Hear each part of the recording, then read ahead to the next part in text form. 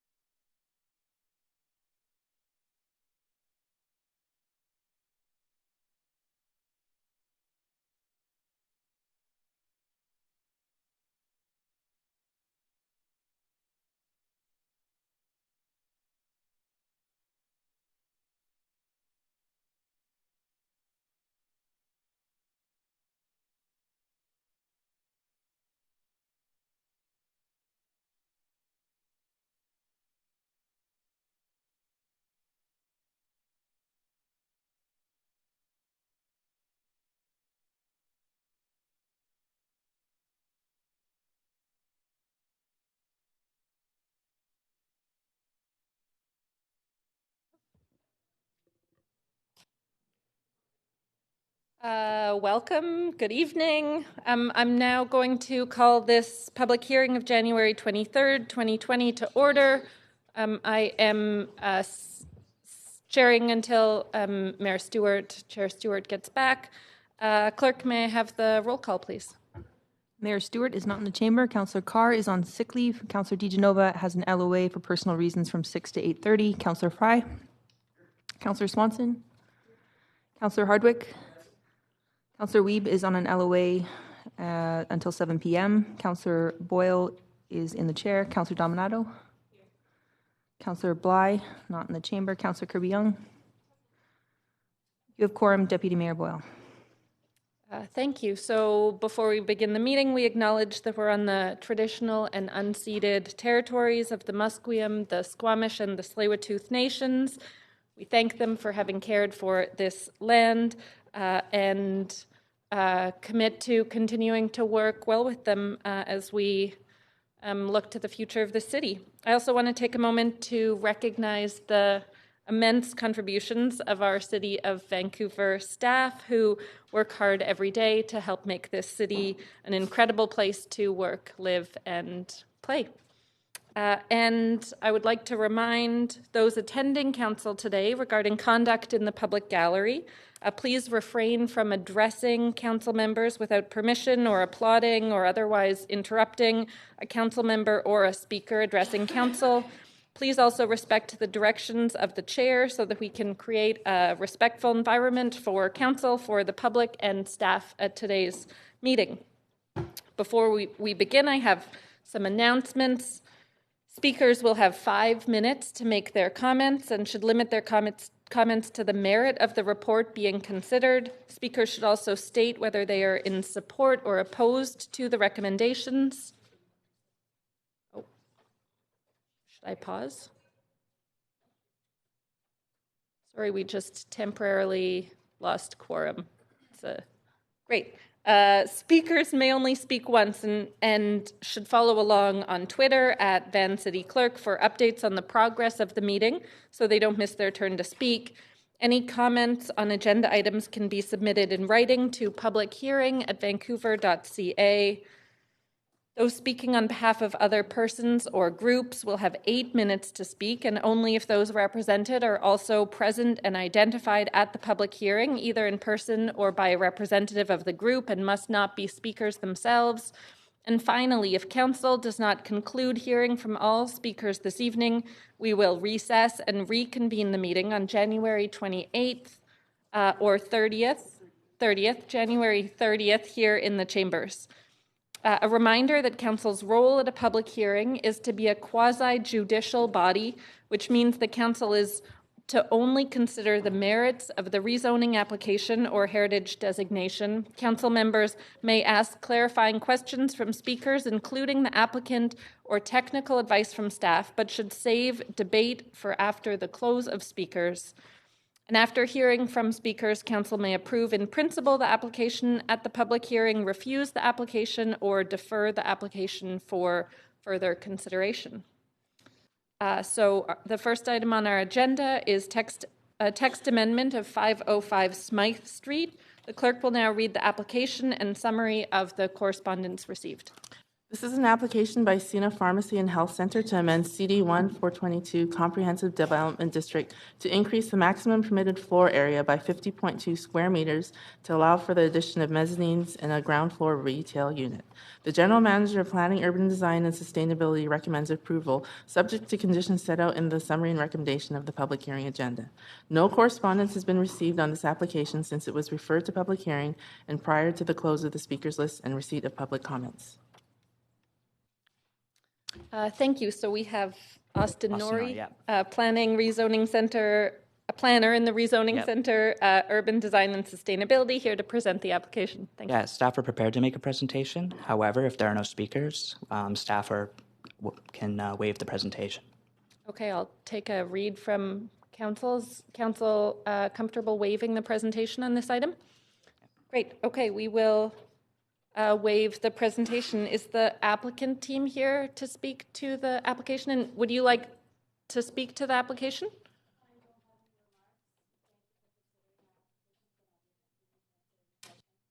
Okay. Any questions from council? We just lost Pete. Sorry, we're very tight on numbers for just a little bit longer, and we just lost Councillor Fry for a second. We have. That's okay. Are there any questions from council to staff or to the applicant? And I'll just remind council that this is the only opportunity to ask questions of the applicant. No questions. I can't see the list. And we have no speakers to this item. So I will call for speakers 3 times. Are there any speakers for this item who wish to speak to council this evening? Call a second time. Any speakers on this item? And I'll call a third time for any speakers. All right, seeing that there are no speakers, the speakers list on this item is now closed.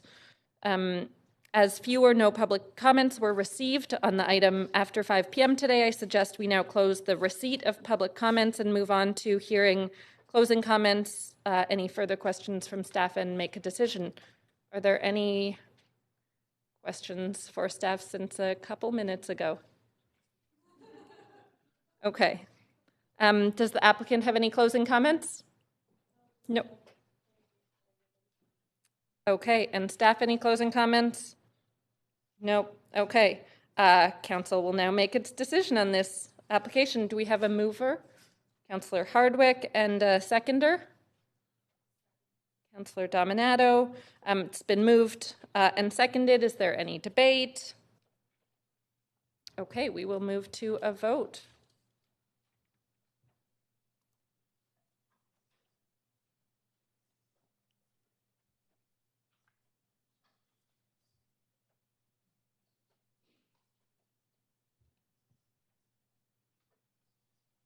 Councillor Kirby-Young.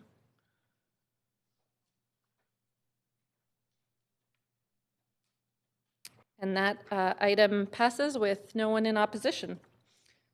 So we'll move on to item number 2 on tonight's public hearing agenda, rezoning at 916 to 926 West 32nd Avenue. And the clerk will now read the application and summary of correspondence received. This is an application by City West Consulting Limited to rezone 916 to 926 West 32nd Avenue from RS1 One Family Dwelling District to RM8A Multiple Dwelling District to permit a townhouse development with a floor space ratio up to 1.2. The form of development will be reviewed through a subsequent development permit process. The General Manager of Planning, Urban Design, and Sustainability recommends approval, subject to conditions set out in the summary and recommendation of the public hearing agenda. No correspondence has been received on this application since it was referred to public hearing and prior to the close of the speakers list and receipt of public comments. Thank you. And we have Leisha Desjardins, a planner in the Rezoning Center, Planning, Urban Design, and Sustainability, here to present.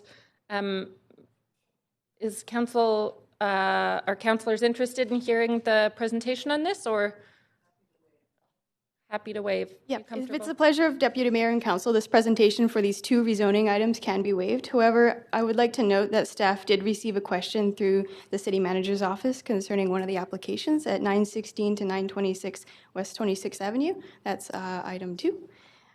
Staff prepared a response to that question. So this report was referred to a public hearing on April 23rd, 2019, and this report was written under the old tenant relocation policy that did not have requirements for tenants living in secondary rental stock, such as single-family homes. So scheduling a public hearing date for this report was delayed from the May public hearing at the request of the applicant, and they have since signaled that they did want to proceed, and it was added to tonight's public hearing. The updated TRP policy approved in July did not apply to projects that were already referred to public hearing. So this application was exempt from the updated policy. That being said, the staff did review the policy against the updated, did review the application against the updated policy.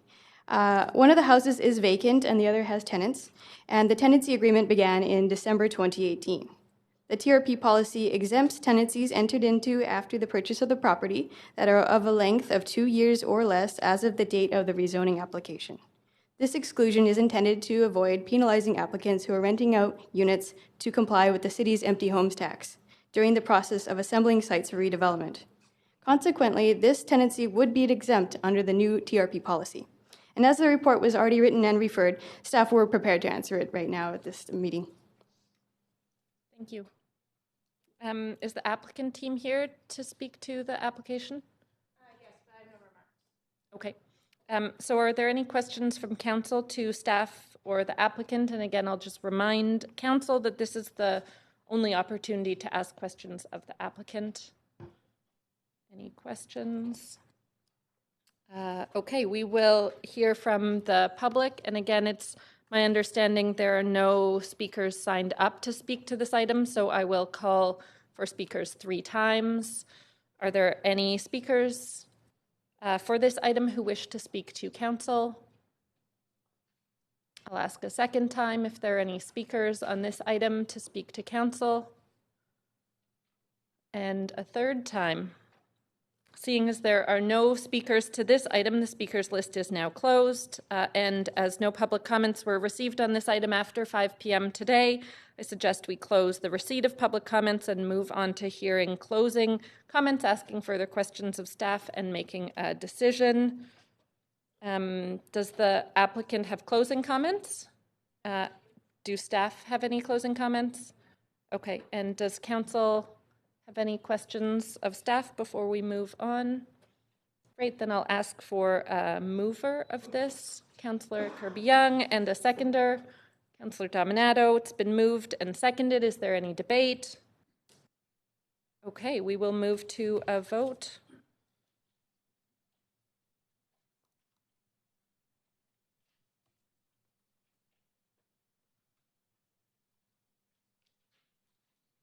And no votes in opposition. So item number 2, the rezoning at 916 to 926 West 32nd passes also. And we will move on to item number 3, rezoning at 514 West 61st Avenue. And I'll have the clerk read the application and summary of correspondence received. This is an application by Campy Pacific Holdings to rezone 514 West 61st Avenue from RS1 One Family Dwelling District to RM8A Multiple Dwelling District to permit a townhouse development with a floor space ratio up to 1.2. The form of development will be reviewed through a subsequent development permit process. The General Manager of Planning, Urban Design, and Sustainability recommends approval subject to conditions set out in the summary and recommendation of the public hearing agenda. One piece of correspondence in opposition has been received since referral to public hearing and prior to the close of the speakers list and receipt of public comments. This represents all correspondence received up to 4 p.m. today. Thank you and welcome back, Leisha. From our rezoning center, would council like to hear the presentation on this one? Happy to waive. Are you comfortable waiving? That's council's preference. Okay. Is the applicant team here? Would you like to say anything to this application? Okay. Any questions from council to the applicant? Again, this is the chance. No questions from council to the applicant. So again, it's my understanding we have no speakers lined up for this item. I will call 3 times for speakers. Are there any speakers who wish to speak to council on this item? I'll call a second time. Any speakers wishing to speak to council? And a third time. Any speakers wishing to speak to council on this item? Seeing as there are no speakers, the speakers list is now closed. As no public comments were received on this item after 5 p.m. today, we'll close the receipt of public comments and move on to any closing comments and questions. Does the applicant have anything to say in closing? And staff, council, any questions for staff? Okay, great. So I'll ask for, thanks. Councillor Kirby-Young moves the recommendations and Councillor Dominato to second. Any debate? We will move right to a vote then. Thank you, council.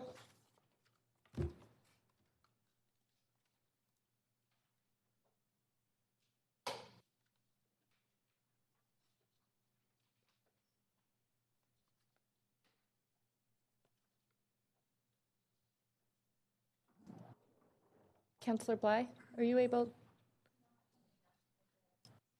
Do you want to just let us know? Thank you. And so item number 3 also passes with no votes in opposition. And we will move on to item number 4. So CD1 rezoning at 2209 to 2249 East Broadway. The clerk will now read the application and summary of correspondence received. This is an application by Epix Developments Limited to rezone 2209 to 2249 East Broadway from RS1 One Family Dwelling District to CD1 Comprehensive Development District to permit the development of a 6-story residential building containing 87 market strata housing units. A building height of 21.5 meters and a floor space ratio of 2.65 are proposed. The General Manager of Planning, Urban Design, and Sustainability recommends approval, subject to conditions set out in the summary and recommendation of the public hearing agenda. One piece of correspondence in support has been received since referral to public hearing and prior to the close of the speakers list and receipt of public comments. This represents all correspondence received up to 4 p.m. today. Thank you. And as we do have speakers to this item, I suggest we hear the staff report. So welcome, Kent McDougall. Am I saying that right? Thanks. Yes. Planner in our rezoning center, here to present the application. Sure. Good evening, Deputy Mayor and Council. My name is Kent McDougall, as established, from the rezoning planner on the application. This rezoning application at 2209-2249 East Broadway is being considered under the Grandview Woodland Plan. The subject site, highlighted in red, is situated on the north side of East Broadway between Lakewood and Garden Drive, approximately 3 blocks east of the Grandview Cut and 4 blocks east of the commercial Broadway station, with access to SkyTrain and Rapid Bus. Outlined in red dashed line are the existing commercial drive and Nanaimo Street areas, which feature a number of local services, shops, and amenities.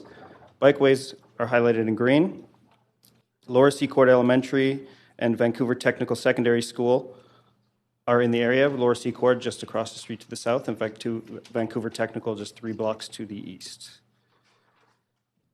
The site consists of 6 lots, which are currently developed with single-family houses, one of which contains a basement suite, bringing the total number of units on the site to 7. Staff highlight that there are no eligible tenants as defined under the Tenant Relocation and Protection Policy. The site is currently zoned RS1. Immediately north of the site, across the rear lane, is zoned RM8A, allowing 3-story townhome forms. Directly west, east, and south of the site are also currently zoned RS1.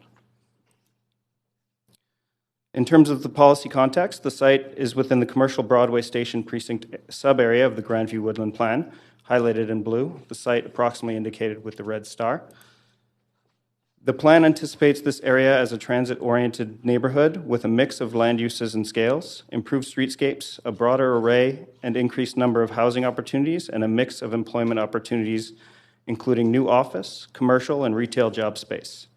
Within the station precinct area are a number of sub-areas, with this proposal being located in the Broadway East multifamily area, outlined in green and in larger to the right on the screen. The sub-area, particularly along East Broadway, allows for consideration of development densities up to 2.65 FSR and building heights up to 6 stories. The plan also provides form of development direction for the site, as indicated by the sample cross-section of East Broadway. Required here are upper floor setbacks above the 3rd floor and further upper story setbacks on the north side to reduce shadowing. Also, the plan provides setback requirements corresponding to front yard setbacks for improved public realm. The building in question and the form in question is highlighted on the screen with the red star. The proposal is for a 6-story strata-titled residential building consisting of 87 strata-titled units, 35% of which are family-oriented units, 25% being 2-bedroom and 10% being 3-bedroom, which meets the city's family unit mix requirements. The overall density proposed for the project is 2.65 FSR. The proposed height, 21.5 meters or 70.5 feet. Parkade access is from the rear lane, and parking is being provided as per the parking bylaw. A city-led open house was hosted by staff on April 1st, 2019, with 24 attendees. Staff received a total of 17 comments through the process. The proposal was generally well received. Comments received in support of the proposal cited the building design, height and density, location and neighborhood fit, and contribution to housing supply. Concerns raised generally related to the building design, height and density, traffic impacts, and affordability.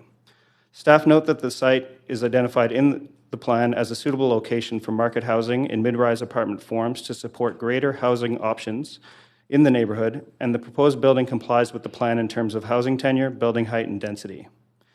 Based on staff review, public feedback, and urban design panel advice, staff have prepared conditions related to the form of development around neighborhood fit to be applied to the proposal. They are found in Appendix B of the report. Staff highlight the following design development conditions to better integrate the building into the surrounding area, including a condition requiring the pulling back of the southeast massing of the building further from Broadway, accommodating the streetscape requirements as per the plan, and stepping back the upper stories on the east facade through the provision of an upper level shoulder setback, approximately 3 meters or 10 feet, extending the full depth of the east side of the building. Conditions also identify required transportation improvements around the site, including upgrades to the existing traffic signal at Lakewood Drive and East Broadway, and speed humps in the lane north of Broadway between Lakewood Drive and Garden Drive. In terms of public benefits, the applicant has offered a community amenity contribution of $1.1 million, and the project also generates approximately $1.7 million in development cost levies. In conclusion, the proposal is generally consistent with the Grandview Woodland Community Plan, and staff support this application subject to the conditions outlined in Appendix B. Staff are available to answer questions. Thank you. Thank you very much. And is the applicant team here to speak to this proposal? Yes, do you have? Sorry, the applicant team has nothing to say for now? Okay, great. And are there any questions from council to staff or the applicant team on this proposal? Again, as a reminder that this is your only chance to ask questions of the applicant team. Okay, Councillor Swanson. Let's see if I can figure out.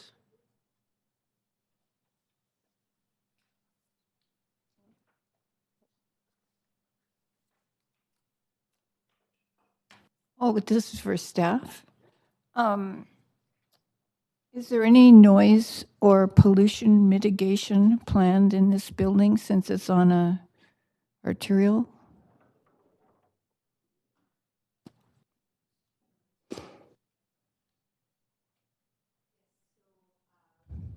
CD1 bylaw, there is acoustic requirement for this building. Acoustic requirements. But the pollution is...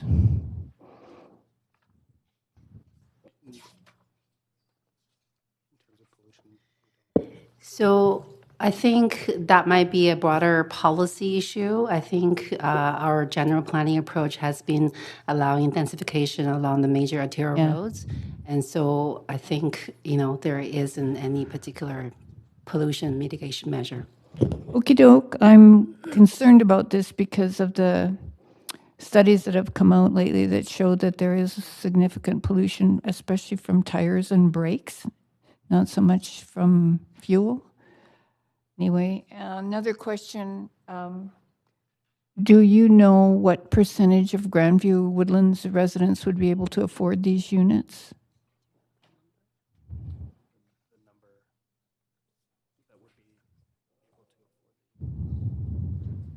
Give us a few minutes. We'll look into that, and we have certainly taken note of the pollution concerns. Okay, thank you. Appreciate that. Thank you, Councillor Swanson and Councillor Dominato.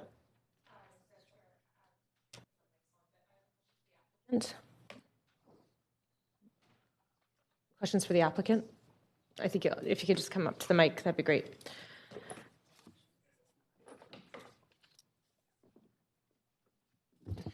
Thank you. I'm looking at just, for context, page 8 of the staff report. And there's a couple notations here. One of the conditions that's been included is around particularly the family units. It notes that in consideration of the high number of young families in the immediate area, staff have determined that the units should be reconfigured. I think this is on the ground level, so that most have at least 2 bedrooms, and have included that condition to that. And is that something you feel that you'll be able to meet? And We are working on that with the current plan, and we're working to provide appropriate ground level family units. to have the 2 bedrooms. I'll have to. I'm just looking for assurance that that's something you feel can be done and integrated into this development, because obviously it's a change from what was proposed, is what I understand from the staff report. That is something that we've been working with under the current development. That's correct. Okay, great.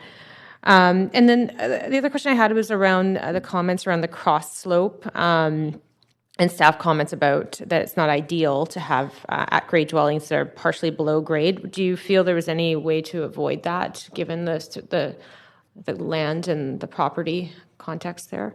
The current topography does prohibit the complete elevation of units above grade. So it is very marginal what we've got. Okay. Okay. Thank you. Thank you. Sorry, Councillor Fry. Yeah, thanks.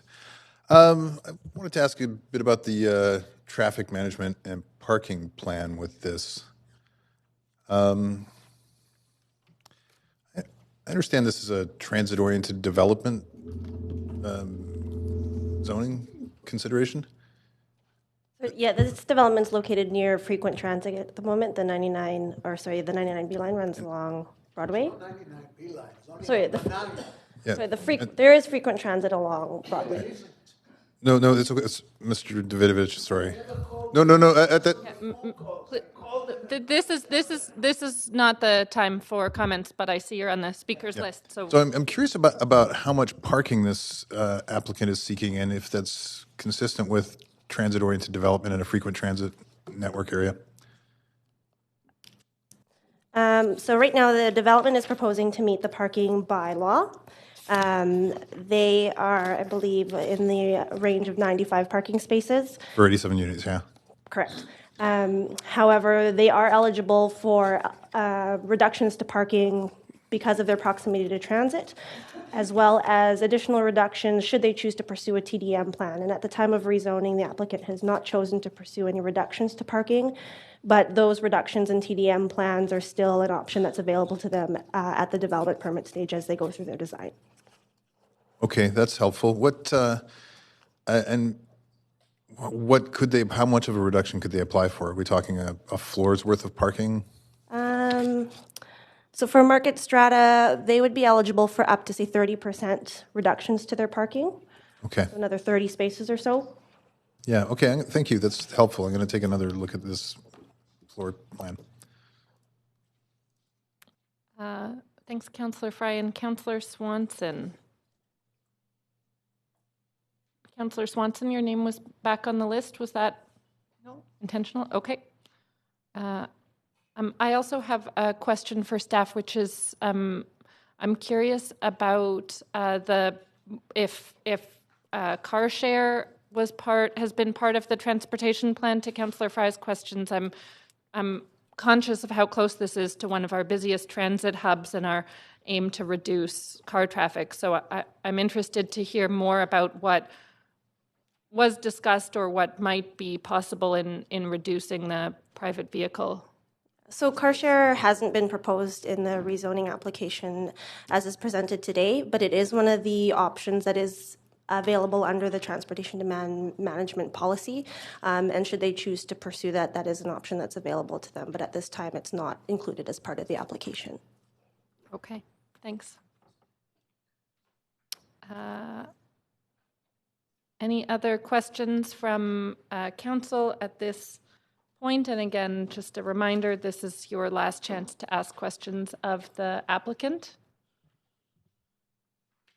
Yes. So I just wanted to answer the question from Councillor Swanson about the proposed rents. How many people can afford that? This is actually a strata development. So, as part of the strata development with this rezoning, we didn't ask for the price of those units. And what I would suggest that this would be a fair question to the applicant, who would have a pulse on the on how much the unit would sell for, and for this neighborhood. Thank you for that. And Councillor Swanson, I see you have a question. Oh.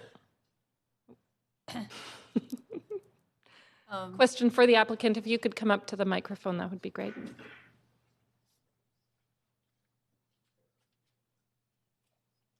Mayor and Council. Thank you. What are these units going to cost? It's too early for us to tell that. We haven't fully designed the building yet, and unfortunately, until the building is fully designed, we can't figure out what our costs are. So Not even ballpark. I wish I could. Okey doke, thanks. Thank you. Okay, thank you, Councillor Swanson. Seeing no other questions from council, we'll move on to hearing from the public. And our first speaker, Councillor Fry, sorry. A question from Councillor Fry. Yeah, thank you. I'm struggling trying to mesh this with the Grandview Woodland local area plan and the specifics. Is this and the nature of the parking versus the transit oriented development? And is this meeting the objectives that we've laid out in the Grandview Woodland local area plan as it stands now for that frequent transit zone? Relative to the amount of density that we're allowing, and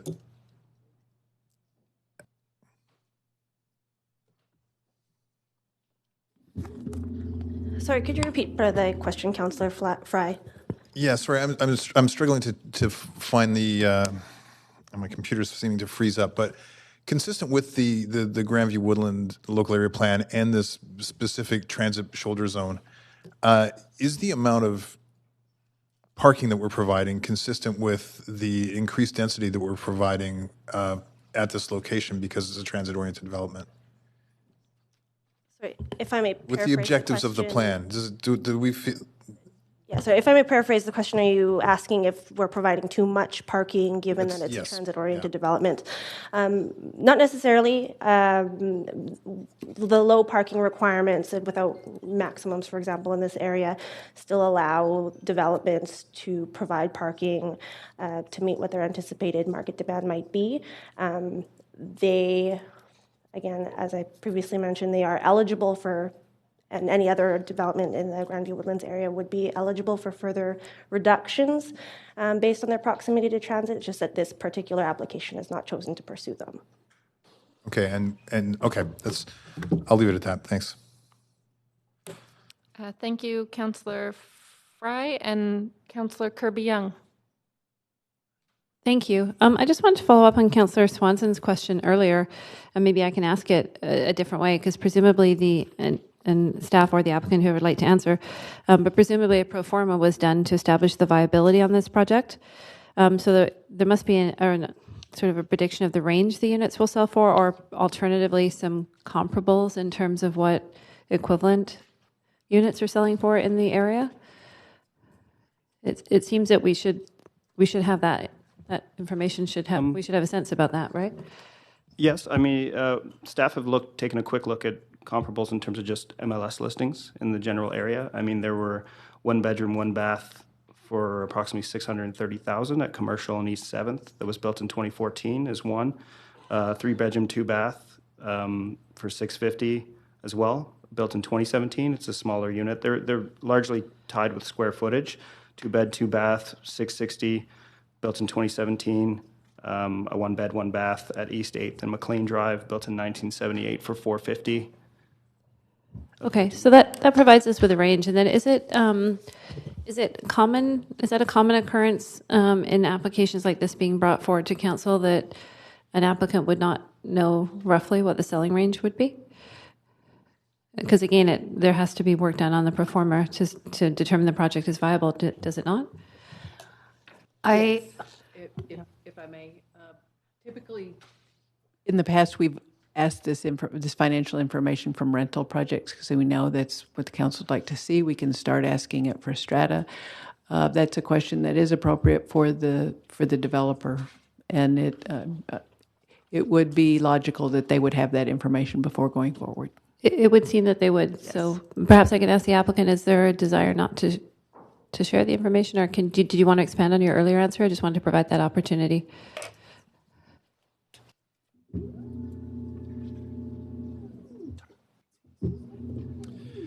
Yeah, when we purchased the site, it was put under contract in 2016, and in our pro forma at the time, I believe we had about $830 a foot. The market has completely changed. I honestly don't know where construction costs are right now, or frankly, revenues. That's about as best as I can do right now. Okay, but yet you feel confident in seeking this approval tonight that you're proceeding with the project? Yes. Huh. Okay, thank you. Thank you, Councillor Kirby-Young. And Councillor Fry, are you back on the list on purpose there? Okay. Councillor Dominato. Thanks, Madam Chair. A question to our staff, because I think typically this information, maybe I missed it. We've usually had school capacities included in here.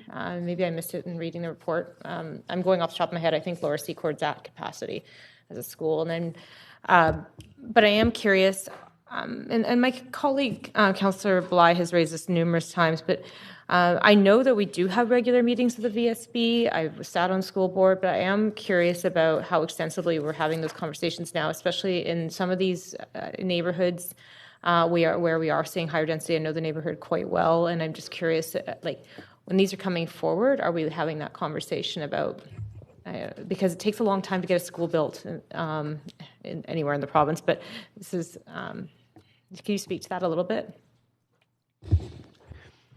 Councillor, in kind of the broader sense, we did actually have a conversation with our research department today, and they are in almost continual contact with VSB in terms of growth projections and that kind of thing. We do typically, on these individual applications, ask and get some general information, but there is a lot of communication flow between the city staff and the VSB staff to make sure that we're on the same page. Thank you. Thank you, Councillor Dominato.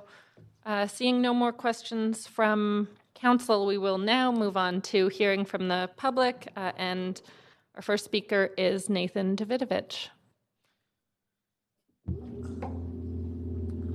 Thank you, Acting Mayor and members of Council.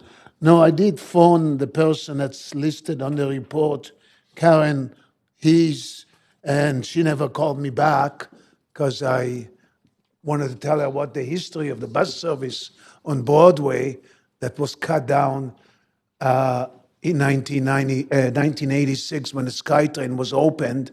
East of Commercial Drive, every second bus only goes. And so the bus service is bad. I was just on the bus on Sunday at 1 o'clock heading west on Broadway. The bus was so full, when we got to Broadway and Nanaimo, the bus driver could not take any more people. He actually went straight from Broadway and Nanaimo to Broadway and Commercial, nonstop, because he was full. And that's Sunday, And that's what happened because they cut the service back in 1986. Only every second bus goes east of Commercial Drive, and that's the real problem. That the buses turning at Broadway and Commercial just create more congestion. And we need them to go to Boundary Road. It really was approved to go to Brentwood. And when they extended trolley wires, they extended them west to UBC, but the extension to Burnaby never was implemented. And that's the real problem. And Burnaby Council is in favor of it. And but the staff, I presume they don't know the history, they don't understand people waiting on Broadway there and seeing bus after bus going by, packed full, not just Sundays, but I mean the other days. There's the Vancouver Technical School, and kids. I see kids, waiting and waiting, and so the bus service east of Commercial Drive has to be upgraded. I'm nothing against the application. I mean, if we have proper bus service, we can even go higher, have more units or whatever on the whole corridor of Broadway, to Boundary. Well, there is a higher development. I mean, right at Broadway and Nanaimo, there is a big, huge complex that's at least 5-6 stories high, and then there is the Vancouver Technical, and then there is the new tech center at Broadway and Renview, which is a big, industrial, commercial office complex, and then there is the BC housing at Broadway and at Cassia and so forth. So there's lots of people on that corridor, and we could put more people there, but the bus service has to be brought back to the same level that it was before 1986. And it's strange that the staff doesn't know about it, but that's about all my comments, Okay, thank you. And Thank we you. have no questions from council. Moving on to our next speaker is Stephen, is it Bonus? Bohas, sorry. It's handwritten here. Thank you, Mr. Bohas. You have 5 minutes. You know the drill. Okay, let's just see how I can go forward in my presentation, and I'm just bringing it up on my computer as well, so I have it in front of me. Okay, thank you, Council, for giving me this opportunity to speak. My name's Stephen Bose. I live in Grandview Woodland, so I've actually worked a little bit in the planning process. I will talk a lot about the CAC and point out that the CAC is not allocated. In other words, this report is talking about sequestering $1.1 million of CAC and not spending, and I'll translate that. That goes into general revenues as an IOU and might not be spent on the community for many, many years, as we can see in Norquay and on Cook Street and West 2nd, where $5 million is, I guess, still sequestered. But back to the plan, there was this diagram that was shown briefly by staff. And just note the setbacks. There's like a minimum 18-foot setback from the sidewalk. And then there's another 10-foot setback there. And this is straight from the plan. If you look at the actual text of the plan, it says setbacks front sufficient to achieve minimum 5.5 meters, 18-foot sidewalk, and then there is this diagram that shows that there is a 10-foot setback there. You can actually see it on, that's the text of the plan, that's a section. And you can actually see it in their drawings where there's a couple of dotted lines there in terms of setback from the curb, and then there's another 10-foot setback. So if there are minimum requirements in the Grandview Woodland community plan on what the setback is, and it's not met, well, it doesn't follow the consideration of using the plan, and it doesn't follow the plan. It's pretty simple. We've seen this actually before. It seems to be a pattern where there was a 20-foot front yard setback in the Grandview Woodland Community Plan for 1535 Grand Street. And it's right there, setbacks front 6 meters, 20 feet. And this application, you can see, came in with a 12-foot setback, and I've highlighted what the 20 feet is. So that application did not follow the Grandview Woodland Community Plan in terms of the minimum requirements for consideration of rezoning. So there is a big problem here with the plan actually not being followed.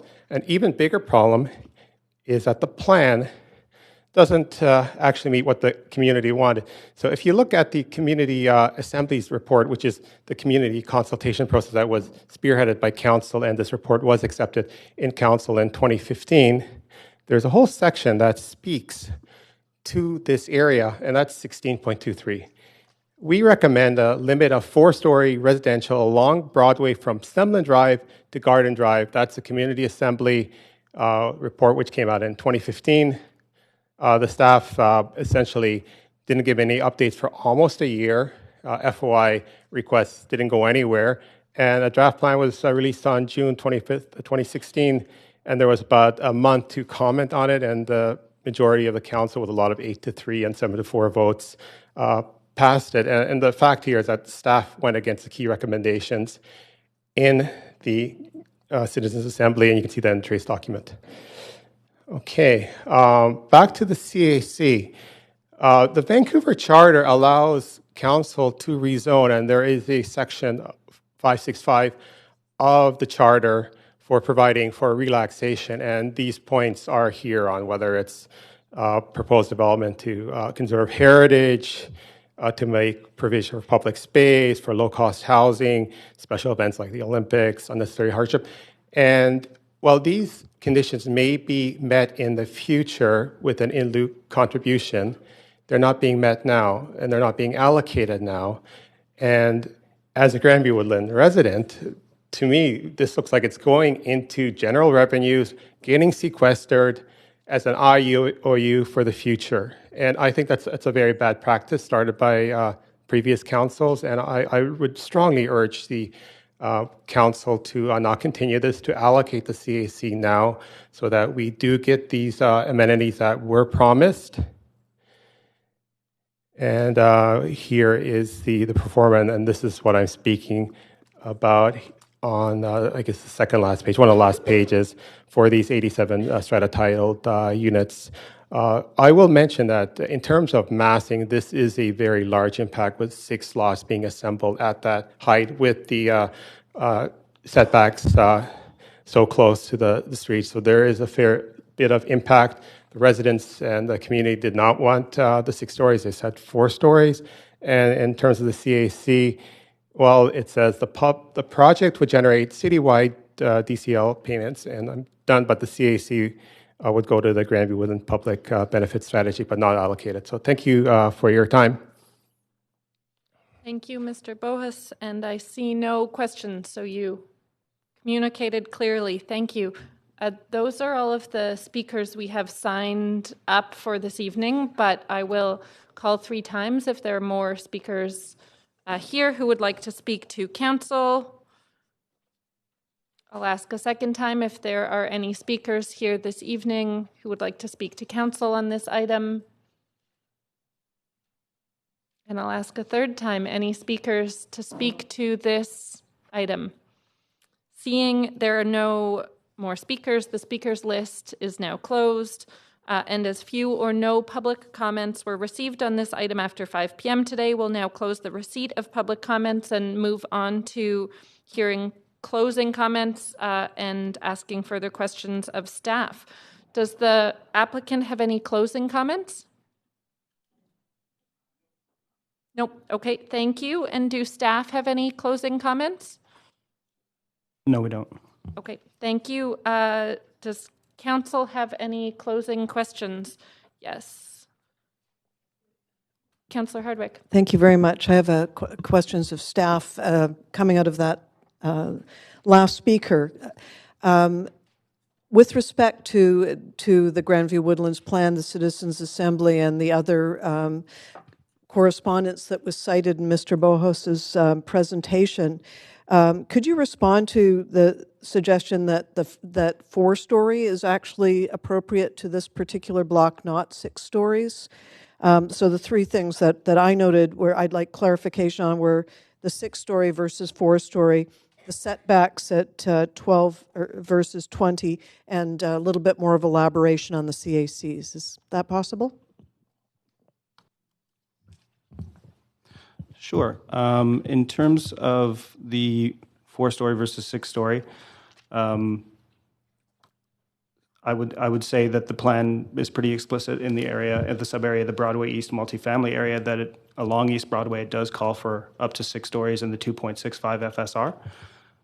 In terms of the setback, particularly along the setbacks along the front, there is the 18-foot requirement from the back of curb, and then an additional 10 feet which the majority of the building does achieve moving west to east.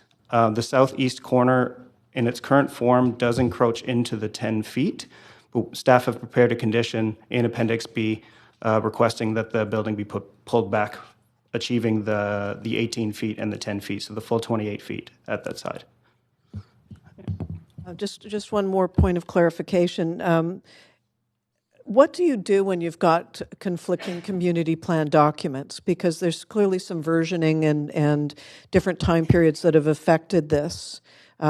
Based on the presentation, I don't know if you had looked at the references that were provided there, but it seemed to me that there was contradictory information, and it may be a subset of the larger area that is providing that contradiction.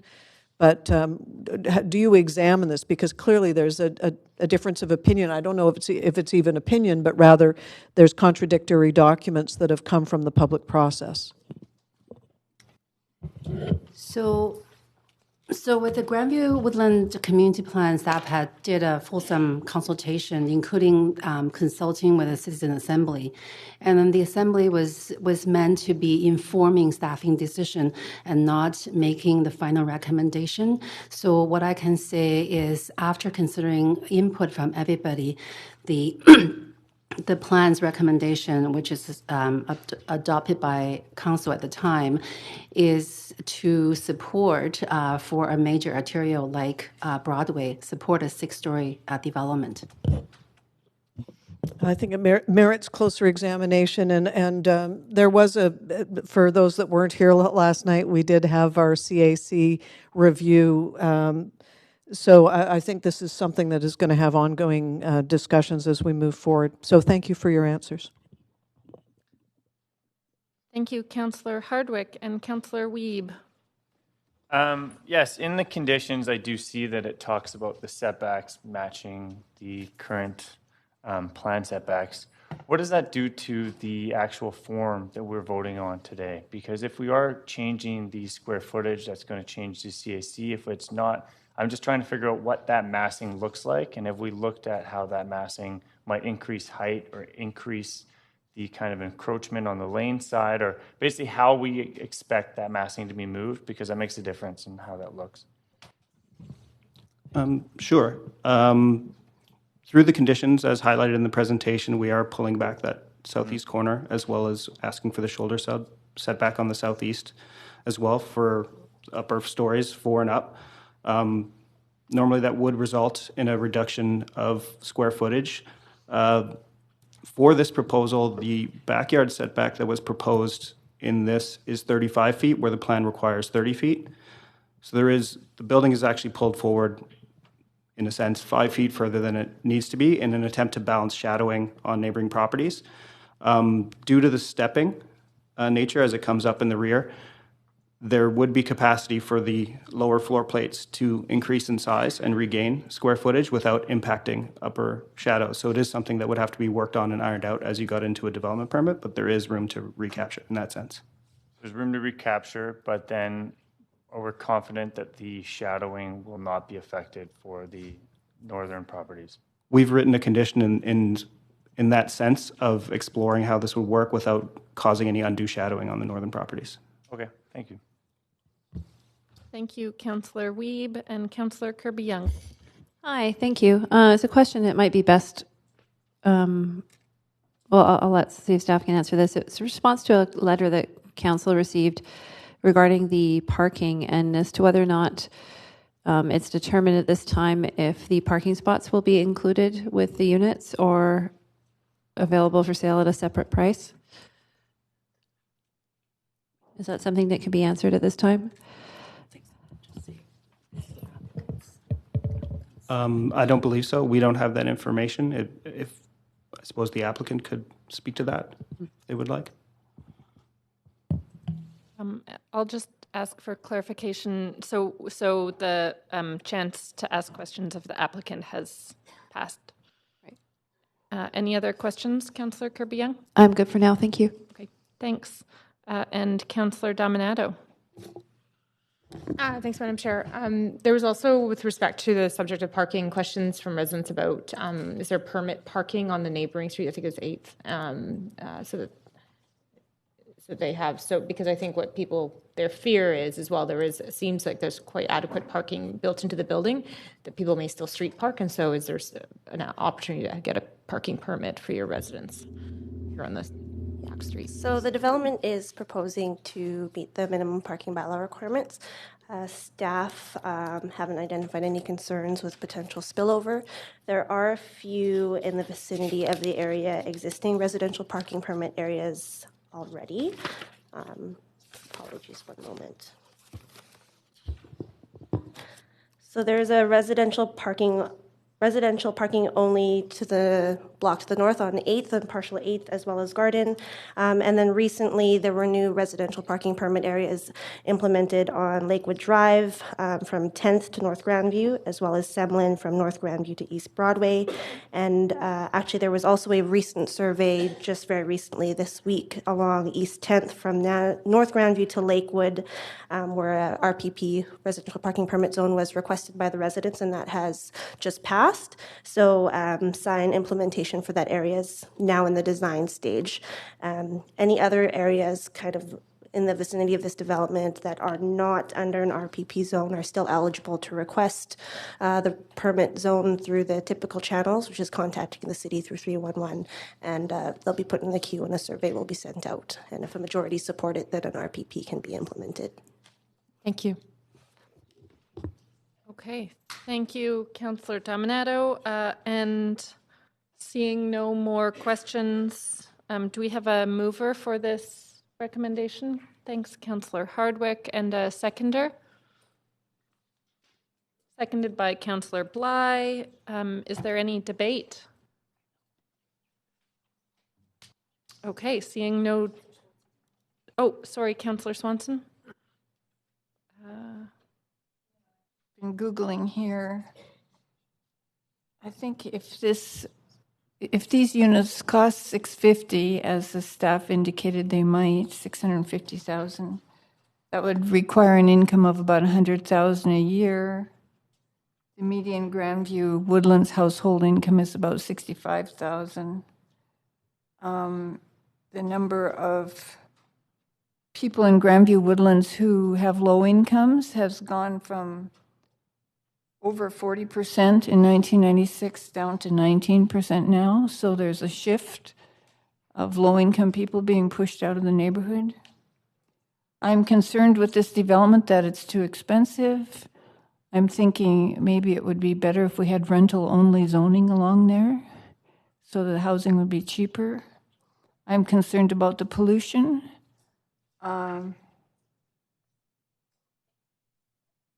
Sometimes, to me, it seems a little bit redeeming that the strata developments pay a CAC, but I do have concerns like Mr.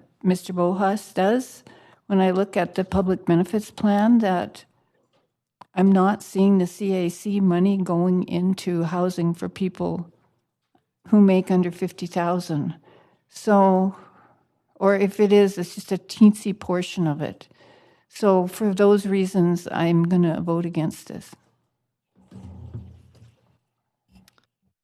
Thank you, Councillor Swanson and Councillor Fry. Sorry. Thank you.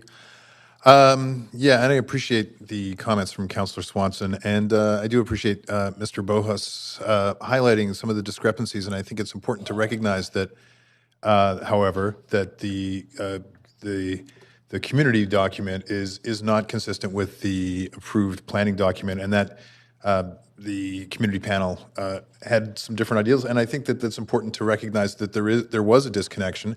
I agree with Councillor Swanson that this would be a fantastic location for transit or for rental-only zoning, and I do feel that this project could probably do better under the transit-oriented development envelope. That all being said, and I'm not super crazy about all those factors, this is consistent with the rules of the game. This is consistent with the zoning and planning as has been prescribed, and so I will reluctantly, well, not reluctantly, but I will be supporting this project on those grounds. Thank you, Councillor Fry and Councillor Dominato. Thanks, Madam Chair. I'll keep my comments brief in the interest of time because we have a number of other projects this evening. Appreciate this is on a major transit corridor and the conversations we're having around having different, more diverse housing options available to people in the city, I think is important. And I think that there's a spectrum, as we've talked about here at Council numerous times, so from everything from ownership right down to rental and supportive housing. And we need all types of housing, and I've said that from the beginning. And so I appreciate that is addressed. And I appreciate there are some additional conditions that staff have proposed, or I guess I haven't said that they are conditions, is my understanding in terms of this going forward. I will say where my hesitation lay on this project is, ironically, I believe the housing's needed. I see that it's met the need around housing mix in terms of family units. But in answer to the questions, and this is directed to the applicant, in terms of your answers to the questions this evening, you did not give me a lot of confidence that you'll be able to meet the conditions, and also just in preparation around some of the questions that were asked around, because there is pre-sales going on, so obviously there must be some indication of what these will go to market. And so I say that in that this is really important work, and I'm passionate about us having a range of housing options for people, but that is my feedback this evening, is I just didn't feel that I got adequate information from the applicant. Thank you, Councillor Dominato and Councillor Kirby-Young. Thank you. I think this is one of those situations where Council, I always try to remember our role, which in this sort of more legislative proceeding is when an application comes forward, is does it meet the current policy and the zoning? And have they met the specifications that exist at the time? And if they have, whether or not we might wish policies were different, this isn't the forum to change the policies. We have to judge the application on its merits and the policy at the time. Having said that, I think I might echo some of the similar feedback that some other councillors have said. I think there is a continuum of housing. I think that, yes, we desperately need rental. Yes, 53% of Vancouver and growing are renters, and that will only increase. However, there are still some people that really do want to own, and they also struggle to try to get into something. And so this does provide, albeit it's an expensive investment for people, but it is based on the neighborhood in Vancouver and the fact it's an arterial, going to provide a less expensive ownership option relative to other choices. So we do have to look at it, I think, from a housing continuum perspective. I'll also echo my discomfort that I think there is an opportunity for applicants to provide as much information as they can freely and openly to council, and I don't feel that I received that as well as it wasn't perhaps provided as well as it could have been at some other applications. So that doesn't provide me with a great warm and fuzzy feeling, but my job is not to feel warm and fuzzy in this context. My job is to see if something meets the application, is going to provide much needed housing on the continuum, and there is $2.8 million coming in a combination of CACs and DCLs, which will be used for amenities for the neighborhood. So from that perspective, I will support it because it meets the policy and because the due diligence has been done. But I hope that that's an opportunity, perhaps, if this applicant comes to council, that they might be able to share more information for future applications. Thank you. Thank you, Councillor Kirby-Young and Councillor Bly. Thank you very much. So I think that I too will be supporting this project. Similar to my colleagues' comments, it comes with some caution. We understand and have heard time and again that a lot of these projects or strata projects help fund rental, and they're not totally separate. We couldn't just do all rental and have a pro formas that would work when it comes to builders. So we get that there's a need for balance. But as I look at that community plan, I have grave concerns about the schools and the livability. And I know that goes outside of what we're dealing with right now in this public hearing, but I think it's got to be said because those schools are at capacity, and this is our third application in this neighborhood that's promoting family units, and I don't know where these kids are going to go to school. So, and families are willing to live in much smaller units. So even if they're not family units, if they're 2 bedrooms, families are willing to live there. So that coupled with Councillor Swanson's comments around gentrification in this neighborhood, you know, I have some concerns. This is the first. I live in this neighborhood, so I know it very well. The bus does not stop at Nanaimo and Broadway. The 99 doesn't go there during daytime hours. It's sort of very early morning hours and a random hour in the middle of the day. It's bizarre. However, that being said, it's not far from Commercial and Broadway, so the transit does go there. But I do have concerns about what I see happening in that neighborhood, and not a lot of hope in terms of capacity about, and so we're going to have more families needing to get in their cars and drive their kids to school.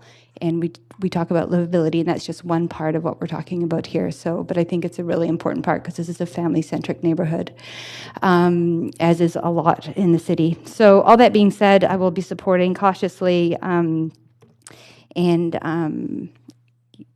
that's my final comment. Thank you. Okay, thank you, Councillor Bly, and we'll move on to Councillor Hardwick, and I will pass the chair to the mayor. Really quickly, just echoing what's been said here is that it meets the policy, and we are making the judgment on that basis. I think what we've highlighted here are there are areas of policy that need re-examination, especially where there's misalignment around community plans and the larger discussion about the CACs and how those are being applied. But based on our task here, which is evaluating whether this should be passed under the existing rules, there's no reason not to support it. Thank you. Thank you, Councillor Hardwick.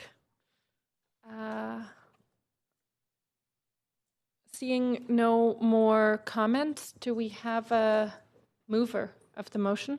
Is that where? Sorry, I just got a bit mixed up in our order. We have a mover and a seconder. We've done that. Great. Thank you. Thanks for catching me up there. It looks like we're ready to move to a vote.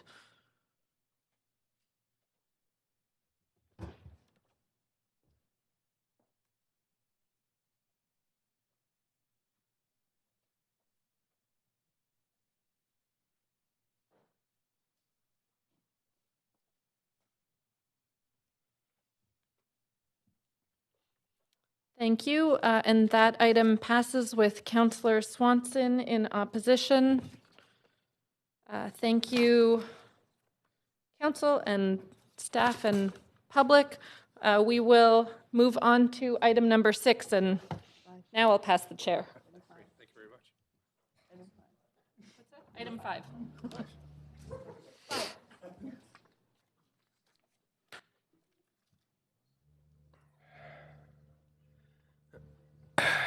Hi, Council. Sorry for delay. I had a rather lengthy police board meeting. But happy to be here now. Thanks to Councillor Boyle for minding the fort.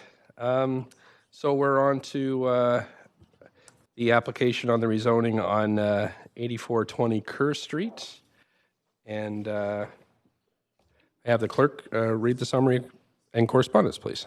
This is an application by Grey Corp Capital Advisors Limited to rezone 8420 Kerr Street and 3104 to 3130 Southeast Marine Drive from M1B Industrial District to CD1 Comprehensive Development District to permit the development of a 7-story residential building containing 83 market strata units on the northern portion of the site and to transfer the southern portion to the site to the city for social housing purposes to be developed by the city in the future with townhouses. A maximum building height of 24.9 meters and a floor space ratio of 1.28 are proposed on the northern portion of the site. The General Manager of Planning, Urban Design and Sustainability recommends approval subject to conditions set out in the summary and recommendation of the public hearing agenda. The following correspondence has been received since referral to public hearing and prior to the close of the speakers list and receipt of public comments. 5 pieces of correspondence in opposition and 10 pieces of correspondence dealing with other aspects of the application. This represents all correspondence received up to 4 p.m. today. Great, thank you very much. And we do have speakers to this, so perhaps we can have a presentation. We have Karen Wong from the Rezoning Center, and we'll turn it over to you. Good evening, Mayor and Council. My name is Karen Wong, rezoning planner. Tonight I'll be presenting an application at 8420 Kerr Street and 3104 to 3130 Southeast Marine Drive. This rezoning is being considered under the East Fraserlands Official Development Plan. This rezoning application is located at the southeast corner of Kerr Street and Southeast Marine Drive. In terms of site context, to the north is Everett Crowley Park and Fraser View Golf Course. Immediately to the west on the vacant parcel is a future 6-story residential building, proposal zone CD1, that has been approved but not enacted. To the south are existing 3-story townhomes, zone CD1, and to the east there is a proposal for 2 future affordable housing parcels anticipated as 6-story mid-rises. The subject sites consist of 3 parcels zoned M1B industrial. Currently, the site is developed with 2 vacant residential houses constructed in 1927 and 1929 and a 2-story industrial building built in 1984. None of these houses or buildings are heritage designated or listed in the Vancouver Heritage Register. The EFL area, which is commonly referred to as the River District, encompasses a 128-acre site in southeast Vancouver. The subject sites are guided by the East Fraserlands Official Development Plan, or EFL ODP. The ODP guides performance objectives, including land use, density, public benefits, transportation, and built form. The EFL policy statement was approved in 2003. The EFL ODP was adopted by Council in 2006 and is amended from time to time. The Public Amenity Financial Plan and Strategy was approved in 2010, with the EFL ODP 10-year review being initiated in 2017. The subject site is unique because it is one of 2 sites in the EFL area that are privately owned. The remaining EFL parcels are owned by West Group Holdings. East Fraserlands is divided into 5 areas. This rezoning is identified as Area 4, which is located at the northwest corner of the ODP boundary. Area 4 includes provisions for a maximum residential floor area of 76,639 square feet and a requirement for a maximum of at least 20% of residential units to be available for affordable housing. The applicant is proposing to rezone the site from M1B to CD1 to allow for 2 separate parcels, referred to as the north and south parcel. The north parcel proposal includes a 7-story residential building with 83 strata units above 3 levels of underground parking accessed from Pierview Crescent. The portion of lot south of Pierview Crescent is referred to as the south parcel. The south parcel is intended to be transferred to the city to provide social housing. The approximate site area is 13,132 square feet, subject to subdivision and roadway design work, and will allow for 13,029 square feet of floor area in the form of townhouses. The Vancouver Affordable Housing Agency, or VAHA, is responsible for leading development. Pierview Crescent, currently a cul-de-sac, will be extended west through to Kerr Street as part of this rezoning. A city-hosted open house was held in September 2018 and attended by 16 people. Of the 2,450 notification cards sent, 10 responses were received.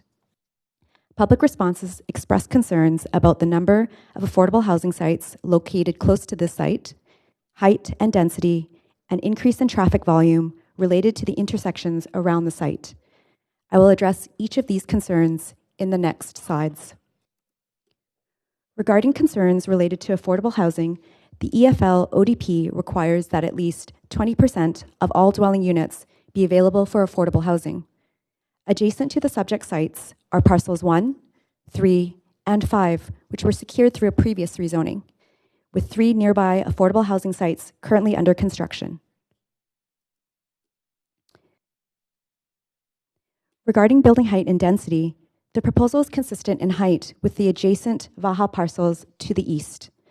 The total floor area also meets the intent of the EFL ODP. In terms of parking, This application provides 91 parking spaces on the north parcel, which meets the bylaw requirements for vehicle parking. The south parcel will also be designed to meet the parking bylaw. The EFL Public Amenity Financial Plan and Strategy identifies public benefits and infrastructure to support growth in the area. To support this strategy, the application provides the following: dedication of floor area on the south parcel for affordable housing with development led by Vaha, CAC contributions of $500,000 to support public benefits, including a proposed community center, and development cost levies estimated at $1.64 million. In summary, this proposal aligns with the EFL ODP and would provide dedication of the south portion of the site to the city to meet affordable housing requirements and cash CACs for key public benefit objective in this area. Therefore, staff recommend the application be approved subject to conditions outlined in Appendix B. Thank you. Thanks very much. For that, is the applicant team here to speak to the application?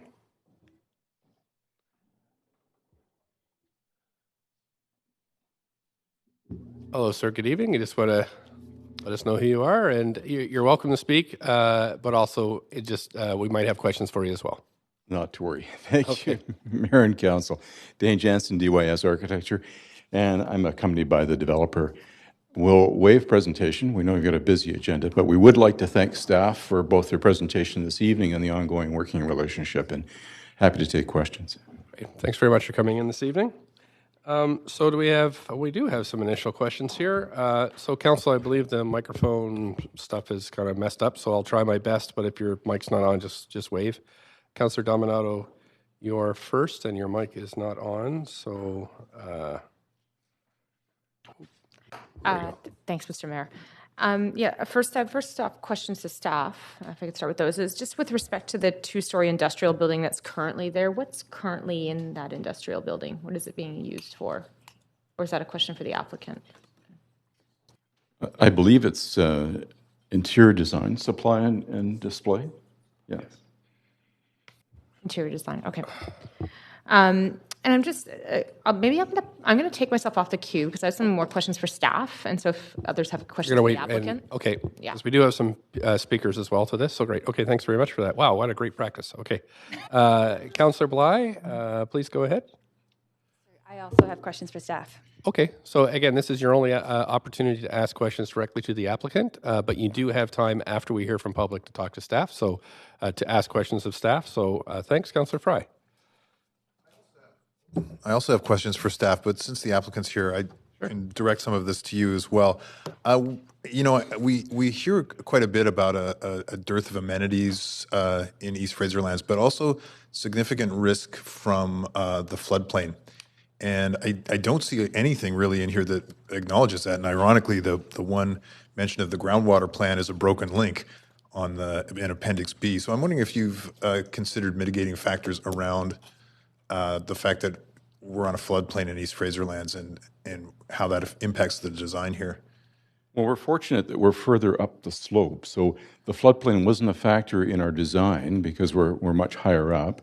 I will say that when we met with the community, we heard a lot about the drainage with Crawley Park being there. There's a lot of runoff, and they've had some issues. And they wanted to be assured that when we met with them that we would take measures to make sure that wasn't going to affect them, because in the eastern portion of the Songbird development, there had been some issues in that way. So it seems to be more groundwater related that we'll have to mitigate as we go through construction. So your drainage is totally gravity then? Yeah. Okay, thank you. That's really what I was interested in. Thank you. Councillor Swanson? So at 20%, this is for staff, 20% of this development is supposed to be for affordable housing. So I'm wondering, what is the definition of affordable? Is that 1/3 at Hills?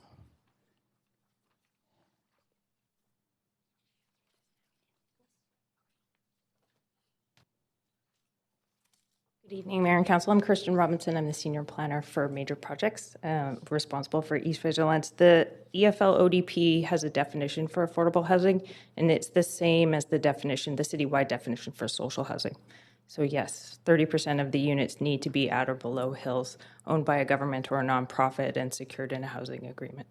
And so Hills is affordable to somebody who's making 51 to 83,000, something like that? Something like that, yeah.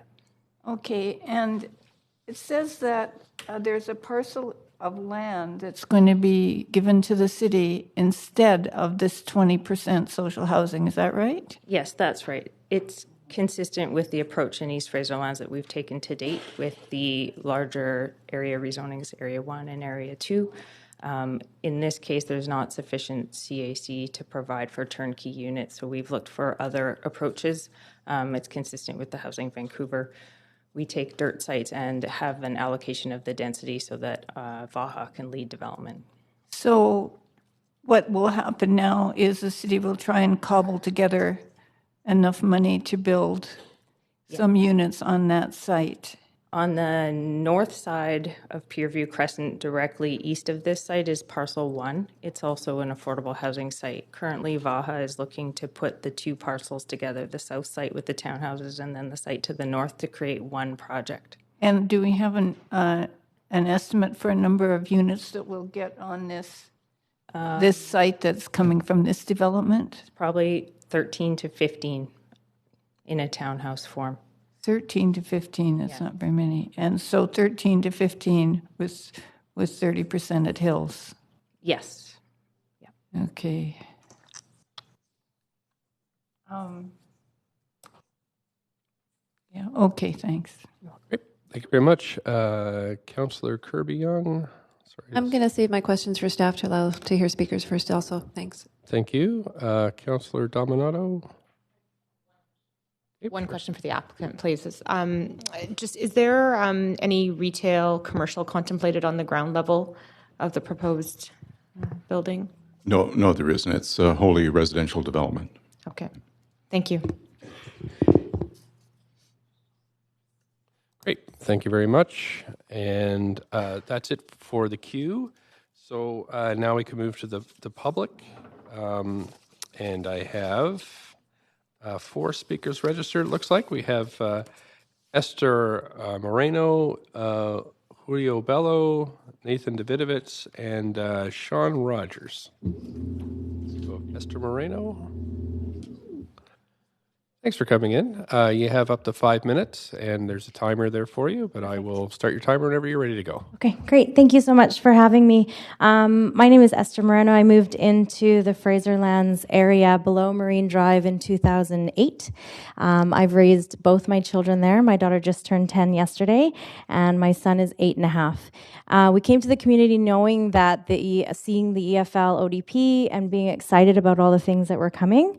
So when we look at this rezoning project with the idea that it's bringing more residents to our community, trying to get families homes, also providing affordable housing, I'm fully in support of that. As a family, we've worked really hard to create community. So for those of you that are not familiar with the area below Marine Drive, I would like you to picture east and west traveling a kilometer. And when I moved in, having absolutely no city-provided amenities other than a park. So right across the street from me, I have that park. I love it. We use it extensively. I love that my kids can ride a bike for a kilometer and a half and never cross a street. And I live in the city of Vancouver. That's amazing. That's one of the pleasures of living here. However, at the same time, that's all there is. So we worked really hard. Just as a family, we've brought $8,000 worth of grants since 2011. We've applied for neighborhood small grants from Vancouver Foundation. Participation has a new grant. There's a new TD Parks People grant because people want to build community in our neighborhood, but we do not have a facility to do that in. So I'm here to piggyback on the fact that this rezoning is in the EFL ODP and to ask strongly, as other public people have come to say, we need those commitments to amenities and those commitments to allocating those CAC monies to actually happen. It's great that we're building a general pot for this city, but it's not okay that we're not allocating to the communities we've made promises to.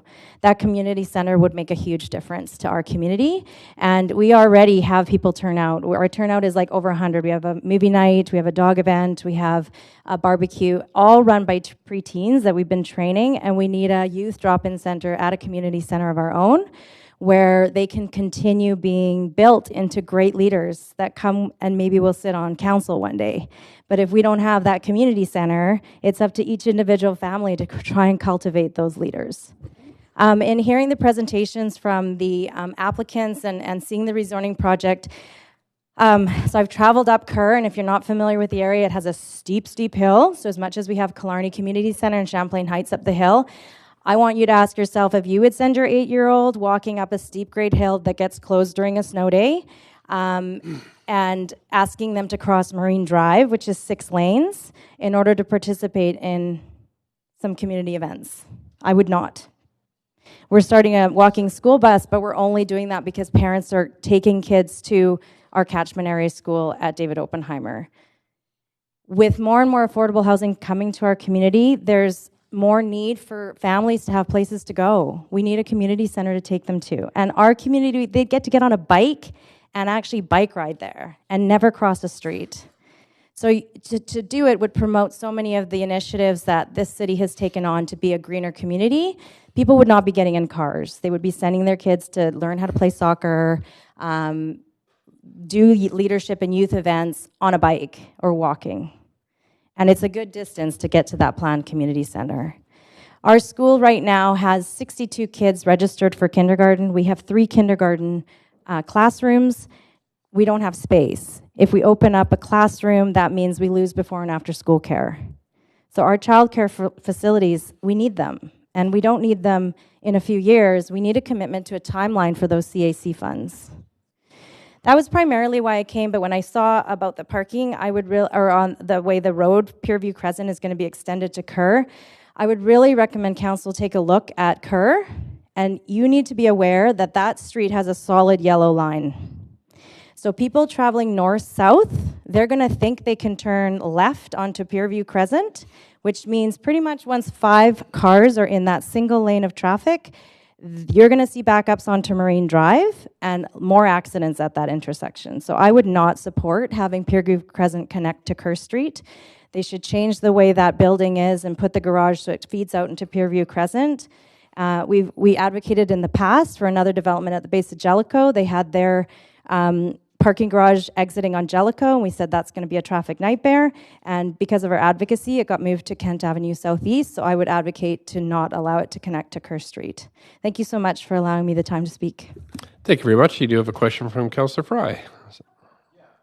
And, I just want to first really thank you and acknowledge your volunteer work in the community and Neighborhood Small Grants, great program, and it's great to see that you're helping to build East Fraserland's community, where obviously there's a lot of need for amenities and community, and you're part of the solution, so that's great. And of course, we have the citywide plan coming forward, so there's an opportunity to really help envision how the future of your neighborhood and how it plays a role in the city. So on your comments about Pierview Crescent and the connection to Kerr, I mean, I obviously there's a lot of traffic management, planning and parking and all those kind of considerations that go into this. Would a calmed street, like a physically calmed street, so you'd have to kind of know the layout of the land. Like when you ask the question about drainage, it's super steep. So they're building a facility on a very steep grade hill.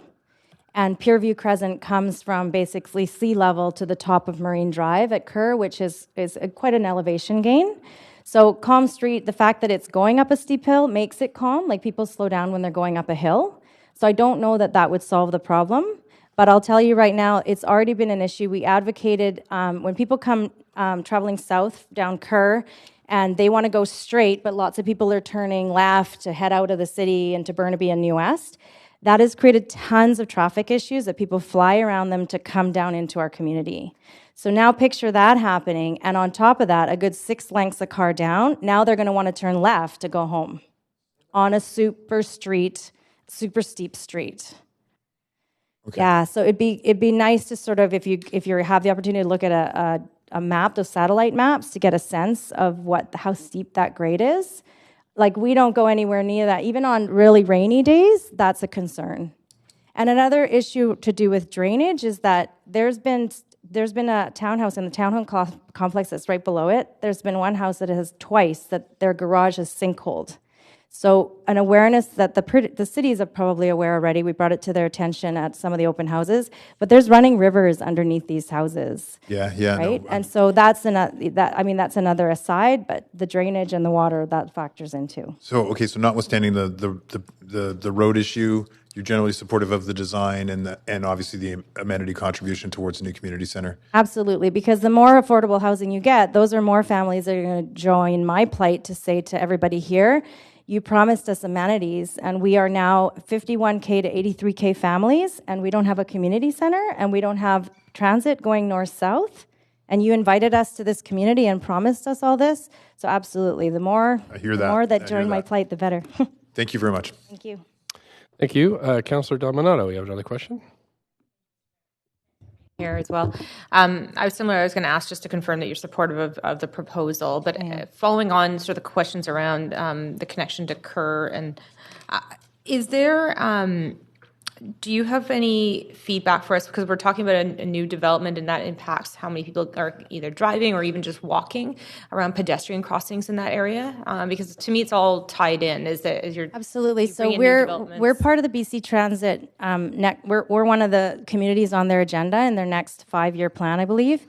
And as a result of that, the 100 now, their frequency has increased. So, and we've had some of the crossing at Elliott, they added, it used to be a 12-second cross, and now it's a 23-second count. So there's a lot of people that rely on transit, and they come to the community because they can connect to the Canby Hub. But there's a lot of need because there's no north-south. But people walk, people bike. We have a lot of bikers, we have a lot of walkers, but we still have a lot of families that have 2 cars. And right now, if you, it's not even fully developed, there's nowhere to park down there because it's a new green zoning, city zoning, right? Where each family is expected to only have 1 car. And yet we don't have the bus loop that is intended to happen yet. And so even now, families west of Kerr are being affected by parking. So I think more people would like to travel by transit, but the transit needs to come. Mm-hmm. And there are a lot of great walkers. Like since Save On Foods opened, people walk to get their groceries now. So we're a community that's ready to do that. And you can see it every Saturday, like our walk path along there's a train there. It's full of people walking and kids walking. And we feel safe to let our kids walk places, which not a lot of communities can do. But we need more things to walk to. Yeah. No, absolutely. And I hear you there. Yeah. Mm-hmm. No, thank you for coming this evening. Yeah, thank you. Thanks very much. And that's it for questions. Thanks for coming in. We have Julio. Sorry, I don't have my glasses on, but it looks like Bello. Great. Thanks for coming in. Same drill, up to 5 minutes, and you may have questions after.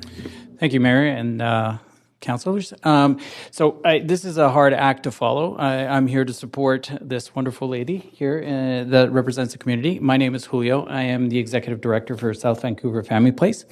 And we too have seen an increase in the demand of services for our agency. We support the South Vancouver neighborhood, and also the Fraserlands.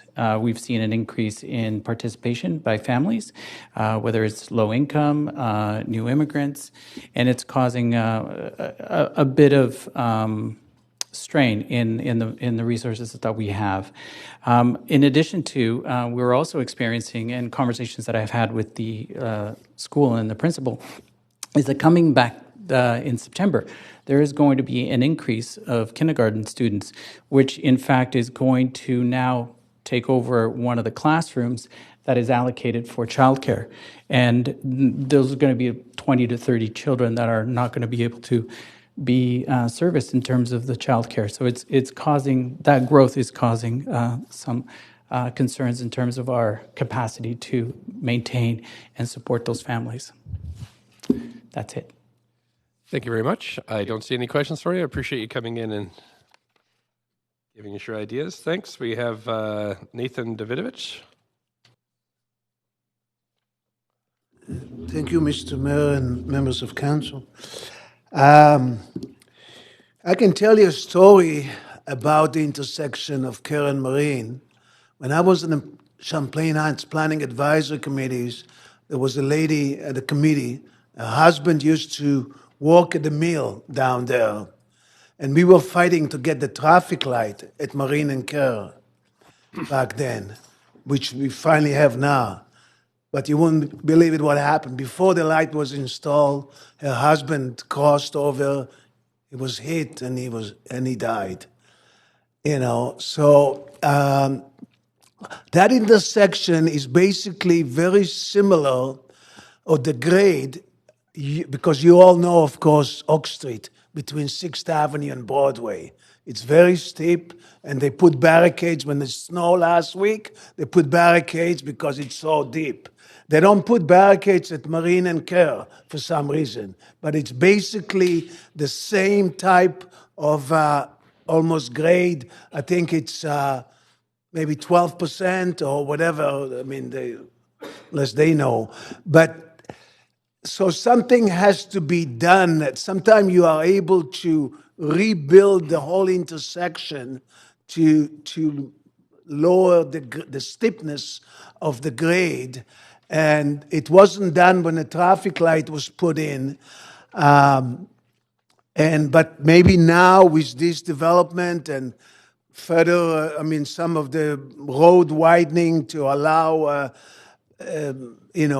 maybe something could be done to make it more of a gentle type of a steep grade, less steep. Can I ask you how you're feeling about this project? What? How are you feeling about this?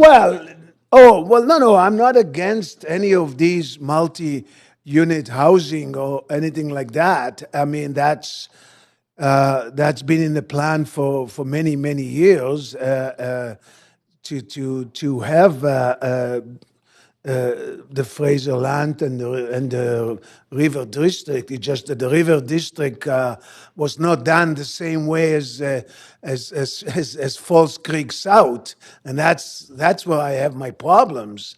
When the Falls Creek South was done, the first resident moved in, the bus service moved in.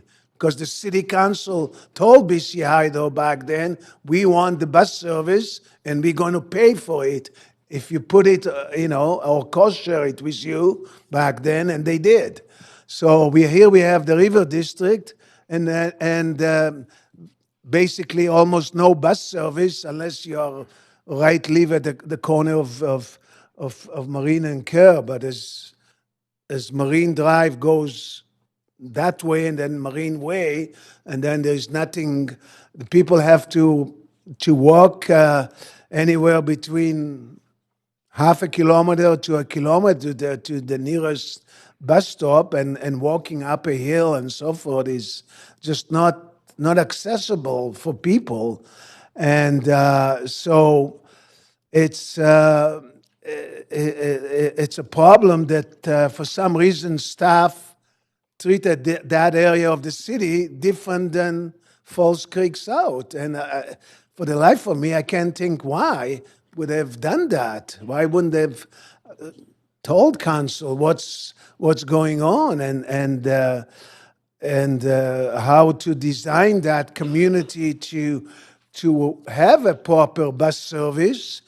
And unfortunately, they design it only for cyclists and pedestrians. They didn't design it for transit, not like Falls Creek South, where you have, a bus-only roadway in part of the development of Falls Creek.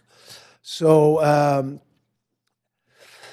don't know what council wants to do, or how they're going to approach it to get something similar to Falls Creek South, but there is lots of problems and that has to be addressed by somebody. Somebody has to take responsibility.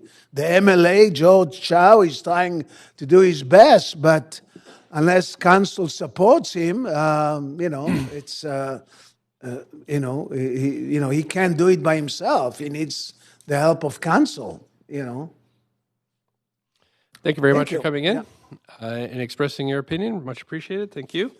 Last speaker, listed speaker is Sean Rogers.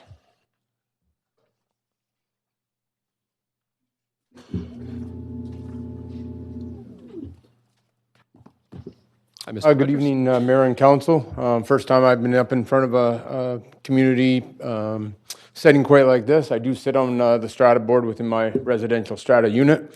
But I just wanted to be a voice for the River District area, the Fraser Lands use, how city proposes the best use of this in amongst the developers that have come into the area. We much appreciate the use of the land that is presently being developed, but the ones that go forward and are before council, I think considerations of how the transit, as many people have echoed, is a grave concern of mine. Being in the area for 2.5 years, I bought a townhome there, or condo, sorry, and it was very evident that it was going to be a concern by all coming into the area. When are the services going to be there? We bought the place. We want to be in the neighborhood. We want to make it the best we can. I have a 4.5-year-old daughter that will be starting kindergarten in September. And again, I echo the concerns of many of the parents of what we're dealing with down there. The city is going under a lot of growth, but the amenities need to be in hand as the developer applies for these applications and proposes the buildings to match the housing developments that they want to build. I myself, as a career, and I build these buildings. I'm in construction. I also have a public or a health and safety concern about the area. Being the traffic in along the corridor has greatly grown in this 2.5 years. I see it from a traffic management standpoint with the 6, 7 lanes, turning lanes, both north and south off of Marine onto Kerr and also Kinross. So I am adamantly against this proposal, which I hope is still at the proposal stages. I would hate to see Pierview Crescent go through and head west onto Kerr. I think it's a dangerous proposal. Something has to be changed on that from a traffic management plan. Also, it was mimicked that there has been some accidents over the last number of months, and if not accidents, near misses. It's a dark, wet area, street lighting, etc. That needs to be addressed. So a public concern from a traffic management and how persons are going in and out of the area. I am absolutely for increased public transportation into the area, but I want it to be known, and I think everybody probably thinks quite similarly, that people are not always going to be able to just walk and bike everywhere. We have kids, we need to take them out in car seats for a great deal of time through tots and newborns right up to 9 and 10 years old. They're in car seats, so we do lug them off to hockey practices, soccer practices, ballet, gymnastics, swimming, etc. I know I commuted my daughter up to Burnaby for swimming, as I don't go to the Killarney one. But all of these things have to come in time. But the timing has to fit the plan. So you don't put the cart before the horse. These have to be thought about and put into practice. I do want to make a note about the affordable housing on the current projects that are to the east of the proposed development that are underway by the City of Vancouver. I think that has to be considered at a timing and a starting of the projects. There are a number of projects underway, but overloading the area with the increased hazard of construction vehicles due to children, people, and the noise factor is a great hindrance to a population that's already existed. I'm absolutely for the construction, but that also has to come at a prescribed timing. We have to be considerate of all the already established residents in the area, and those are under the noise bylaw written within it. I would like to hear maybe some comments and reflecting back either from the proposed project and the members that are putting forth it, and also from council if they have any questions. I'd be like to. Thanks. That's 5 minutes, and Councillor Fry does have a question for you. Yeah, thanks, Mayor. Thanks, Mr. Rogers, and and thanks to Ms. Moreno for earlier highlighting the Pierview Crescent thing. I've been sort of tooling around on Google Maps and taking a look, and I can see how this fundamentally changes the road geometry of the neighborhood, and I agree with your general assessments that this is going to bring a lot more traffic and a different kind of traffic, especially given you've got this kind of pleasant cul-de-sac at the end of Pierview right now. So as I'm looking on the Google Maps and just a little bit south of the proposed new Pierview, there seems to be this sort of private driveway into Riverwalk. So there's a gateway to if I Riverwalk. could do a visual mind, you have an east-west corridor along Marine Drive that eventually becomes Marine Way. It's kind of swoops up to the north. Perpendicular to that is Kerr. Right, so I'm saying sort of south down Kerr, past where the new Pierview would connect to Kerr. Yep. There's kind of a driveway on the. There is no current driveway to the west of on Kerr. No, to the south. To the east of Kerr. To the east, yes. There's. It's like river. It says Riverwalk. Present commercial, industrial property. No, I'm sorry. I'm talking about the Riverwalk, just south down the hill on Kerr.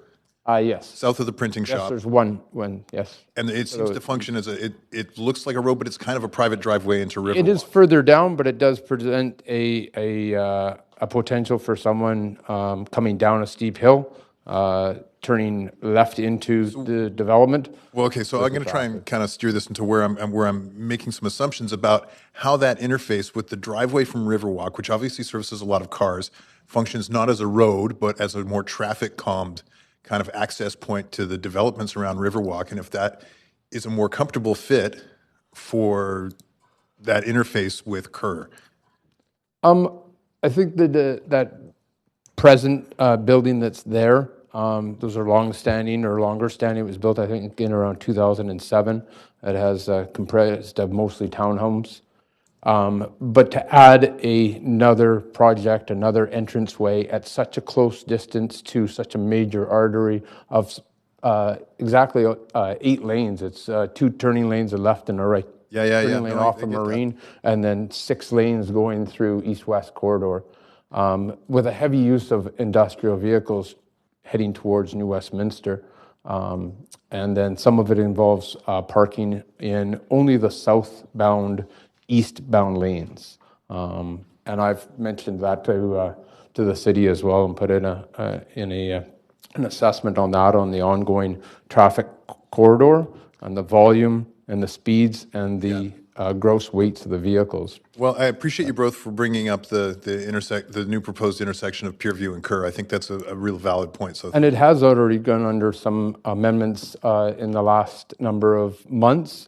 They widened the bike lanes to the north. One challenge that on that particular straight through and left turn, right turn, southbound lanes coming down Kerr is that the traffic backs up because there's only one straight through left-hand turn lane, and there are a great deal of cars that turn left to go east, fair amount that go to the west. Okay. But the people trying to go south down into our development coming from Champlain Mall are considerably backed up because of it'll only allow 4 or 5 cars to go through. Okay. Thanks, Mr. Rogers. Appreciate it. Thank you. Thank you, and that's it for questions. Appreciate you coming in. Thank you. Okay, so that's it for our registered speakers. If anybody else would like to speak to this, though, I'm going to call 3 times. So this is the first call. If you'd like to speak to this project, just come on up to the mic and tell us your name, and you have up to 5 minutes. So that's call in once. calling twice. Anybody else like to speak to this application on Kerr Street and Southeast Marine Drive? I call one more time, third time. Anybody else? Okay. Thank you very much. Seeing that there are no speakers left to this item, we're going to close the speakers list now. And as there are no public comments were received on this item after 5 p.m. today, we're going to close the receipt of public comments and move on to hearing closing comments and asking questions to staff and make our decision. So I'm going to ask the applicant if they have any closing comments to make. I hear to no? No. Okay, thank you very much. Staff have any closing comments? No. No? Okay, thank you. Right, so I have a whole bunch of people that want to ask questions, though, of staff. So I'll start with Councillor Kirby Young, up to 5 minutes once I get your mic on here. Okay. Hi. Go ahead. I have a number of questions. My first one really relates to the request to rezoning land classification from the industrial categorization. And we continue to do this, and I'm gravely concerned about it. So I wonder if you can speak to how this site in context is going to impact our dwindling supply of industrial land and why we feel this trade-off is worth it. The East Fraser Lands was determined to be a let-go area in 1996. There was an industrial land study done at the time, and there were 2 parcels of land that were excluded from our industrial land base. It was Southeast Falls Creek in its entirety and East Fraser Lands. It was felt that the proximity to the West Fraser Lands development and Tugboat Landing to the west, as well as the residential up the hill in Champlain, made it a reasonable site to let go.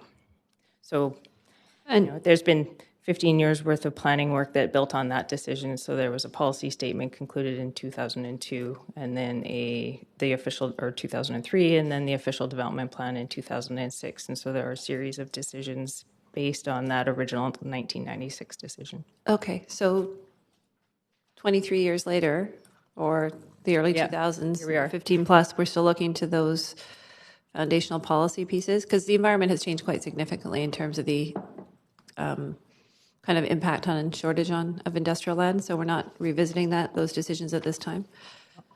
Correct. Okay, I'll move on. The rest of the questions relate in looking at sort of feedback I've generally had in the area, and based on my experience as well as a former park commissioner, but the letters that we're getting specifically for this application, and they all kind of fall under the category of the lack of infrastructure, including transit amenities and services, such as the community center delivery. But I want to zero in a little bit on if there's more consideration around commercial or mixed use in the sense of local serving neighborhoods, because uses, whether it's a coffee shop or a small grocery store, because I know we're aiming to build complete communities, but this one has real challenges for transit and people's ability to access those services there. So it seems to be right now a car dependent neighborhood for people to get to, and then not being able to get their kind of local daily needs when they're there. So are we revisiting our approach when we have sites like this? The official development plan covers 128 acres. The heart of the plan is really at the center of the site. Maybe we could bring the presentation up to see is that me? Can I do that? There's 350,000 square feet in the plan for commercial and retail services in the heart of the plan. There's a 40,000 square foot grocery store. There's a liquor store. There's a commercial high street that connects from Marine all the way to the river. Is there any consideration, I'm just going to keep moving because I have a limited amount of time, but is there any consideration to sort of smaller pieces in addition to sort of the anchor grocery store and that kind of one central hub? Directly south of this site, on the west side of Kerr Street, there is a node in the plan. It's a city-owned site. It's owned by the PEF, but it is zoned to include residential as well as retail and a restaurant and some other services. So there are opportunities for nodes within the plan. We haven't had any uptake from the developers. Do we know there are other opportunities where you can have... Why we haven't had any uptake? Was there any conversation with this particular applicant? Not on this one in particular, no. The site location in the plan and the grades don't make it very desirable from a retail or service point of view. Okay. And a lot of the questions that we've received around this, people naturally seeing more CACs being delivered, and it's tough when you're building a brand new master plan community, and there's always a time lag between those community amenities coming on side, the community center specifically. Yeah. But it's been 8+ years in sort of 2 capital cycles. Do we have any information that we can provide in this context to the public as to when that might be coming? Because that seems to be a lot of the letters, the primary question Councillor receiving. In the 2010 financial plan and strategy for EFL, there was a timeline identified for the delivery of the community center. It was supposed to be roughly halfway through development, 15 years in. The timeline in that report was 2025, 2027, in that range. We've currently secured $5.9 million towards a $35 million facility, so we don't have funding right now. In addition, the community center is at the foot of the high street and the services have not been put in place, so it's not accessible at this time. Development has to follow a sequence down high street. So we are working very diligently through the 10-year review to identify funding sources so that we meet that 2025 timeline. So we can conceptually have people or families who can move in with young kids and their kids would be out of high school by the time we get a community center in there. That's right. Yeah. Okay, that's my time. Thank you. Thank you, Councillor Boyle. I had the same question about timing and amenities. So thank you for that answer. My other question is about what the timeline is on the city developing social housing townhouses on the southern portion of this site. The southern portion will be dedicated to the city through this rezoning application. It will likely come at the end of the development of the parcel. The applicant is required to put the road through, and then after that, they can subdivide. It's a condition in the development in the report that they will provide the site prior to occupancy of the north building. So it will be a couple of years before we get access to that parcel. VAHA is working on securing funding for Parcel 1, which is directly east of the site, and they do have an eye towards coordinating these two parcels. So they'll be doing some pre-work even prior to receiving dedication. Okay, and back to the community center question for a moment, because it is one we all hear a lot. Can you help us and the public understand in the funding gap we have so far on that?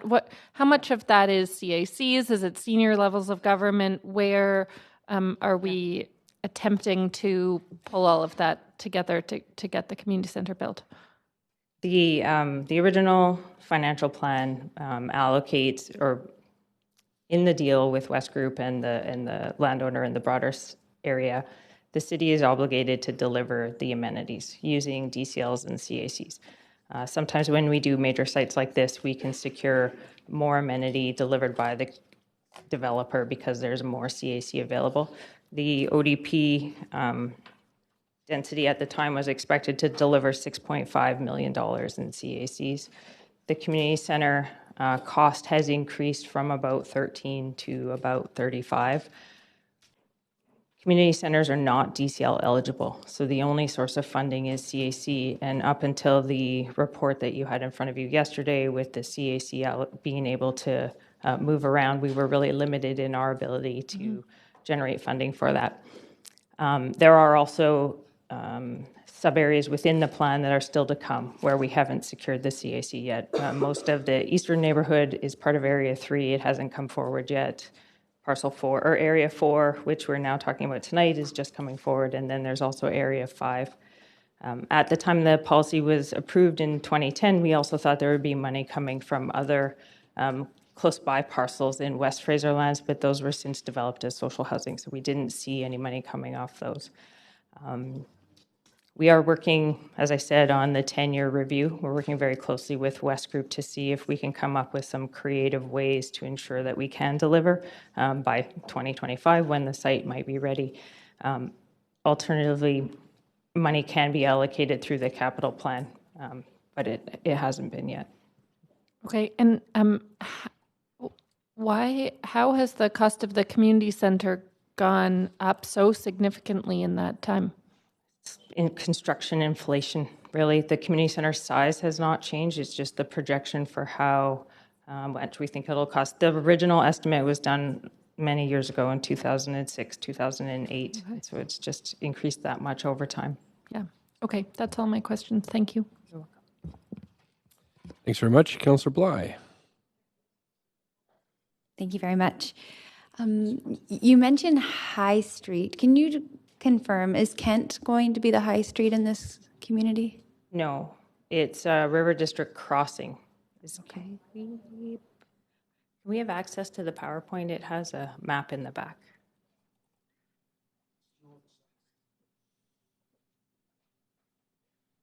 I can move on. Well, if that comes up, that's great. But otherwise, I just was curious. So River District. We can use this one right here in the center of the plan in Area 1. Yeah. Where you can see the town. There's 4 parcels around the town square. One of them is red and the other 3 are blue in the very center of the plan. That's the High Street that connects from Marine down to the Fraser River. Okay. Thank you. Can I show you one with the mouse? No, I can't. I mean, I'm going to ask a question that is broad in nature, but it's specific to this development in this area because I wonder how we as a city put in any or have any accountability measures so that when private developers are selling off pre-sale, or that we can be sure that we're not getting our wires crossed in terms of deliverables on amenities, so that we're just not mixed. Because it seems to be that this plan is in place and quite clearly laid out on our city website, 25-year plan. Eventually there'll be all these things, and I appreciate that the community center is urgent, but I suspect there may also have been a little bit of overpromising, under-deliver from 2 different sources potentially, and I imagine we play a role in terms of partnership with the builder and developers and eventually realtors to make sure that we're not throwing each other under the bus. What I can say about amenity delivery is that we have been matching our spending with the revenue that we're receiving. So we've received about $38 million worth of DCLs, plus the $5 million in CACs that we've received from Area 1. And we have committed to $48 million in amenity spending. A good chunk of that was for the affordable housing sites. So we prioritize purchase of the affordable housing sites ahead of some of the other amenities because we have limited funding available.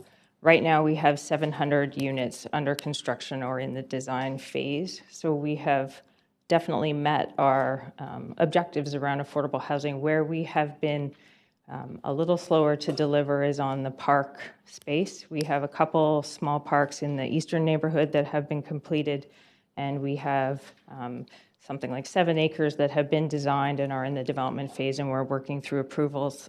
Some of it requires provincial approval for the waterfront, and then we'll move forward with that. The next amenity to be delivered is the childcare. One of the first childcares is going to be just outside the boundary in West Fraserlands. We brought a report forward a couple of years ago to have council move it from the Marine Drive edge down to the waterfront. It's a $10 million facility, so we're just starting design development of that. It has taken time to secure as part of the partnership that we have with the province to help fund that. So is that all of those secured? amenities, I should say, also are DCL eligible, and we do have ability to move DCLs, throughout the city through the capital planning process. The community center is really where we have a challenge. Okay. Do you have an estimate of how many units have been built in that area in the last 10 years? Not off the top of my head. I think we're roughly a third of the way through. Which would be? We have more buildings in process right now, closer to 50% of the floor area. So approximately how many units would that mean? Just if you were looking at the larger plan. Sorry to put you on the spot. I would say 3,000 units in process. Okay. Or completed. Or completed. Ish. Okay. Please don't hold me to that. I won't quote you. It's fine. Okay, moving over to the traffic plan. I wonder if we can quickly comment, because while Councillor Fry was asking his questions, I too was digging into the maps, and can see why there may be some protectiveness around the Pure View Crescent. I'm going to pass that off to the transportation plan, but I would like to say, first of all, that the traffic circle that you see is a temporary emergency turnaround. It was required to be put in place when those first townhouses were built. It partially occupies an affordable housing site. So And it will be is limiting changing. development of that site that's the 5. currently. Once this road can go through, then we can move forward with the development of parcel 1 affordable housing. So I'm there are out of time, but perhaps Councillor Fry will pick that up. Great, thank you. Councillor Weep? Yes, thank you.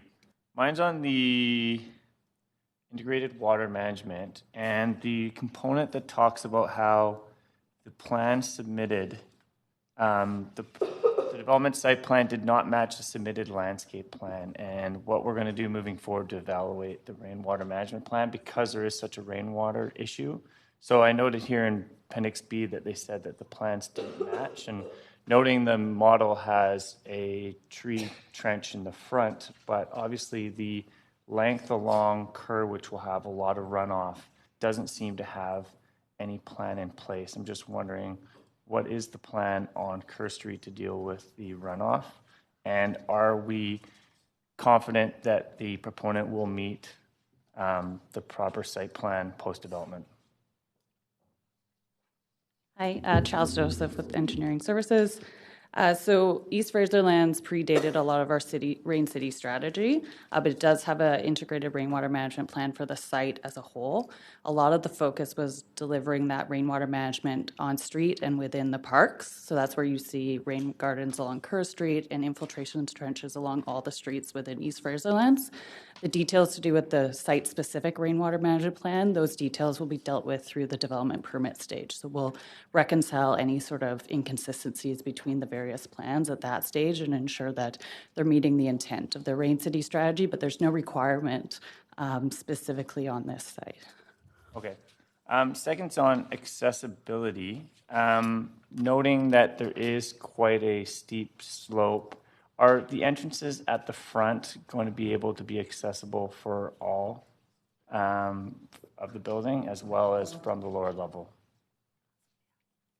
There looks like to be a little bridge at the front. I'm wondering, when you get there, is that a keypad or is that going to be an accessible entrance for anyone in the building and any guests coming, as well as from the lower level because of the steepness? So yes, they would have to make it accessible. The applicant would be responsible for ensuring that. Okay. And the neighborhood energy utility, it talks about connection. Do we think that this is a viable location and it will be connected, or is that something that we aren't sure that this will be a proper site to be connected to our neighborhood utility? Good evening, Mayor and Council. My name is Carson Shannon with Engineering. The applicant has indicated that they intend to connect to the district energy utility for this site, and all plans to date have been working in that direction. Is that for all heating and cooling? That's my understanding, yes. Okay, thank you. Great, thank you. Councillor Dominato. Mr. Mayor, and to staff, I have a question just with respect to page 8 on the report around the affordable housing requirement. And with this arrangement, I'm curious, 2 questions. I assume that the city will bear the capital costs for the affordable housing on the south parcel, so it's related to the south parcel. And with this arrangement, will we actually end up with more units than if it had been built into the building on the north parcel? Does that make sense? Yes, it does. I'm thinking. Yes, the city will partner to deliver the affordable housing on the south site. In the past, we've been working with BC Housing and some of the nonprofits. We've partnered with, for example, Success and the Community Land Trust and Catalyst on some of the other sites in EFL. In terms of the number of units, we calculated it based on floor area, so it would be the same in either scenario, whether they were delivering it or if we're delivering it. Okay, so roughly the same. Yeah. Okay. And then going back to the subject of amenities, a lot of my questions were asked, but I do want to follow up on 2 subjects. One around this concern around the community center, and obviously you've indicated we have some money set aside for that, but have we explored private partnerships? And I know it's contentious, but I was unfortunately at the acute care and at VGH recently with a family member who passed away, and it was funded via a private partner in part, some of the capital. I'm just curious if that's something we've explored, so outside of the development community, to be clear.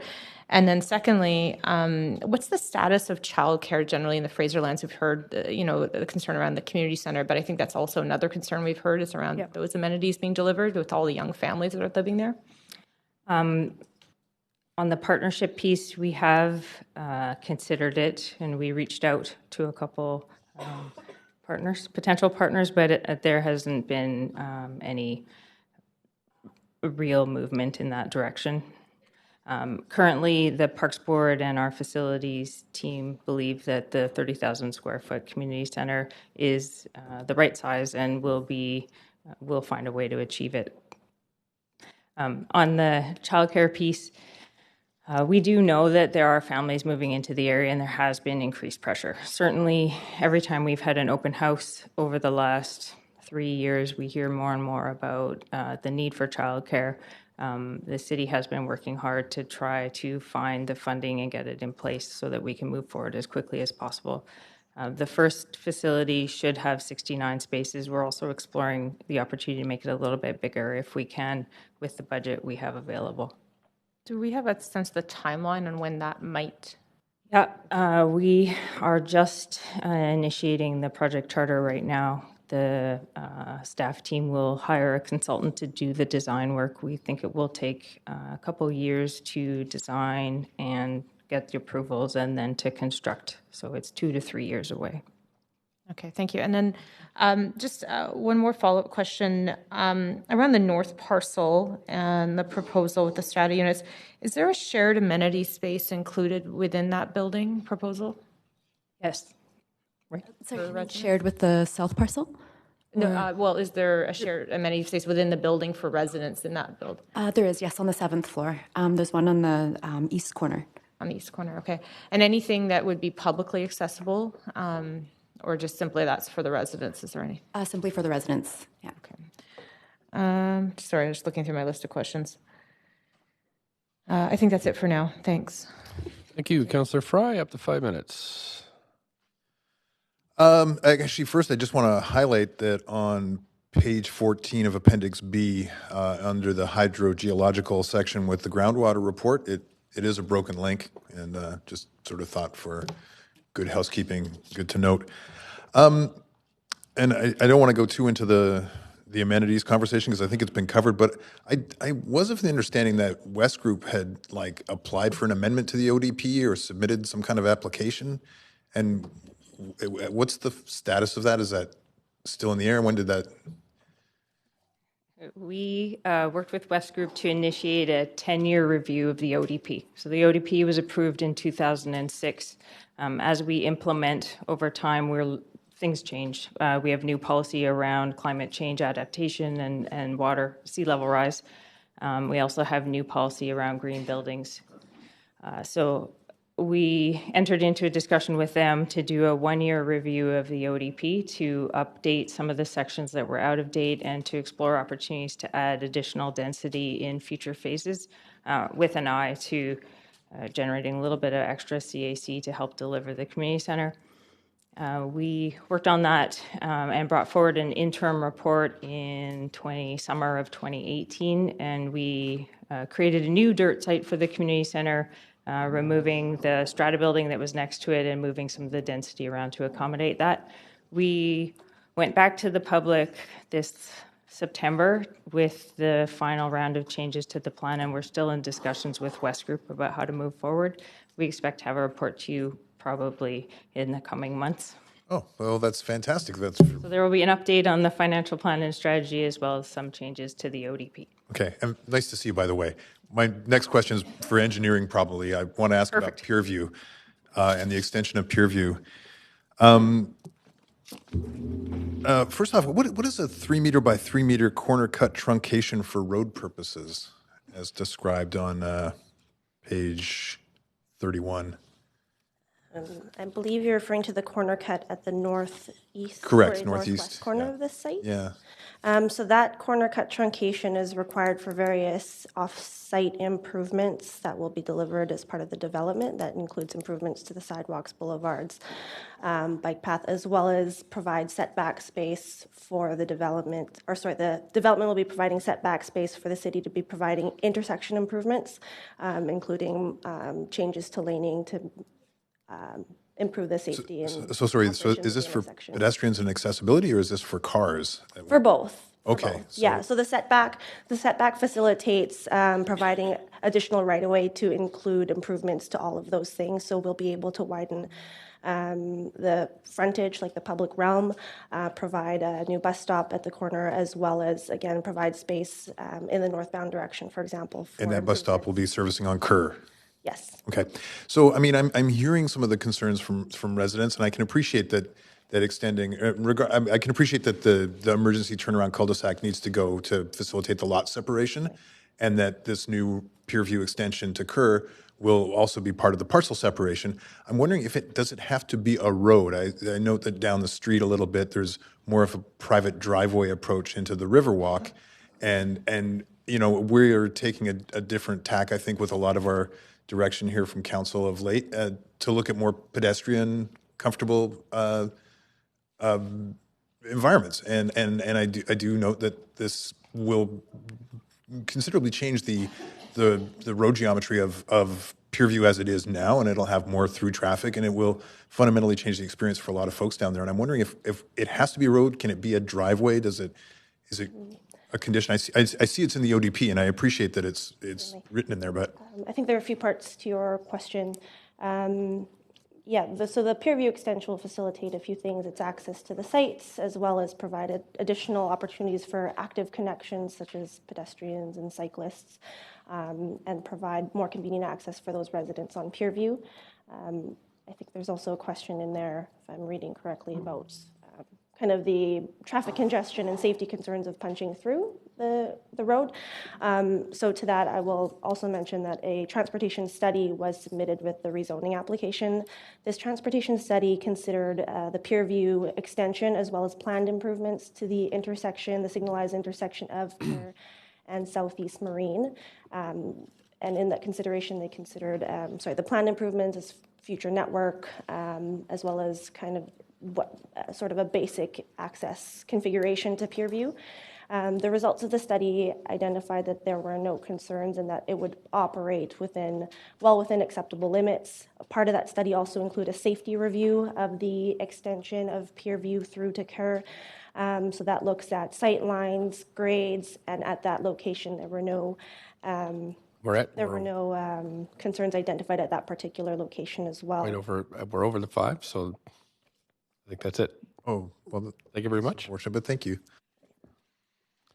Great, thanks. There's nobody else on the queue. I need a motion to move this. Thanks, Councillor Hardwick, seconded by Councillor Kirby-Young. And if you have anything you'd like to say about this, please put yourself on the list, and you have up to 5 minutes. Councillor Kirby-Young, please go ahead. Thank you. This is a sort of a tough one because I'm very familiar with this neighborhood and, you know, having from my past time on the park board and the pace of delivery there. And I think that it really does illuminate the challenges around a new master plan community, I should say, and the delivery of those amenities. And I do have some concern about continuing to put more families into that neighborhood, knowing that there's a gap on the funding and the pacing of those amenities coming in to the area, as well as the sort of what have been if I can characterize as longer term discussions with transit in order to service the area. And it's sometimes a bit cart and horse. It's like schools, that they want to make sure that the population is there in the catchment and sort of justify the investment in their building schools. And so there's always that lag from a catch-up point of view. And so I do struggle a little bit knowing that approval of these new units is going to place additional pressure on more families. I know there's more park space coming. I have confidence in the delivery that is well underway. I'm a little bit more concerned about some of the other amenities like the community center.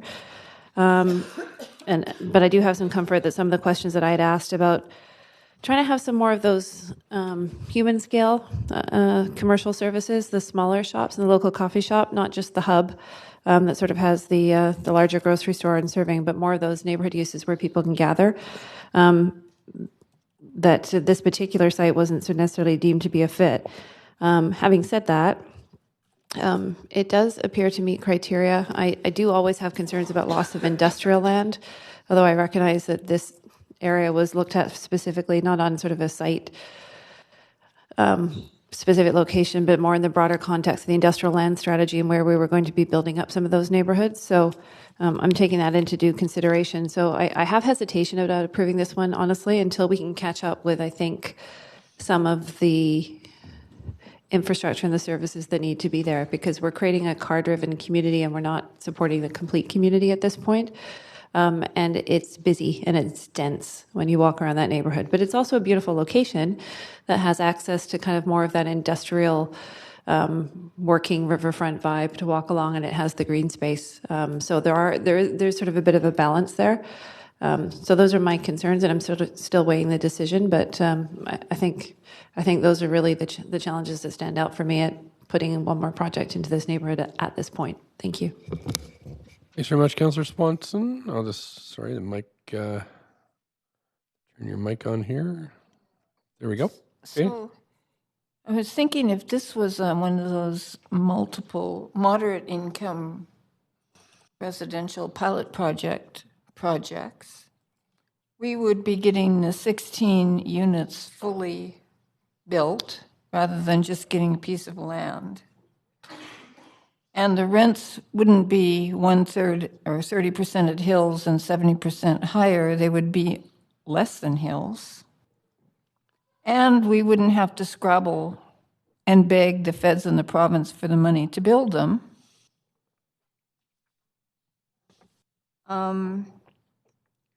So I'm thinking that, plus we would have rental instead of strata. So I'm thinking that this isn't a very good deal for people that want affordable housing.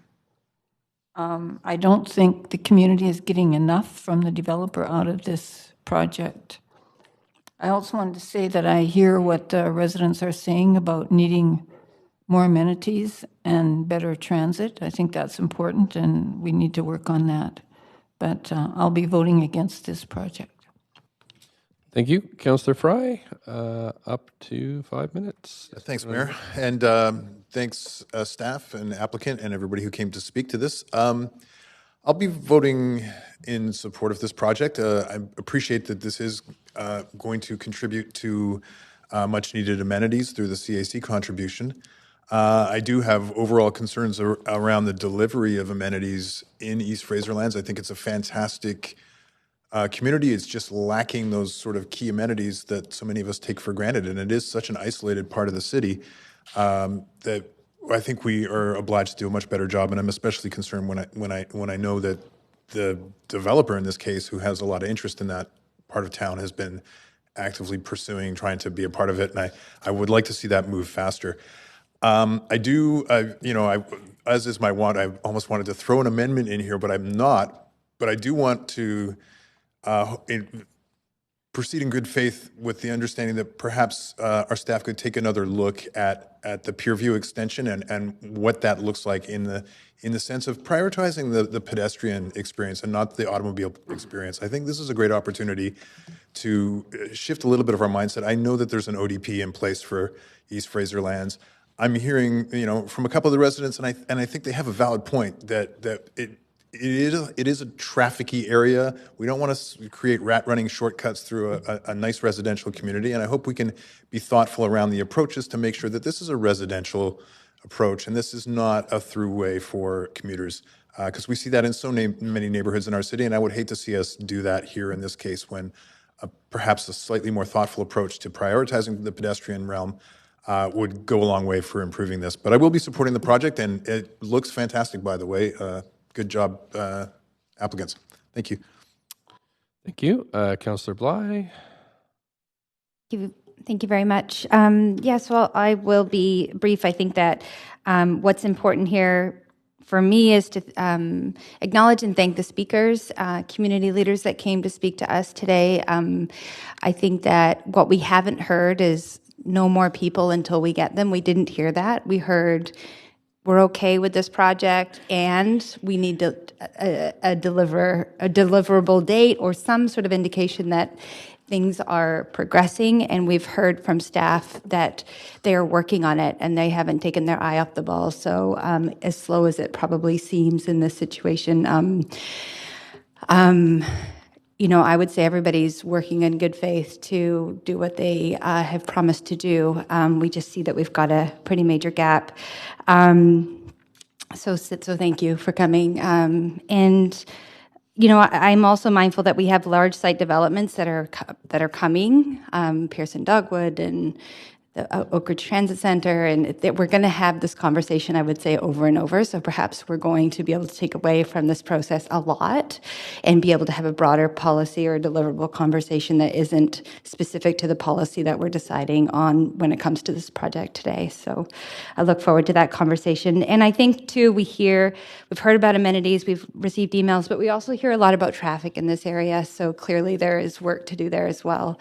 But I do trust that that's all happening. And I want to acknowledge staff. I don't necessarily agree in this case with Councillor Swanson that they aren't getting a good deal. I think we have struck a good balance and a good deal, being able to deliver those additional sites for affordable housing. And it's an important priority that we are setting, and it has been set. So yeah, I think it's an interesting process. I'm going to be supportive of this development and look forward to further conversations about this particular area in the ODP in the future. Thanks very much. Councillor Hardwick, up to 5 minutes. Please go ahead. Well, I think we've heard loud and clear the problems with community amenities, and I've been receiving a lot of letters from people in East Fraser Lands about this. It's not going to be solved by this one development. And this development, notwithstanding the fact that it is Strata, is not going to be selling offshore condos. This is something that I do believe is going to be much more suited to people that are interested in being part of the community and the neighborhood. And I am hopeful that we are going to be getting into better balance over the next period of time as we're going through a market adjustment. The key things, again, the schools, we heard loud and clear on the kindergarten and the community centers, the shops and retail support to support the growing community and the transit challenges that accompany it. But overall, I'll support the application. I think it's aligned with the objectives as set forth, and for that reason, yep, I'll support it. Thanks very much. And that's it for speakers. So I think I can call a vote on this one.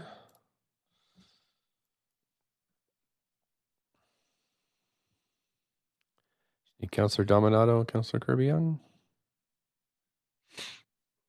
And that's passed with Councillor Swanson in opposition. Thanks very much, Council. Okay, we are moving on to the next item. Item number 6, CD1 rezoning of 1980 Folly Street.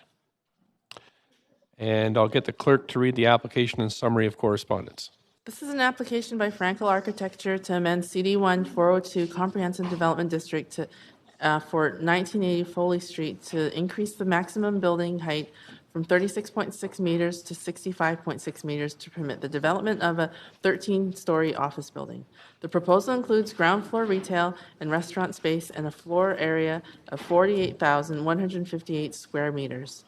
The General Manager of Planning, Urban Design, and Sustainability recommends approval, subject to conditions set out in the summary and recommendation of the public hearing agenda. The following correspondence has been received since referral to public hearing and prior to the close of the speakers list and receipt of public comments. 5 pieces of correspondence in support, 11 pieces of correspondence in opposition, and this represents all correspondence received up to 4 p.m. today. Thanks very much for that. Great. So we have a number of speakers on the list, so we'll turn it over to Karen Wong from the Rezoning Center to, I'm sorry, too many meetings today. I'm just punch drunk, I think.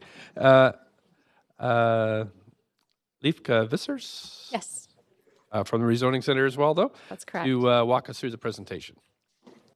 Good evening, Mayor and Council. My name is Liefke Vissers, and I'm the rezoning planner on this project. This presentation, which is not loaded yet,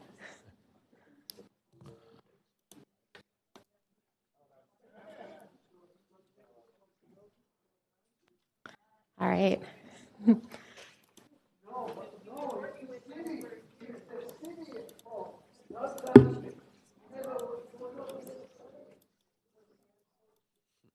Who's that? All right. It's coming up here. Sorry, I've been having a little technical problems today. And Thank you. This presentation concerns an application for a text amendment for a site within the existing CD1 402 to increase the allowable height and to allow for cafe and retail uses at grade. The site is located at 1980 Foley Street within the Great Northern Way campus, which also includes Emily Carr University. There's an existing office building to the east and a vacant site to the west. VCC Clark Skytrain Station is located east of this site, and a future Skytrain station to the west of this site. China Creek Park and RM Foran apartment districts are located to the south. The Great Northern Way campus CD1 zone set a height limit of 120 feet and a floor area limit of 48,158 meters squared for this site. The applicant had initially intended to apply through a development permit process under the existing zoning. However, site constraints discussed in the next slide led them to instead apply for a rezoning application, which would allow the height to be increased. Statutory rights-of-way and easements have been registered or are planned to be registered for the subject site following CD1 enactment. These include a SkyTrain right-of-way along the north property line, a public right-of-way along the east property line for the construction of a public open space and to commemorate China Creek, potentially with daylighting in the future. Another right-of-way along Great Northern Way for cycling lanes and public realm improvements, and a right-of-way along Foley Street. The site lies within the Broadway Planning Program interim rezoning policy area, where council direction is required for staff to consider rezoning applications during the Broadway planning process. Council direction was given in April of 2019 for staff to consider an application which includes an office building at a height beyond the allowable height limit under the existing CD1 402. The application proposes to amend CD1 402 to increase the permitted height limit from 120 feet to 215 feet. And the reasoning is largely based on the form of development. Drawing 1 illustrates the building envelope under the original CD1 bylaws 120-foot height limit. Drawing 2 illustrates the loss of developable area in relation to the required setbacks, which resulted in a very large floor plate building. The applicant was concerned at this point about the large floor plate and wished to incorporate an atrium into the design, as is illustrated in Drawing 3. In order to incorporate the atrium, as well as achieve the density in the bylaw, additional floors needed to be added. Staff were concerned with the height of the building along Great Northern Way at this point, and requested that the building be set back above the 6th level, as is illustrated in Drawing 4. This resulted in the rear portion of the building extending beyond the up to 215 feet. The shift above the 6th level helps achieve 4 key objectives. First, the 6-story elevation along Great Northern Way is aligned with the 6-story heights that exist to the east and are planned to the west of this site. Second, this shift back pushes the bulk of the upper massing away from Great Northern Way, helping to avoid a canyon effect, and allows the public spaces along the street to be less dwarfed by tall wall facades, as is illustrated in this rendering, where the red dotted line represents a building conforming to the current CD1 standards, and where the rendering represents this proposal. And the rendering is in white in the back. In this view, the proposed building can be seen behind the existing neighboring 6-story office building. The third achieved objective is that the shift back preserves some views of the North Shore Mountains and open skies, especially when standing on top of the escarpment on 6th Avenue. In fact, this shift, along with angling the sides of the building, can preserve more northward views than if the building were broader form at the allowable 120 feet. Here, the red dotted line illustrates a building conforming to the existing CD1 massing, whereas the white rendering represents this proposal. Notice that the added height does not further impact mountain views. And fourth, this shift allows for more sunlight hours on China Creek right-of-way. On the left, the shadow illustrates the building that would be built under the existing allowable limits. To the right is a shadow that illustrates what this building's shadowing would achieve. Childcare is an allowable use under the existing CD1 zone. Further, this use is incentivized as it excluded from floor area calculations. At the time of the issues report in April, Council had asked staff whether there would be opportunities for childcare on this site. Staff worked with the applicant to explore childcare opportunities as part of this development. However, the applicant elected not to include childcare on this site.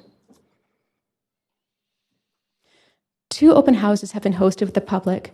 A pre-application open house was held in June of 2019, while a city-hosted open house was held in September. The city-led open house was attended by approximately 48 people, and a total of 26 responses were received from the public. Public feedback regarding this application process was largely positive, including support for the design, neighborhood fit, and increases in office space in the area. Concerns raised were related to the height and massing of the building, the loss of recreation space, and concerns regarding traffic. In response to this, staff are working with the applicant to ensure that the China Creek right-of-way green space is programmed as a desirable, publicly accessible space that commemorates the creek. Further, engineering staff are working with the applicant to improve the street infrastructure to help mitigate the impact of increased vehicular traffic. The Urban Design Panel made 2 recommendations regarding this proposal. First, that the applicant consider increasing the porosity from the interior to the exterior of the ground plane on the east facade. In response to this recommendation, there is a condition of rezoning requiring that the applicant design the development to improve the connectivity between the China Creek Greenway and the building interior. With respect to public benefits, as this rezoning text amendment does not seek additional density, there is no CAC. The combined development cost levies and public art contribution total approximately $11.7 million. In conclusion, staff support this application subject to the conditions laid out in Appendix B, and staff are available to answer any questions that you have. Thank you. Thank you very much for that. Is the applicant here? Great. And did you want to say something or just take questions? Please do. Yes. No, that's totally within your right. Thank you. Good evening, Mayor and councilors. It is an honor to be here and to have the opportunity to speak on behalf of Lululemon about our global headquarters to be located at 1980 Foley Street. My name is Bill Chandler, and I'm a vice president of Lululemon, who is here tonight representing our senior leadership team. As many of you know, Lululemon was founded in 1998 right here in Kitsilano, right here in Vancouver. We opened our first store on West 4th in Kitsilano, and since then, we have achieved considerable growth. Today, we have nearly 500 stores around the world with more than 16,000 employees across Canada, the United States, Europe, Asia, and Australia. We are incredibly excited and proud about the next chapter of our story and our growth story, both globally and in our hometown. Today, Lululemon operates 4 separate offices across Vancouver, including our existing store support center on Cornwall. The company has been performing extremely well, and we have growth plans in place to double men's, double digital, and quadruple our international businesses by the year 2023. To deliver on this growth, we will need to significantly increase our staff over the next several years. The new global headquarters on Foley Street will allow us to invest further in Vancouver as we consolidate our offices and retain, attract, and grow talent. And with that, we have capacity for up to 4,000 staff, roughly double today.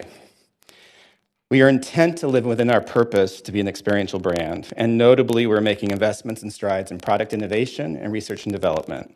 We're also proud to be named a great place to work. We're on the Glassdoor's Best Places to Work for the last 2 years, and to be included on Business in Vancouver's list of fastest growing companies. Lululemon has called Vancouver home for more than 20 years. and we are proud to represent this community around the world. We are more than just a retail brand. We support our guests in creating a positive mindset and way of life. Our team here tonight is pleased to answer any questions, and we appreciate your consideration and support. On behalf of all of us at Lululemon, we look forward to being part of the fabric of this amazing city for decades to come. It is my pleasure to now introduce Arnie Emerson from Morphosis Architects, who will share additional details. Thank you. Thank you.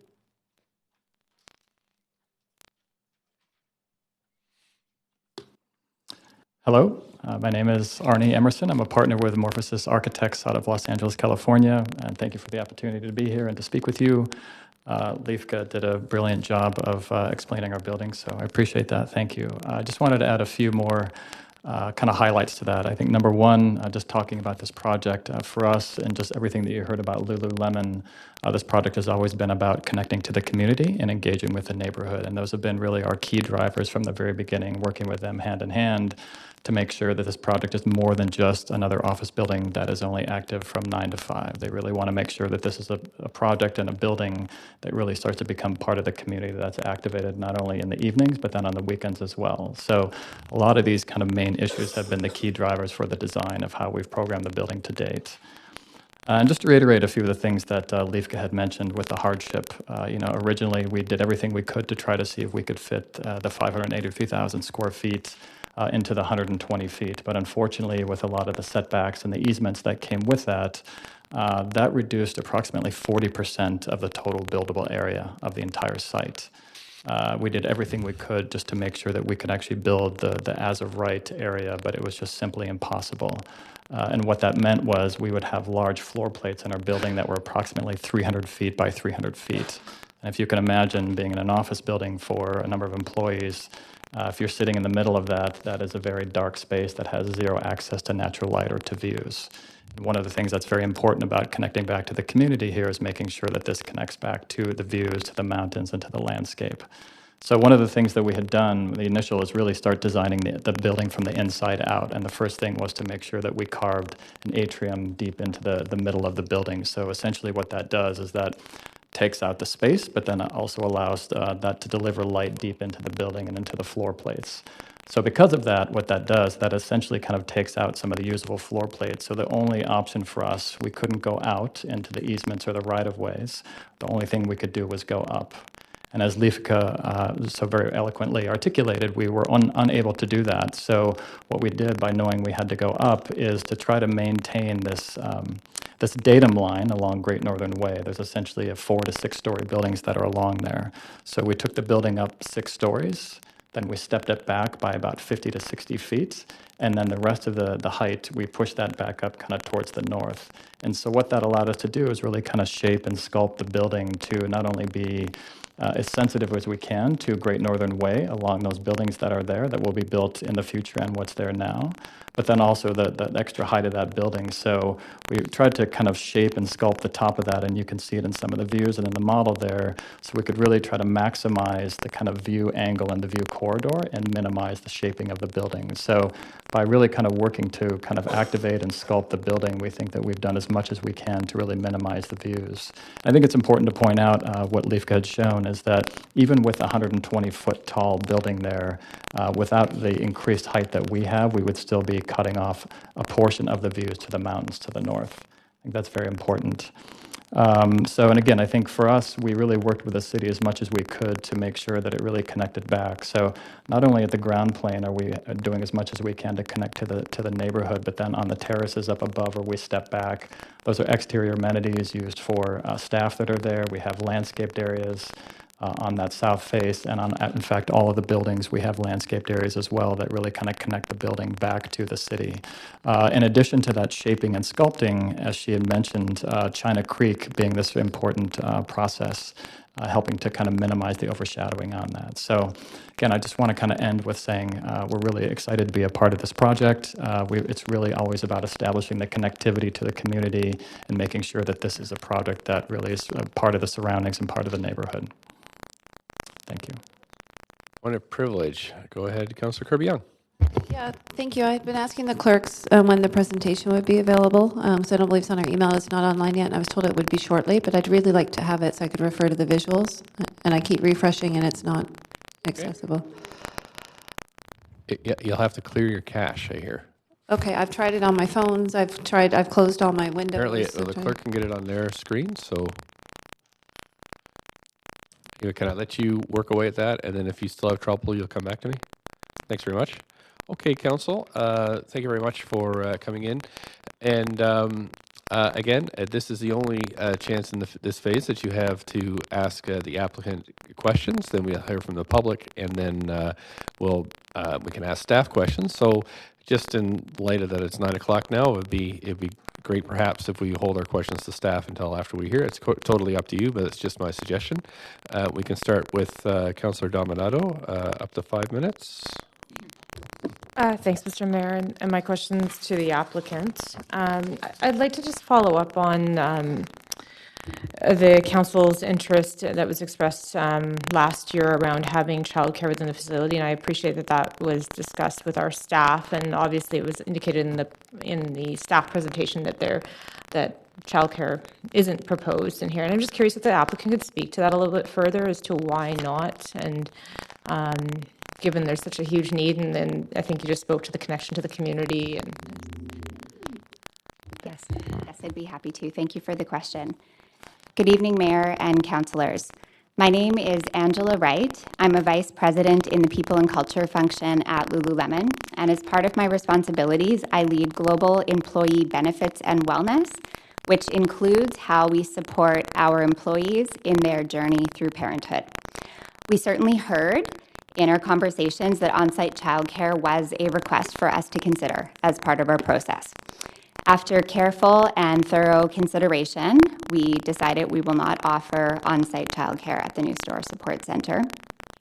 We have a concern about the inequality that on-site childcare would create for our employees. We stand for and support our employees holistically in every aspect of their lives so that they can live their whole best lives, and we are fully committed to supporting parents. On-site childcare would benefit a small proportion of our Vancouver-based employees. However, it would offer no benefit to our approximately 14,000 plus store employees that work for us, our distribution center employees, or other store support center employees that work for us around the world. And really for us, when we considered it, this feels out of integrity for us with our commitment to parenthood and really the inclusive experience that we're trying to create for all of our employees at Lululemon. Today, we offer a global parental leave top-up program, which includes a market-leading paid time-off program where employees get paid for up to 6 months. And that's available for all employees that work for us, from the educators in our stores all the way to our CEOs. And this equity, in terms of how we can apply this to all of our employees, is really important to us. We will continue to invest in and evolve our parenthood program and our commitment to parents to best support each and every Lululemon employee globally and on an enduring basis. And as a parent myself, I'm incredibly proud of the work we've done to help all of our employees who are looking to start a family of their own. Thank you.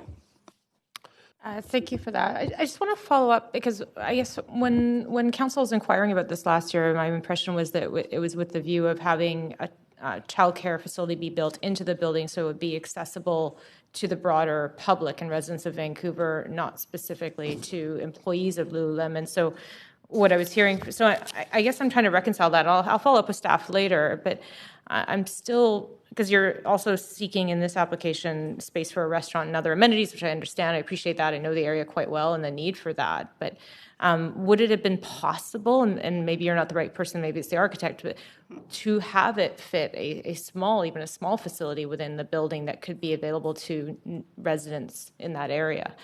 I think I certainly will defer that question to the architect. Thank you. To the manager. Thank you. Good evening. My name is Richard Harris, and I'm the project manager for the proposed new headquarters for Lululemon. So in response to your question, Councillor Dominato, we did look very closely as well from two perspectives. One was from the business organizational perspective in terms of did this make sense for this particular owner-occupier of this development, which Angela spoke to. We also did look at it technically. And we felt because of the site constraints that were referred to in the introductory staff presentation, it was extremely challenging to find space to accommodate childcare. Particularly challenging was the requirement for the outdoor space. And that was another particular challenge. So, but it primarily, the reason why we was not there is because from a business perspective, it just wasn't in integrity with the rest of the Lululemon staff across the globe. I'm going to squeeze in one last question before I run out of time. Was there any discussion about a rooftop daycare like we've done with schools? Councillor Dominato, you have run out of time. Hopefully somebody else will pick that question up for me. Thanks very much. Thank you. Councillor Swanson. One question for the applicant and one for the staff. So this is a council of 8 women. If we decided to refer this back to staff with instructions to try and get you guys to put the childcare in, what would you do? I believe we have been working very closely with staff to try to find a solution that would be amenable to everybody. I believe there would certainly have to be some further discussions around the technical solution for where a childcare could be accommodated.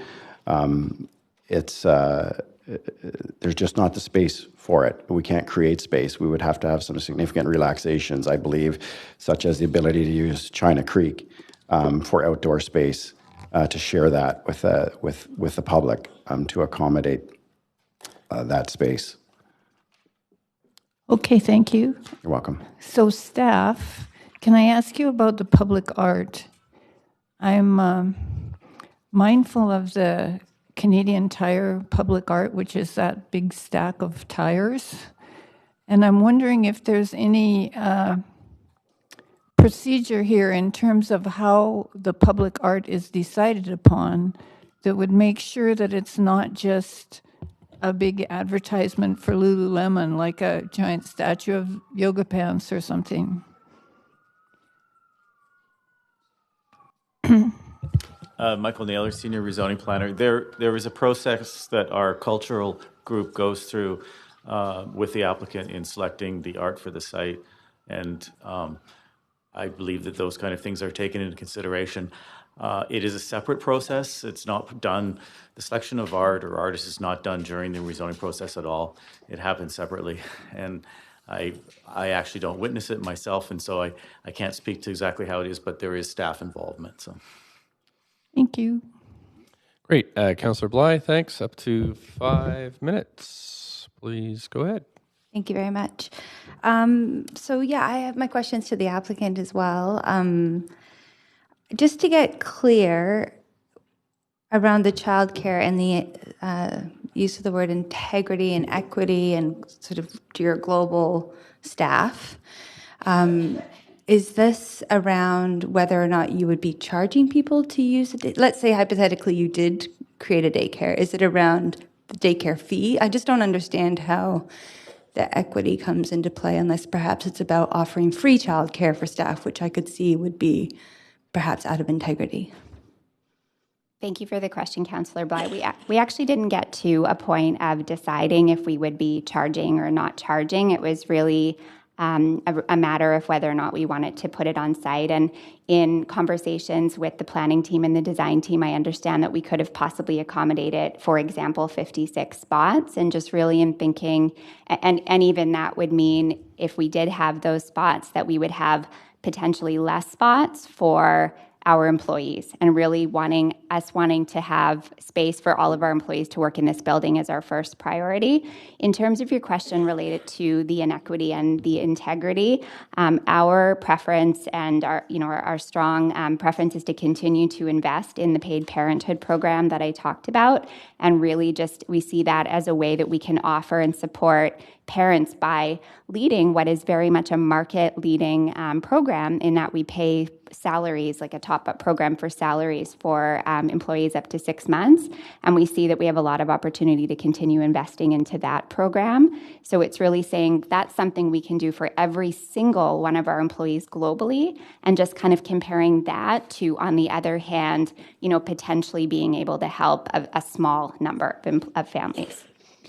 Right, and I certainly can appreciate that aspect to your deliberation of, and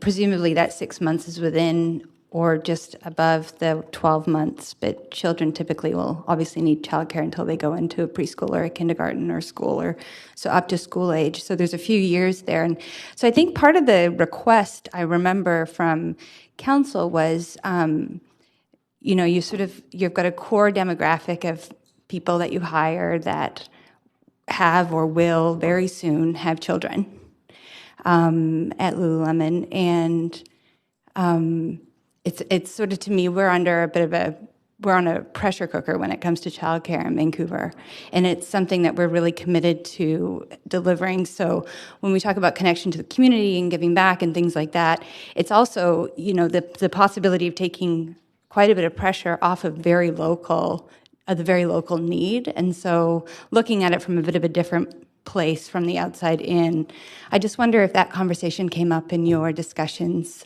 which I appreciate would be a very difficult decision to make either way. But If your question is related to offering, are you wondering about whether or not we considered public daycare, like just something for the community? No, just that if well? 56 spots for children that are children of your employees would be 56 less spots that we require to find in the community.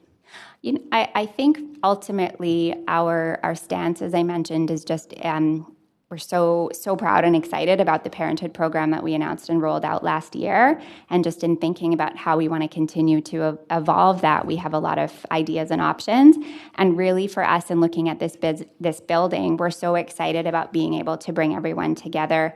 And it was kind of like, we're doing so much on parenthood right now. We also really want to make sure that we have space for all of our employees. And it was, if we do have childcare, we would have less space for employees. Okay, so one final question, perhaps for the architect, is that if more space could be granted and you wouldn't lose any space for seats for employees, would it be reconsidered? Thank you, Arnie. Yes, so that is something that we looked at, but I think as Richard had mentioned, it does provide somewhat of a hardship if we were to put it anywhere in the building other than the first or the second floor. There are some safety issues if you put it up above the third, fourth, fifth, or sixth floor, just in terms of being able to get children down to the... We just put a daycare on top of a parkade, so I totally get that. Yeah, there's a lot of safety issues. So one of the things that we've looked at and that we would recommend is that we could actually put it potentially on the second floor, but all of the exterior would need to be on China Creek. And right now, China Creek is part of an easement that we are limited in terms of what we can develop. So we couldn't put it on the south along Great Northern Way. That's too busy. We couldn't have any exterior along Foley Street, which is along the west side, or we couldn't do it along the north side, which is where we have some of our loading. So really the only option would be to have our exterior space for the children to play would be on the east side. And right now, that would be a question back to the city of whether they would allow us to actually inhabit that permanently for access for children to Great, play. we'll be asking. Sorry, thanks. We're at the 5. Councillor Kirby-Young, up to 5. Yeah, thank you. I'm going to limit myself to questions of the applicant and save staff for later so we can get to speakers. I want to follow up on this because I'm really perplexed, really perplexed by the answer on childcare. And I just want to ask maybe a very simple question because, and perhaps the Lululemon staff might like to speak to this or any of the other applicants.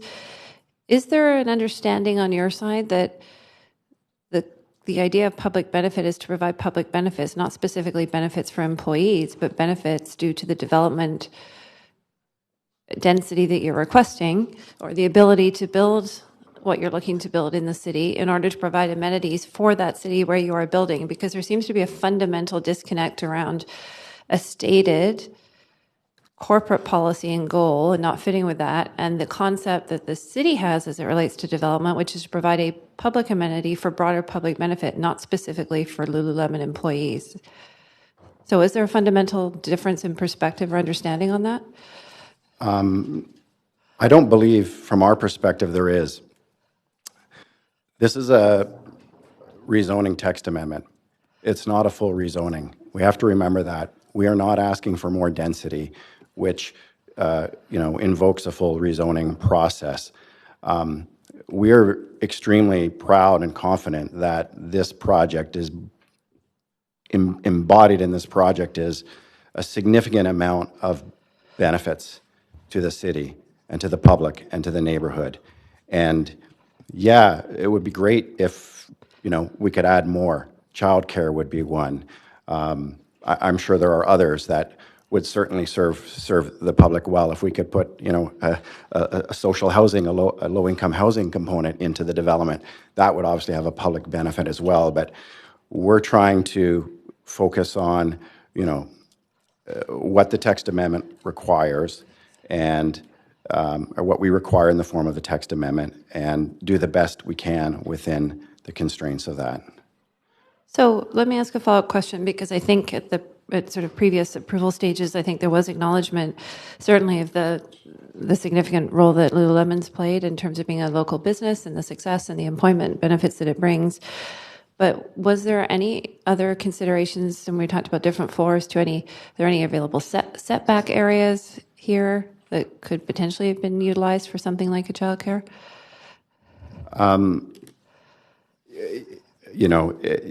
We could redesign the entire building and make it, a significant childcare facility if that was the business we were looking for, and that's what we were trying to do. That's not what I'm asking. I'm asking if, with the existing building design that you have put together, which looks beautiful and spectacular, and I think it's very innovative, and I'm happy to see that. I'm asking if there's any setback areas that could have been utilized or could possibly. Sorry, are there any external setback areas that could have been used? Yeah, as we've mentioned, yes. There are, in terms of the physical area, there are statutory right-of-ways at the north of the property, which are largely in favor of the province for the proposed Broadway subway project extension, but also in favor of the city for utilities, as well as the China Creek easement to the east. Okay. So if there was an opportunity there, notwithstanding sort of various pressures on uses, that could be a discussion point? So certainly from a technical solution perspective, yes. Okay, that's really helpful. It wouldn't impact from an integrity perspective in terms of the position of Lululemon, in the sense of the choice of a childcare for this project at this point isn't the right one. Okay. I'm going to move on to another question, different topic, and it relates to public art, because I have the privilege of sitting on the city's public art committee as well. So I'm familiar with the process and how that rolls forward. But I just want to ask again, maybe if Lululemon could speak to their philosophy around that one, or your understanding that there is a public art committee and sort of a process to deliver art that reflects a lot of the goals the city has, could be reflecting on our Indigenous heritage or otherwise. So does Lululemon have a corporate philosophy around the public art benefit as well? We don't have a corporate philosophy around that. Just a reminder, we're not developers, so this is probably one of the few projects we will bring forward through the city through this process. However, we are very much familiar or aware of the public art process. In fact, we have just selected today, I believe, who our public art consultant is going to be.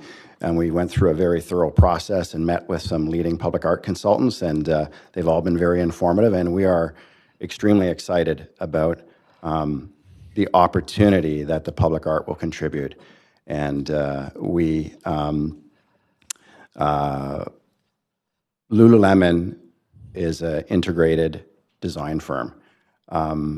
They are passionate about designing quality products. If you are familiar with any of the products, you'll notice that the branding is very, very subtle. You'll never see a large Lululemon logo I'm on very any of familiar. the Are you products. able? Actually, So that same approach applies to we're our over the approach 5 to minutes, public so art. I'm going to move on to Councillor Hardwick. We're over the 5 minutes for Councillor Kirby Young's questions. Councillor Hardwick, up to 5 minutes, please go ahead. I'll be quick. First of all, view corridor. Has anybody brought up to you as the applicants in any discussion around view corridors? Yes, so it did come up in very early conversations, and working with city staff confirmed that our site is not in a view corridor. Okay, well, I'll talk to staff a little bit more about that. Building materials. Could you describe, it's obviously an elegant design. Is there someone on the team that can talk about building materials and how that's been conceived? Yes, good question. The materials we're looking at are, I think, first and foremost, we're looking at timelessness and durability. So number one, we have, because we're trying to maximize natural light and views, we need to have a lot of glass. But because we also have because Vancouver has very stringent energy requirements, we have what we call a brise-soleil, or a secondary facade shading device, which is what you see on there. And that is right now a material that we're looking at that is maybe either a fabric or something of that material that would essentially be a part of this kind of secondary shading system. So the two primary materials from the exterior would be glass and some sort of fabric. We are looking at concrete as well for the structure. That would essentially be on the internal of the building, so it wouldn't really be exposed on the exterior. In terms of the landscape, the kind of horizontal access that we're looking at pavers they're judiciously used around. And we're also looking at quite an extensive array of landscaping that are happening all the way around the building. But then as you see in these carves, you'll see a series of these green planters that are, if you look at the model, you'll see these. So we're kind of trying to bring landscape up into the actual facade of the building to kind of incorporate the landscape into the actual building itself. So breathable walls? We do have, not necessarily breathable walls, but we do have natural ventilation for the building. So the fabric will be static per se, but we will have louvers on the exterior of the building that will allow natural ventilation into the inside of the building. Very interesting. Thank you. Thanks very much. Councillor Weeb. Yeah, mine's going to focus a lot on the China Creek easement, which has been brought up a few times by you as a constraint. However, it's also, when you look at this being the healthiest building in the world and the components talking about it actually being such an opportunity to wrap the building in a creek that really kind of showcases, and I don't see a balance in the design and integrating to a daylit creek. It seems to be high walls with greenery that kind of talks about as a symbolism to the creek. However, it really blocks which currently is a creek that goes through it when it rains, and yet you have high pathways and a lot of cement in the area. Good evening, Mayor and Council. Thanks for the comments. I'm Kelton McKinnon. I'm with PFS Studio. I'm the landscape architect on the project, and I'd like to just go back a little bit and talk about the conceptual starting point that we've had for the landscape design on the project. We've been doing a lot of research on this particular location ecologically, and as we all know, it's the China Creek easement.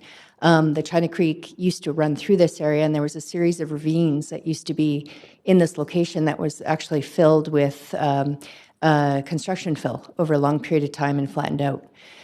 So conceptually, architecturally, and landscape-wise, we've been really interested in how can we take the idea of this ravine ecology on a horizontal and a vertical plane and create it throughout the building.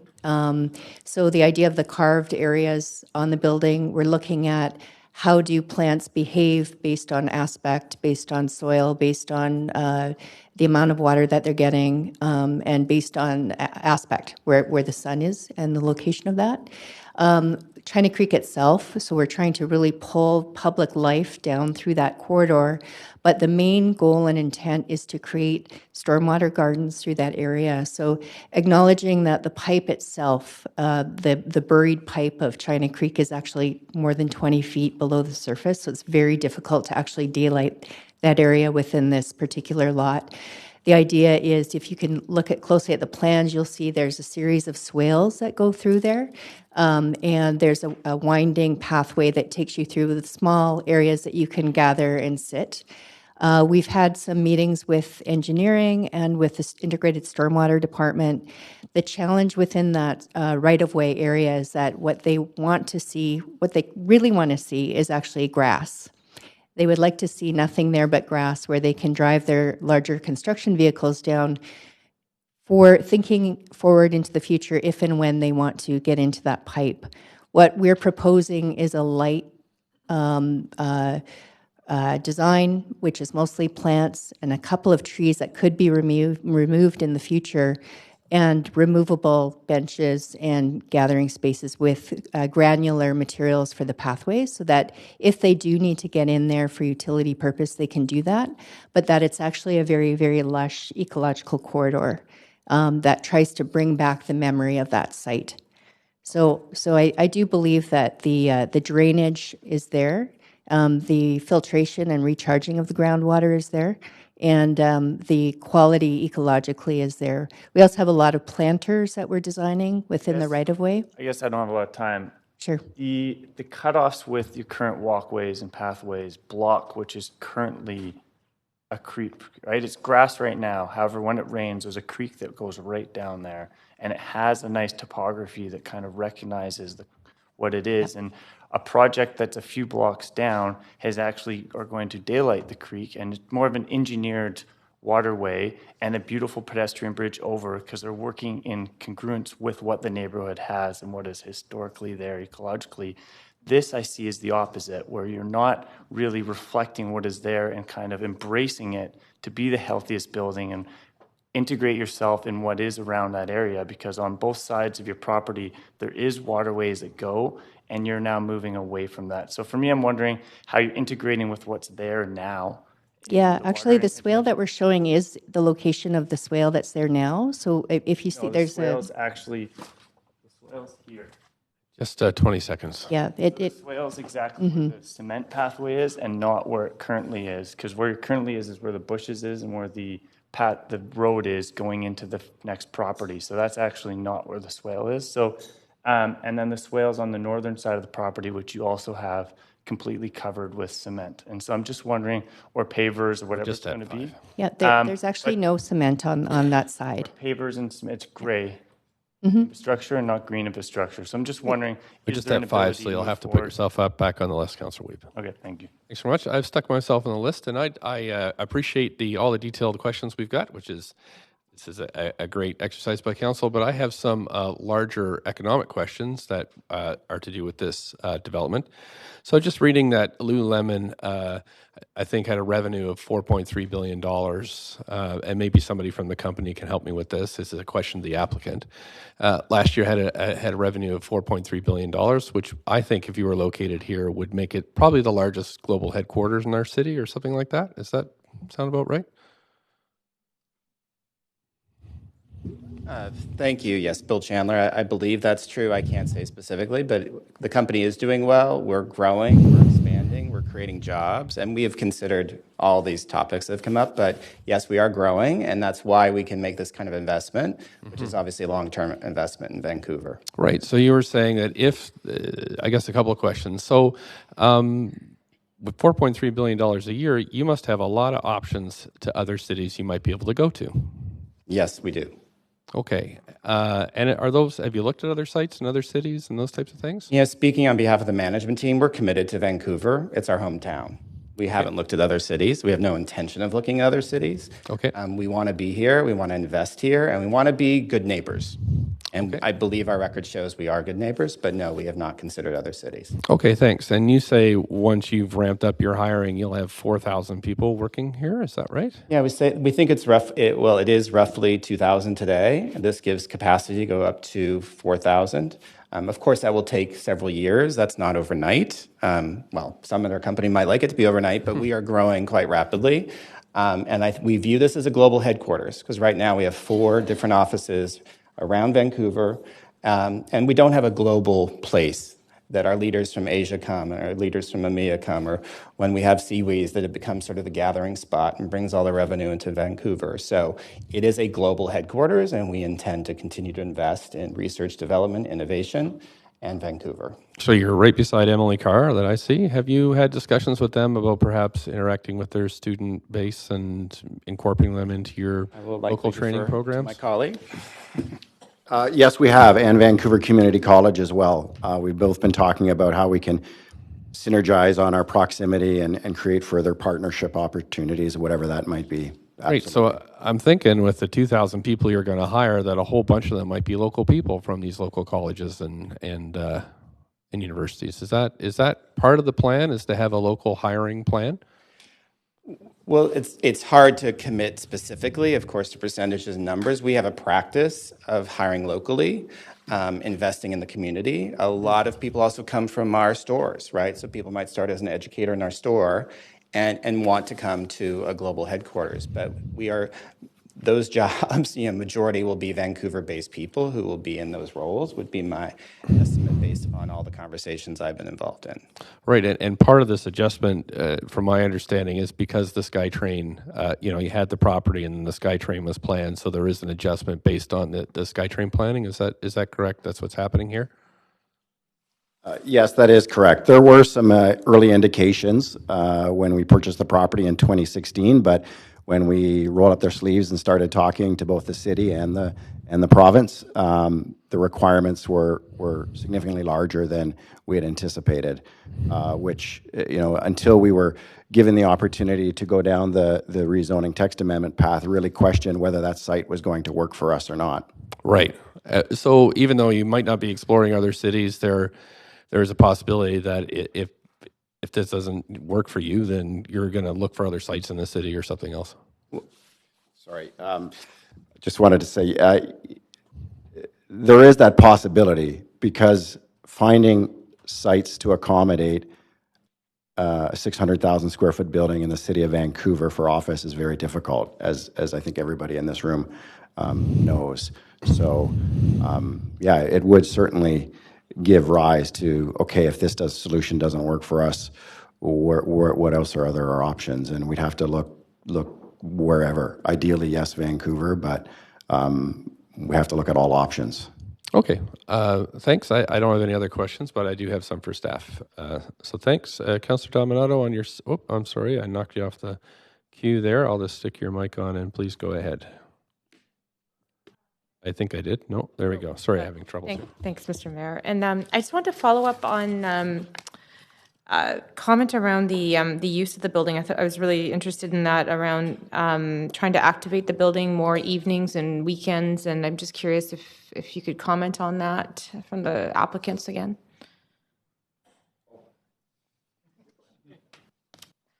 I'm just interested in understanding sort of what you're envisioning when you talked about sort of activating it more in evenings, weekends, and beyond, sort of 9 to 5. Yeah, and if you can, actually, the drawing that's right behind you, that's the floor plan. So if you see everything that's in the kind of light beige, the oranges that's there, so all of that, essentially about 40% of the ground floor, all of that front area there is allocated to restaurants, retail, fitness, yoga, et cetera. So all of that we're really kind of seeing as helping to activate and kind of create this kind of connection back to the community. So on evenings and weekends, for example, the restaurant would be open. You can come have a coffee, pastry, et cetera. If they have like a yoga or meditation or something like that, there may even potentially be a Lululemon store here. We're not sure. We're just talking about early ideas of what there could be there. But all of that front area is completely dedicated to kind of public connections. So whether that's retail, whatever that is, restaurants, that's a large part of that connection that's happening. So, Lululemon, as we found out when we started working with them, they really started out as an ingrained part of the community. So this is something that was given to us as the architects of like, look, we don't want this to be just a 9 to 5 office park building. We want to make sure that it's connected. So we need to make sure the programming and the design of the building is really about this porosity and connectivity and making sure that we're active as much as possible. Thank you. And so what I'm hearing is really that entire space you're describing would be publicly accessible. That's correct. And how many square feet is that roughly? That is probably about 30 to 40,000 square feet. Okay. Thank you very much. Appreciate that. Thanks, Councillor Kirby-Young, and I'll just be careful. Oh, sorry, it's Councillor Fry, and I'm going to have a little trouble here with this gadget. So there you go. I think we're Yeah, up thanks, and ready. Mayor. Okay, thanks. And actually, similar to Councillor Dominato, I had a lot of questions for Mr. Emerson about the notion of community and how the public interface worked. Although I think you largely touched on it. I mean, it's a very dynamic and fantastic looking building, but it's also very seemingly imposing from the street level. What does the interface look like for pedestrians who are walking here past from the SkyTrain to the Emily Carr and so forth? What's the public realm like? Yeah, absolutely. Do you all have any of the visuals that we've provided? I'm not sure. We have some great, right behind you, we have some, I could try to describe it in words, but we've got a couple of really good images that actually show you what's happening. That one right there. Thank you. Thanks Councillor. So this right here, if you don't mind holding that, we really appreciate this. So this is along Great Northern Way. So on the left, it's Great Northern Way. This is the bike path and the walking path. And then along the far right, this is the China Creek easement, as we were speaking about. So you can see what we've done is we've essentially lifted the building up by about 18 to 20 feet. So we're essentially providing this covered colonnade that wraps around. So instead of the building coming all the way down and kind of slamming into the ground, we're trying to be as sensitive as possible. So this kind of fabric scrim that I was talking about, we've lifted that up, we've pushed it back, we have completely clear glass there. So all that retail, fitness, yoga, et cetera, that I was just speaking about, that will all be completely clear and open and connected. So not only during the day, but then at night and evenings that will light up. We'll have tables and chairs out there. We have a series of benches, and as Kelty spoke about with the landscape there, we've got some really kind of beautiful, lush landscaping that's kind of wrapping all the way around. So we really see this as extremely active. And as you go a little bit further down, you can see there's a carve out in the building, and what we call this is the Great Northern Way Plaza. So essentially, we've kind of taken almost like a block of Swiss cheese, if you will, and we've carved out this kind of massive plaza that's there with a big kind of specimen tree that's right in the middle. So kind of instant landscape in a way. So all along here, we've really done as much as we can to make sure that the building is really sympathetic to and kind of reaches out and kind of pulls you into it as opposed to I appreciate this visual because it's very compelling and it's not captured in this model or in the presentation that we have on our screens. So that's great. Appreciate that. We've heard a lot about the childcare thing, and it is disappointing for us because it was sort of the pitch that we had originally heard. And I note that the UDP, who are very effusive about this project in many ways, and we very much respect the UDP's perspective on these kind of things, but even they were recommending childcare for this project. Can you guess why the UDP would also be? I cannot guess why. Okay. I mean, that was we had a very good presentation with them, but we were talking about, I think, the text amendment and the architecture and everything, and the childcare came up kind of out of the blue in a way. So. Oh, really? Okay. Yeah. Because we'd heard that one from. Okay, but that's good to hear. Yeah. Lastly, I mean, when I think Lululemon, I think yoga and Seawees and active lifestyles and stuff. So it seems incongruous, even with 2,000 employees, to have 840 parking spaces when it's right next to a SkyTrain station. What was the rationale behind that degree of parking? Yeah. I'd like to have one of our transportation expert comment on that. Hi there. My name's Paul Dorby from Blunt Associates, and thank you for the question. We're actually seeking a parking reduction. The basic bylaw requirement for the site is somewhere around about 1,100 parking spaces. About 50 of those will be associated with this retail restaurant components. So we're seeking a 25% reduction to get us down to about 800 parking spaces at the moment. And to give you some context, Lululemon's got about 700 parking spaces for their existing offices for 2,000 staff, and we'll be up to potentially 4,000 staff in the next 10, 12 years. So basically, we're doubling the number of staff, but the number of parking spaces is actually staying fairly static in terms of for the employees, and we're probably targeting somewhere around about 75% of all trips are either walking, cycling, or people using transit.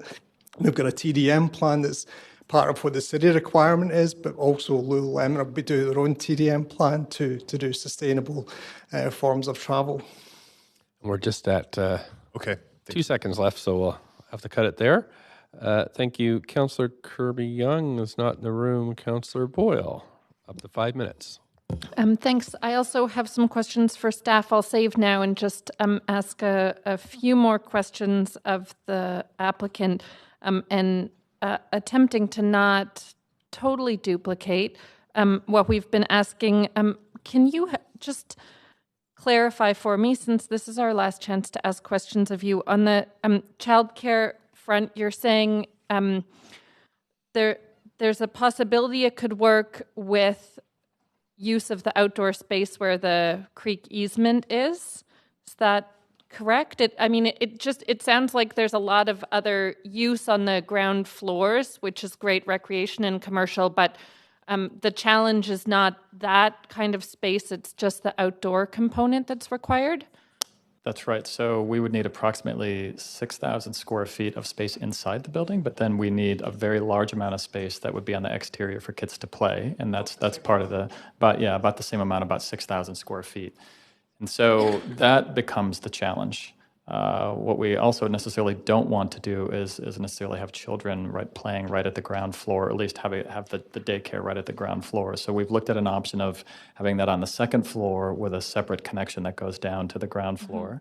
But we want to make sure that kids aren't out necessarily on display on Great Northern Way, right? So we don't necessarily want them back on the north side. That's where we actually don't have a lot of light. That's not ideal. We have some of our loading back there.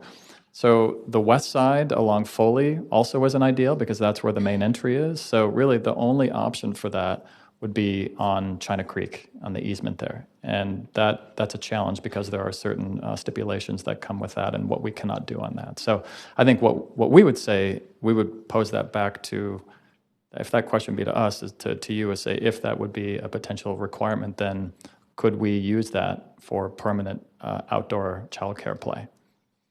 Okay, and following up on that question, I'm curious, it looks like there's a couple very nice outdoor patios, and as someone mentioned, we have been using outdoor roof space. Were those looked at in terms of the outdoor space component?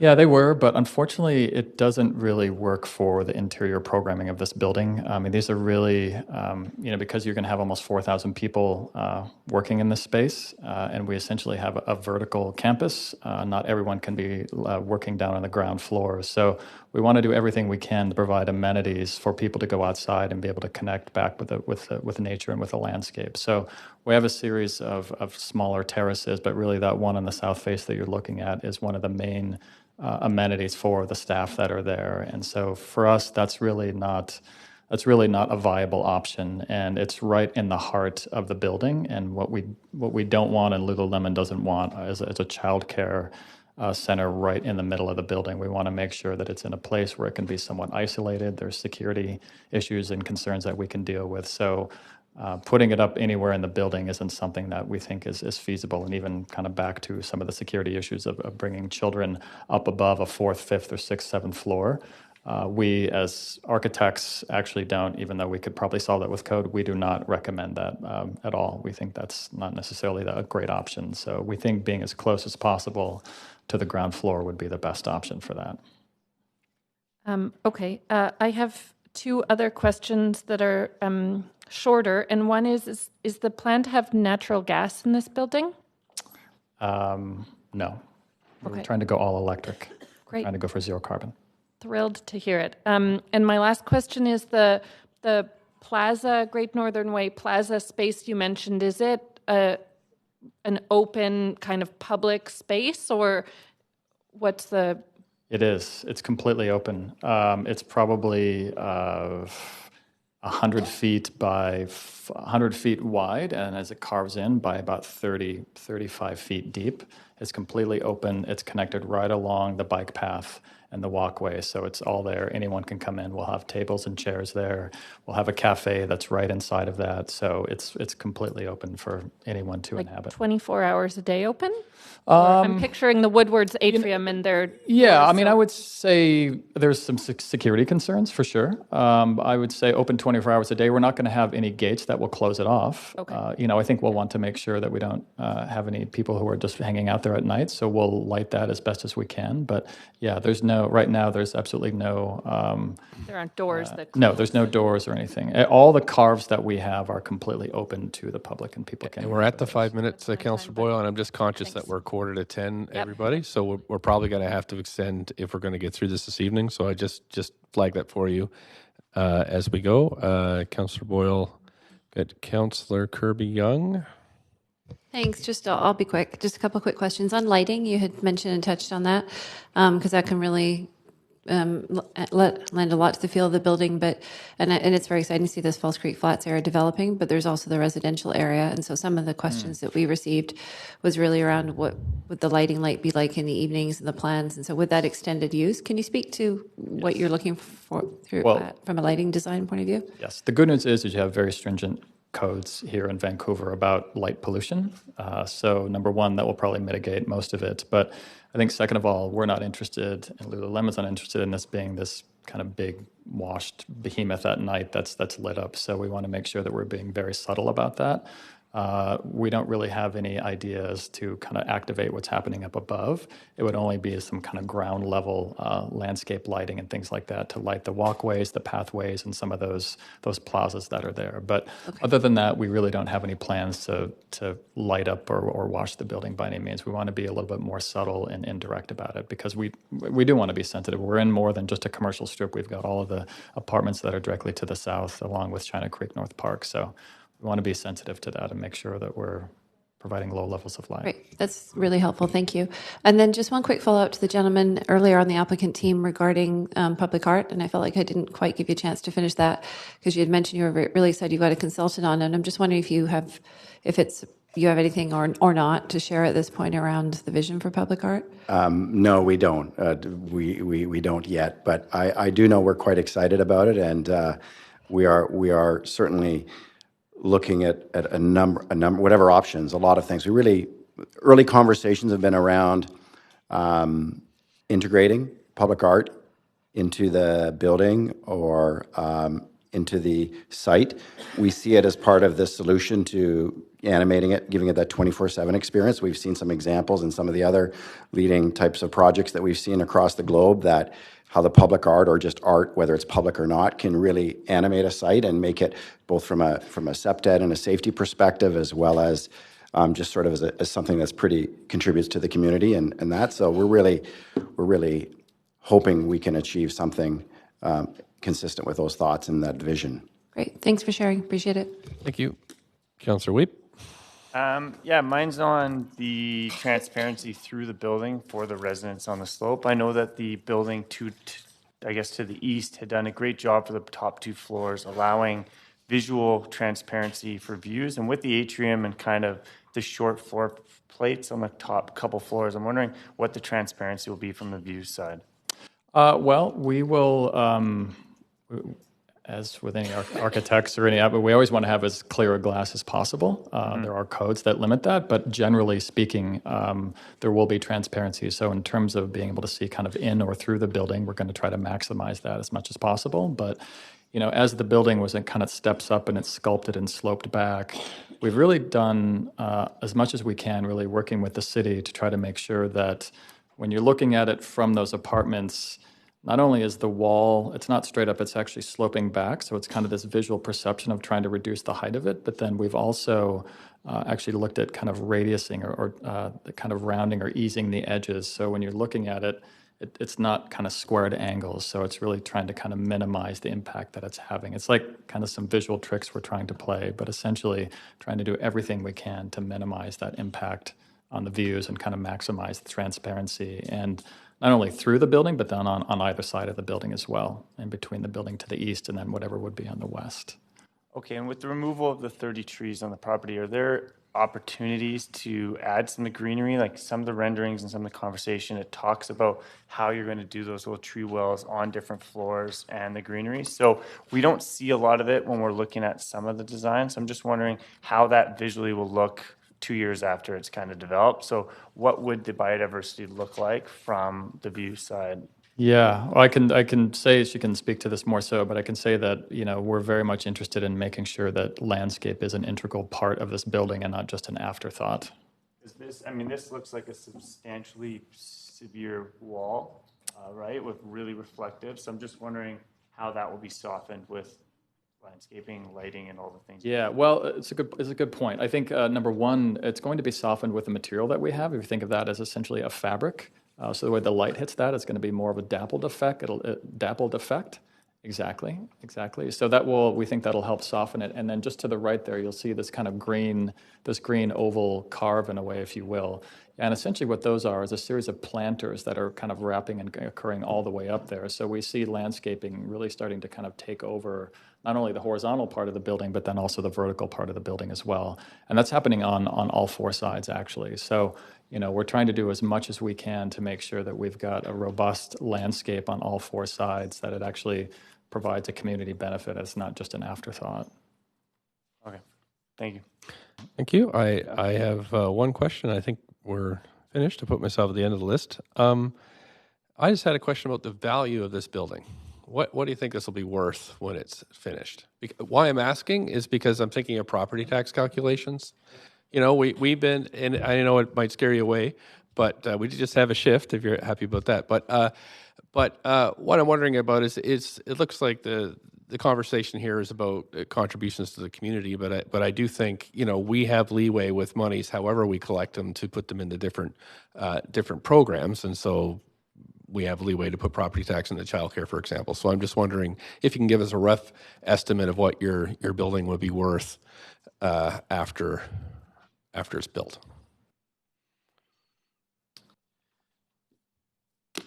It's a question, Mr. Mayor, that I do have an estimate for, but given this is a public event, I'm just not comfortable for commercial and other confidentiality reasons sharing that. I would be happy to provide that in an appropriate form to council. And perhaps we can ask staff, to kind of ease the pressure on you, to kind of have comparables or something that might give us some idea. So I can save that for staff, and I understand the nature of things. But I just think, we've had a great discussion here about the forum, about the landscape, about the amenities that might be provided. But I think just getting a sense of the overall impact, positive and things we might want more of is important. But I will ask staff for comparables. It's certainly a significant, in the hundreds of millions investment into this project. Yep. If that helps. It does. Okay. Thanks very much. Councillor Weeb, I've got you back on the list. Yeah, one quick question would be on the retail and kind of the, I used to work for Lululemon and I know the brand relations, but across the street of this project, we currently have a new Tim Hortons going in. So I'm just wondering how you're going to kind of really incorporate kind of those local brands into the retail, or do you have kind of a specific kind of outlook of what kind of retail you're looking for to attract to this building? Go ahead, please. Sorry. Yeah. So we have not yet determined the retail mix composition. We see that it's slowly evolving in the Falls Creek Flats area. There are some proponents or some CRUs in our neighbor immediately adjacent to the right, and there's the little bit to the west as well. I believe Lululemon is very being homegrown. I think there's certainly our preferences for homegrown type industries and startups and the like. So I don't think there would be a lot of appetite for us to bring in like a major brand. A Starbucks is a good example. I said, no, that's not what we would like to see. We'd like to see something a little bit more homegrown. But we haven't yet determined what that mix and that composition would be. Does that answer your question? I have one. Yeah, sure. So just an applicable example might be we have experiential stores in some cities, which are large stores. We have one in Chicago.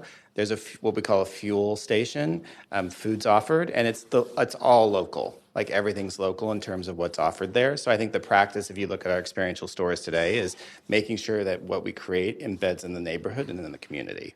So we can't be specific right this moment, but I think practice is certainly that is what we have done, and our experiential stores thus far, which are all open this year, so in the last year. Okay, thank you very much. Appreciate it. Thank you very much. Councillor Boyle, I've got you on the list. Thanks. Just noting the time, I'm hoping Thank you. to move that we finish hearing from speakers on this item tonight and then refer questions to staff as well as debate and decision to the time that would make sense. Okay. That So we've got that 29th and 30th, I thought it. The 30th. It would go until the 30th. Okay. That's what I would like to I don't know move. what today is. What is today? 22nd. Okay, so. And I assume then also referring item 7 to the 30th as well. Yeah, do we have to have separate motions for that, clerk? Sorry? Separate motions if we're going to refer both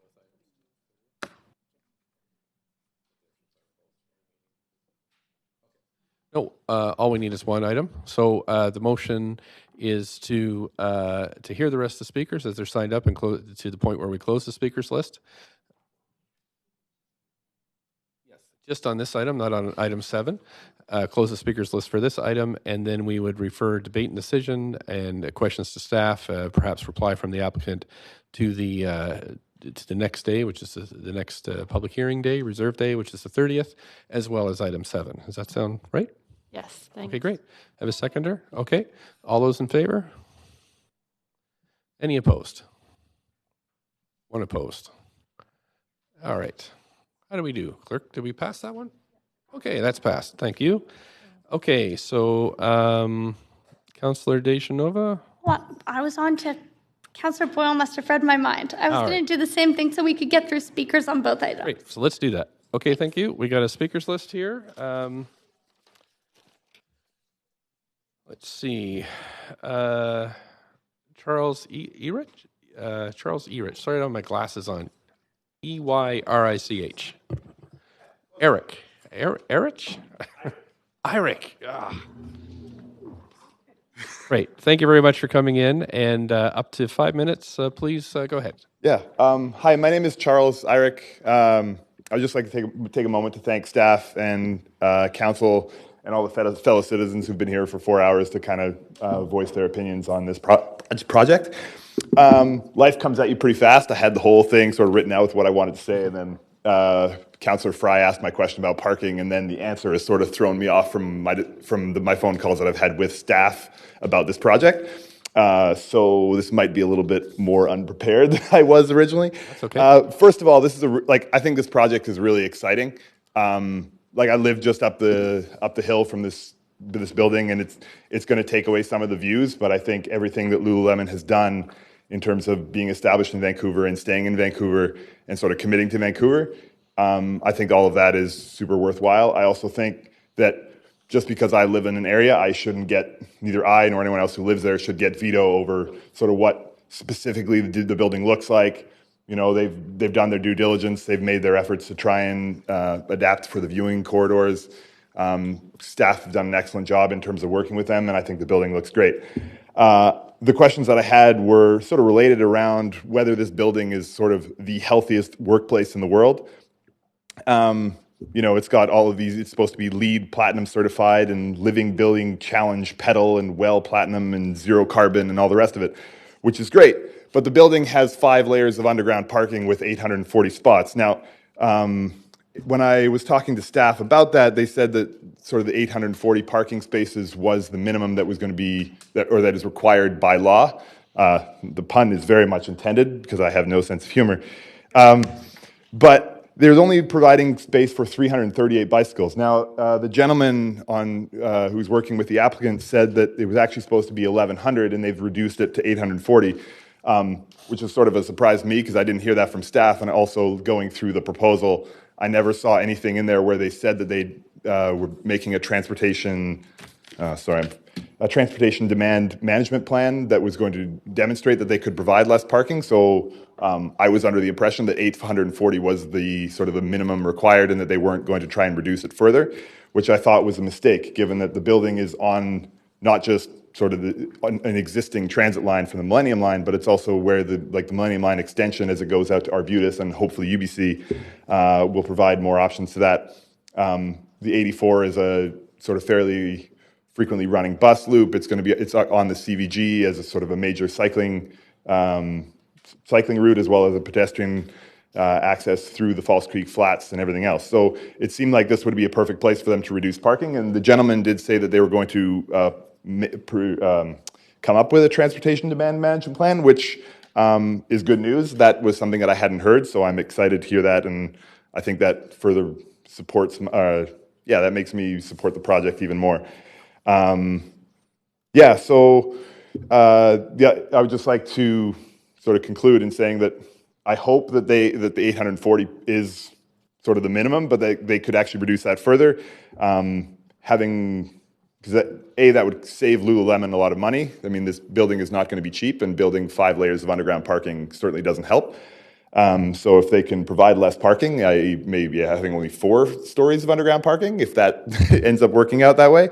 Obviously, I'd have to see how it works with the bylaws. That would save them money and also reduce the number of vehicle trips through the city and all the pollution that comes from that. But in closing, I would like to say that I really do support this project, and I hope that council approves it. Thank you very much. You do have questions from Councillor Wiebe. Oh boy. Obviously, I also live, I think, very close to you, and there's been a lot of signs up in the area. Have you talked to a lot of your neighbors on the project, and have you seen the signs talking about the project in front of you? I haven't. I saw I missed. There's a sign in my building that's currently that my wife said that she saw that they're encouraging people to come out and voice their opposition to the building because there's going to be the light and everything else that's coming from it. So I haven't heard, like, everyone that I've talked to in the area who I've met happen to like it. Admittedly, that's a very anecdotal sample, so I'm not going to go to the bank with that. But yeah, like a lot of I have a lot of friends who work at Lululemon who are all really excited about the building. A lot of them wish that they would be providing more parking because apparently Lululemon provides free parking at their current headquarters. Even it pays for parking passes at the planetarium as a service to employees, which I think, when they're talking about sort of an equitable workplace, means that they're really paying the people who drive more than the people who transit or the people who bike or the people who walk, because the cost of paying for parking is not cheap.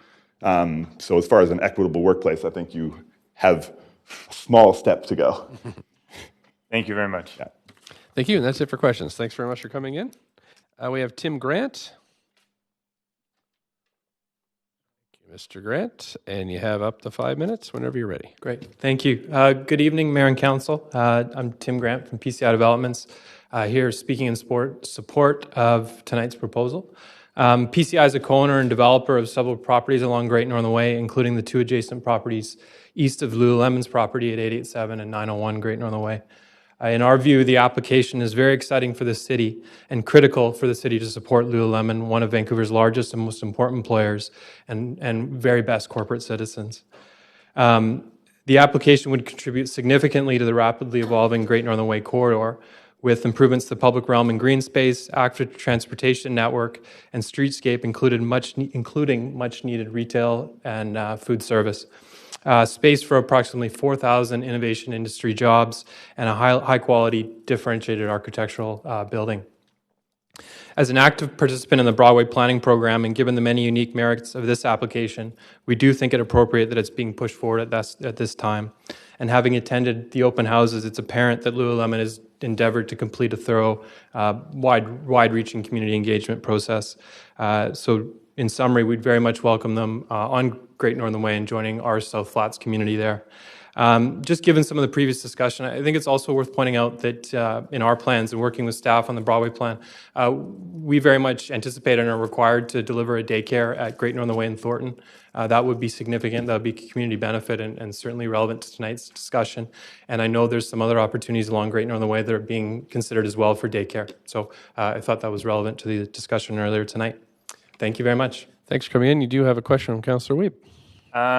Yeah, obviously the project with Omni and the Michael Green project, they're working together to look at creating the Brewery Creek and really creating a magical experience for the staff there and the public. I'm wondering, has there been conversations between PCI and the proponent tonight to look at how they could really utilize that easement in China Creek and make kind of a space not only for the residents and the neighbors, but really one where staff are kind of get to step away in this magical world right where China Creek is? Yeah, not necessarily speaking specifically to China Creek, just because we don't necessarily have any direct involvement with that. But I can say the Great Northern Way corridor, I think, has got some really good stakeholder stations happening with the Broadway plan. Lululemon's been an active participant in that, and there's certainly lots going on between ourselves and Lululemon and some of the other stakeholders in the area. So I think that's something that's intended to come forward to Councillor later this year. And from the parts that I've seen and proposed, this would be a great way to get that started. Beautiful. Thank you very much. Thanks very much, Councillor Fry. Yeah, thank you. And thank you, Mr. Grant. I appreciate you bringing up the comments about other childcare potentials. And obviously, this council, I think you're hearing that we're all generally pretty disappointed that this project will provide 840 daycare spots for cars, but none for children. What can you tell us about daycare proposals that are, since you mentioned that there are, I mean, Thornton's a little bit far from this location, but what are you hearing that are coming down the pipe for daycare along Great Northern Way? Because it's a pretty big intensification. Might be a better question for staff. Yeah, certainly not to take away from the application tonight. I can just say that that's a consideration. I mean, I know at Great Northern Way in Thornton, which isn't as far away as you think, there's a significant one planned. And certainly through the Broadway plan, there's more opportunities being explored along Great Northern Way in reasonably close proximity to the sites. But there's nothing in the Flats or Emily Carr or anything in the immediate vicinity that you're aware of? Well, we are required to deliver a daycare on the future site right adjacent to Emily Carr. So that would be one. All right, thank you. Thanks very much. We're on to the next speaker.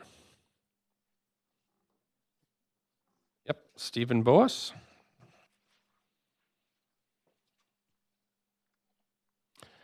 Thanks for coming in. You have up to 5 minutes whenever you're ready. Yeah, on the first slide. Okay, just setting up my computer here. Okay. Take your time. And gotta get my password and my slides up. All right. One more second. Lots of slides. Okay, so thank you, Mayor and Council, for this opportunity to speak. My name's Stephen Bohas. I live nearby in Grandview Woodland, and I see a lot of problems with this project. Now, first of all, it's the sheer height and volume. And this is for 215 feet. And to put that in perspective, there's a building called the Independent, but it was called the Rise, at 10th and Kingsway. And it is also 215 feet tall. There's a huge public hearing, 289 speakers signed up, 7 days and nights of public hearings. And it was pretty clear that the community didn't want the height there. And the previous council passed it. This is exactly 215 feet high, exactly. It's that high. The Rise is 21 stories because the residential floor height is about 9 feet, give or take. They are asking for 13.1 feet, 4 meters. You can do a little bit less in commercial. You could probably go to 3.5, 3.6 meters floor to floor. And the floor to floor heights on the upper stories and the lower stories, they're well in excess of what's needed for commercial. So they are asking for height. And this council is under no obligation to grant additional height, especially that there is no benefit given to the community as per the Vancouver Charter. The application is not just for an increase from 120 feet, which is allowed in the current CD1, it's 215 feet. There's also change in use, which is the retail and cafe space. It's not just office space. Now, if we look at the history of the site and then go back, it was actually originally rezoned in 1999. And on that public hearing on September 21st, 1999, there is a child care point for 56 children for the entire Finnings land. I don't know if that's ever been delivered, but that is from September 21st, 1999, point 6 under item number 5. Then going on that, I'm just looking at the sheer size of the parcels beside it. So the Great Northern Way campus, there are quite a few parcels that are empty currently, parking lots. Will this set a precedent for additional very, very tall buildings side by side, forming a row of buildings? And if we go all the way down to Emily Carr campus, there is a building that was built right in front of an office building. It's fairly tall, but that's only 100 feet tall. So this would be over twice the height of the building that's been put in front of Emily Carr campus, which actually cuts Emily Carr campus off from the street. And I'm just wondering, is Great Northern Way campus just going to be parceled off and sold off, and really there won't be much of a campus except for that Emily Carr campus building, which I don't know why we're putting a transit stop there then.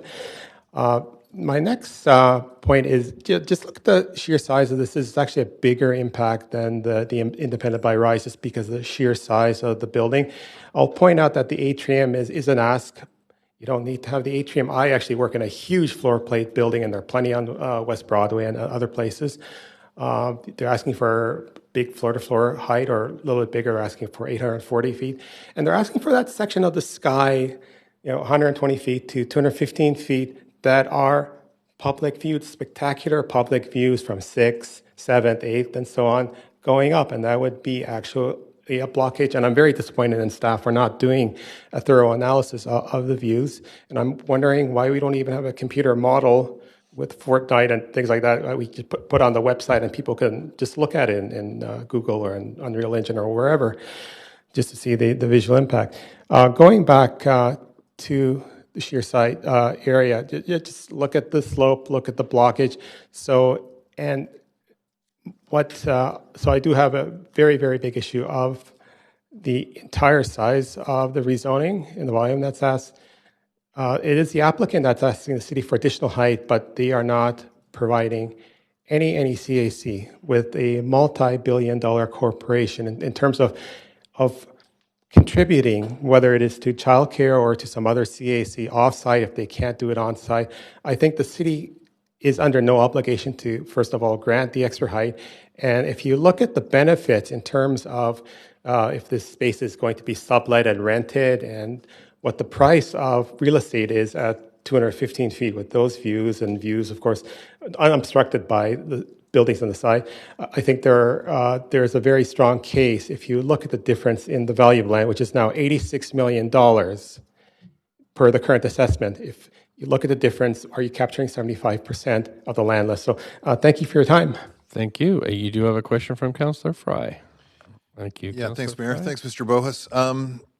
So I just want to be clear that there is no obligation for a CAC because this isn't a rezoning.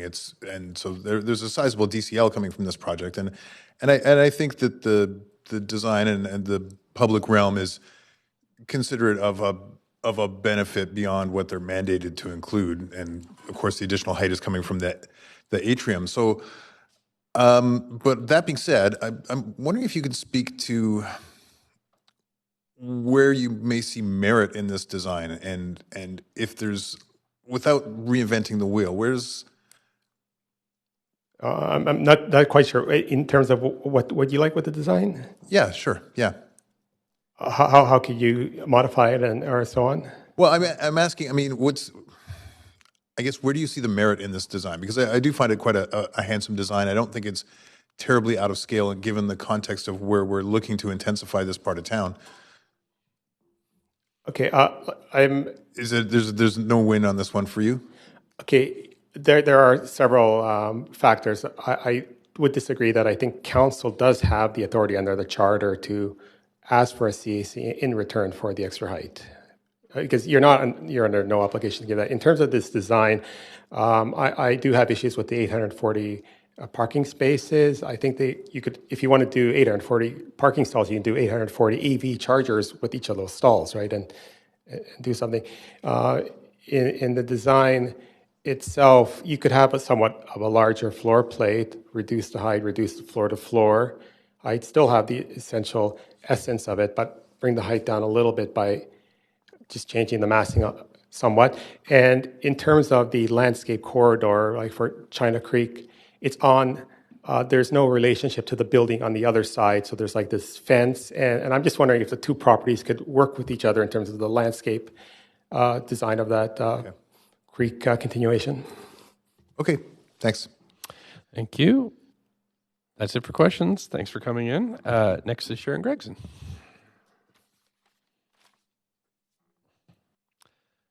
Thanks so much for coming in and waiting patiently.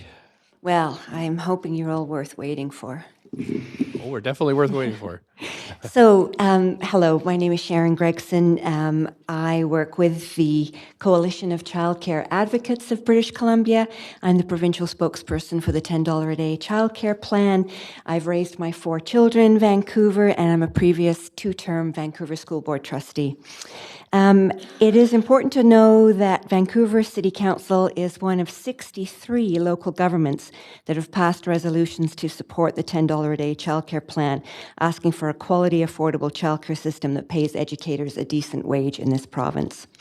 And personally, I have been presenting to councils of various stripes in this room for more than 30 years. And I'm pleased to say that all councils have been supportive of childcare over those 30 years of my presentations. And I'm happy to see childcare advocates in the room today. Last summer, the province entered into an agreement with the city of $33 million to create 2,300 new childcare spaces. And at that time, the Director of Social Policy, Mary Claire Zach, spoke to media and talked about the city's own analysis that there is a shortage of 16,274 childcare spaces in the city. I'll say that number again, 16,274 shortage of childcare spaces. A couple of years ago, the Greater Vancouver Board of Trade did quite a report leading up to the provincial election, and one of their headlines was, "When productive adults are not able to participate in the workforce, business and the economy suffers." Fast forward to September 2018, and BC Business Magazine reported that families are leaving Vancouver because of lack of access to affordable housing, no surprise there, but also because of lack of access to quality, affordable childcare. And in fact, childcare is the second highest expense after housing for families in this city. So Lululemon has confirmed that they'll be hiring additional staff, and it would be wonderful to see such a significant corporate citizen who's so innovative and clearly has put a lot of ingenuity into this building to include rooftop childcare, for example, which we know is very much possible in the city of Vancouver. Because waiting lists to access licensed childcare are literally years long in this city, especially for children under the age of 36 months. And so I'm hoping that Vancouver will follow up on its continuing and non-partisan commitment to increase the number of licensed childcare programs in this city. Now, eventually, childcare will be delivered through the governance of the Ministry of Education, but that is clearly not happening immediately. And so in the meantime, all levels of government must take every opportunity to leverage opportunities to create more licensed childcare spaces. And that's in every new development, and further to make sure those spaces are operated either by a public body or by a not-for-profit entity. We know that not-for-profit childcare is almost always less expensive than for-profit childcare. So I urge you, councillors, to continue the leadership role that this council and councils before you have shown on childcare.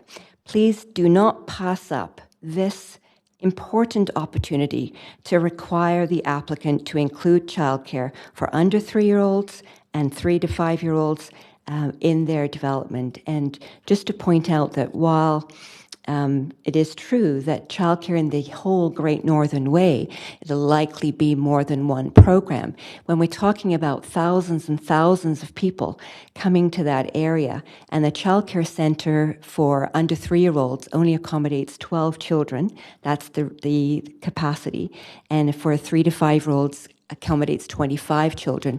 We need multiple childcare sites to accommodate even the people who'll be living and working in that area. So please, I urge you to consider childcare as you look at this applicant. Thank you. Thanks very much. You have some questions, Councillor Dejanova? Thanks very much. And I was actually just looking at the exact specifications for outdoor space. In the city of Vancouver, it's almost a legal size of a parking stall per child. Is that correct? you know more about this than I do, whereas most other municipalities are about half that size or space. Is that correct? So the provincial minimum requirement is 6 square meters, Yes. which was actually reduced from 7 to 6, which on international standards is considered absolutely scandalous that we would put children to play in an area that's less than a parking space for a car. And so when we think about quality, we want spaces to be big enough for children to play outside, and we hear people are talking about the adults needing to have access to the outside and enjoy the outside. We should want at least for that for children. So yes, that's why rooftop still works when we think about outdoor space. Okay, and I was talking about one parking stall per child of outdoor space. So looking at infants, it's 22 meters squared for 12, and preschoolers, by the time we're there, it's 45 meters squared. So considering this, do you think that plays into the need for 16,000 spots? I'm not saying that Vancouver doesn't have great guidelines. They go above and beyond what is asked of in the outdoor space. Mm-hmm. So in considering an application like this, do we need to look at not just the outdoor space, but the benefit in childcare and what we're doing to, just as we look at rental housing, how close are we to meeting our goal? Really, we have to weigh the benefits of that with childcare as well. Outdoor space versus rooftop, and is that something that you feel that we should? You're not saying that we should have all rooftop childcares, No. but we should have some. It could be different places. That's my interpretation of what you said, but I was hoping you'd elaborate on that. 'Cause as you said that, I just looked up the guidelines. So we are fortunate to have playground landscapers and architects who design beautiful rooftop play spaces for children. We just have to look in Athletes Village on Creekside. I challenge the architects to go and look at that site. It is a beautiful site with views of the water. And as we think about making beautiful spaces for adults, we should be making beautiful spaces for children as well. And it's entirely possible to do that on the rooftop. We have to be creative and pragmatic with the spaces that we've got to work with. But just because they're rooftop doesn't mean that we have to shortchange children. If we can do a footprint, that's great. If we need to do a rooftop, we can make that great as well. Okay, thanks. One more quick question for you, and it's about what the applicant said. It's a bit ironic that I wasn't here for part of this because I had childcare issues, but I was listening to the whole presentation and the questions. I'm wondering, do you feel that there are some people that would rather have their kids in, ground level childcare, and that's okay too? Do you feel that this offers enough of a benefit to the community at large, the city of Vancouver, and as you talked about, sort of being a good corporate citizen and offering childcare? But I'm just wondering overall. So the reality is that parents in Vancouver are so desperate for childcare that they often have no choice but to choose unlicensed and unsafe and sometimes illegal childcare. So to say that would parents prefer to have something else? Parents want to have licensed, high-quality, affordable childcare. And if that has its own footprint, that's great. If it's a beautiful setting on a rooftop, that's great as well. The importance is that it's high quality and that it's safe for children, and at a rooftop can be that. Okay, and you do support this, is what I've heard in your statement. I support childcare being included in this development. Okay, thank you very much. Thanks. Thank you. Councillor Boyle, up to 5 minutes. Thanks for being here. And I actually was going to ask about the outdoor space requirement too, so appreciate Councillor DiGenova and I being on a similar wavelength on that. My other question is, knowing you are a great expert on childcare in Vancouver, having heard the discussion and looked at the proposal, if you have a sense of where there might be options, you obviously think it could work.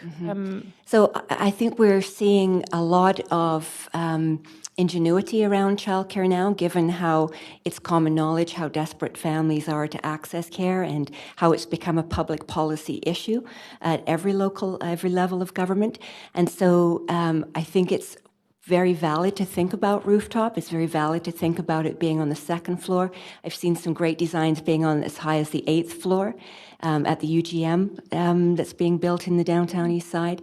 So there's lots of ways to be creative, and I don't think just because it's a little bit difficult to find the space that it automatically means we don't do it. Okay. And then finally, I'm wondering if you would comment on the tension around how a childcare space might fit into a workplace culture, or the sort of inequity of childcare in some workspace but not others. So I think it's ridiculous to say we won't build childcare because it only has 54 spots, and better for nobody to have it than 54 people to have it. It is, being an employer that has childcare on site, there's tons of research about how that is great for the people who work there that can access it. It's a bonus for an employer to be able to have that on site. To be able to open it up to the local community means you're an even better corporate citizen. And so there's, it's a win all around. And yes, you need architects and playground designers who know how to do that well. Not every architect can do it, but it can be done beautifully, and it can be done well, and it can meet the needs of employees and the community. Okay, that's all my questions. Thanks. Thanks very much for coming in, and that's it for questions for you. Appreciate you staying. We have Ellen Wordsworth. Thanks for coming in this evening. I'm short. Thanks for staying.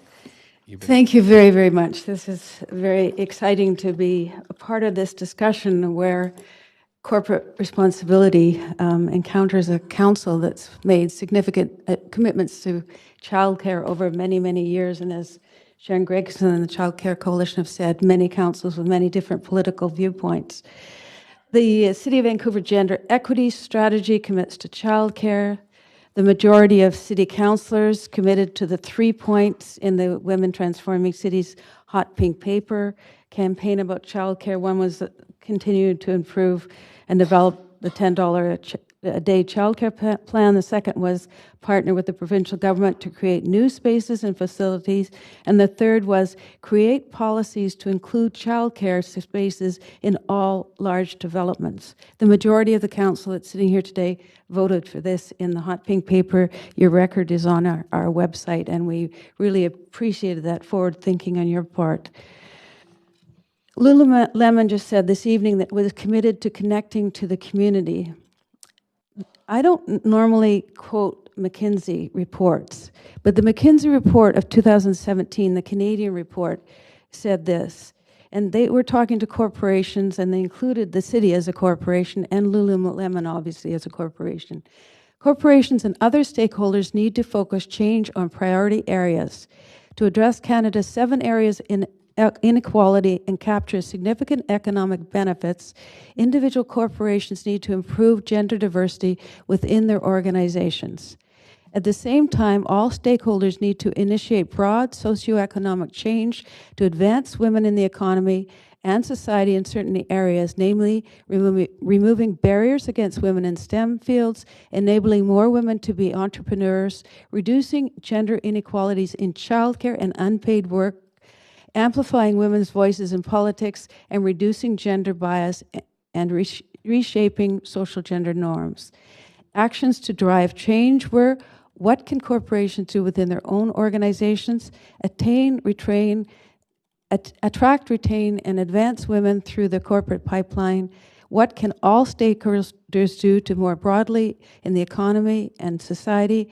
Remove barriers against women in STEM, enable more women to be entrepreneurs, reduce gender inequalities in childcare and unpaid care work, amplify women's voices in politics, reduce gender bias, and reshape social norms. So I just heard the presentation by Lululemon, and I just have to say, where is this example of a good corporate citizen? They're not in a view quarter, but they're providing view. They're talking about 800 units for cars when they're just next to a SkyTrain station. They're talking about all the staff they'll have there who will need childcare. And what's going to happen? They're going to go and use the public childcare that someone has just said is going to be built nearby and other childcare in the surrounding areas, i.e. they're going to draw down the existing public childcare spaces. And they'll take it away from existing staff, students, and neighbors. But they're going to build restaurants and perhaps a Lululemon store, which actually just increases their profit. I don't quite see how that's a contribution that they're making there. They've got space. They've obviously got a lot of space they can play with. And I think the parents who are so desperately needed as workers in this city and the students in this city are leaving because the city can't afford housing and they can't afford childcare, as the previous speaker said. Council has an opportunity at this point to ask for childcare in this development and direct staff to work with the applicant to get this childcare. I urge all of you to work together for the greater good of this city and all the parents, the mothers and fathers who desperately need the childcare. If you don't put it in this complex, you are guaranteeing that Lululemon will take up existing childcare spaces, reducing the number of available spaces that will be needed with the 2,000 to 4,000 people coming in to work at this building. Thanks very much. You have some questions. Councillor Bly is first. Please go ahead, Councillor Bly. Hello, Ms. Woodward. Thank you very much for being here. And I feel like we have a unique opportunity to ask you, given you were a city councillor and you've sat through many public hearings. And I would say personally, my comments and my questions so far to the applicant, I stressed much of what you. However, my question is, what do you see as the role of council in a private development we've asked, and you've asked us to ask, and we have asked, and this is what's come back. So we could ask again, but I'm just wondering what you would say is the role of government with a private development and a private business to mandate that they do something that they're choosing not to do, however disappointing it might be, given the need of childcare, but then especially in the role as in a public hearing process. This so-called public company is using public space. It's using the SkyTrain. It will use existing childcare spaces. It will use existing, I think Councillor Fry pointed out, and Councillor Wiebe pointed out, what it's calling green is not really significantly green, and 800 parking spaces, perhaps that's where we could get the childcare space.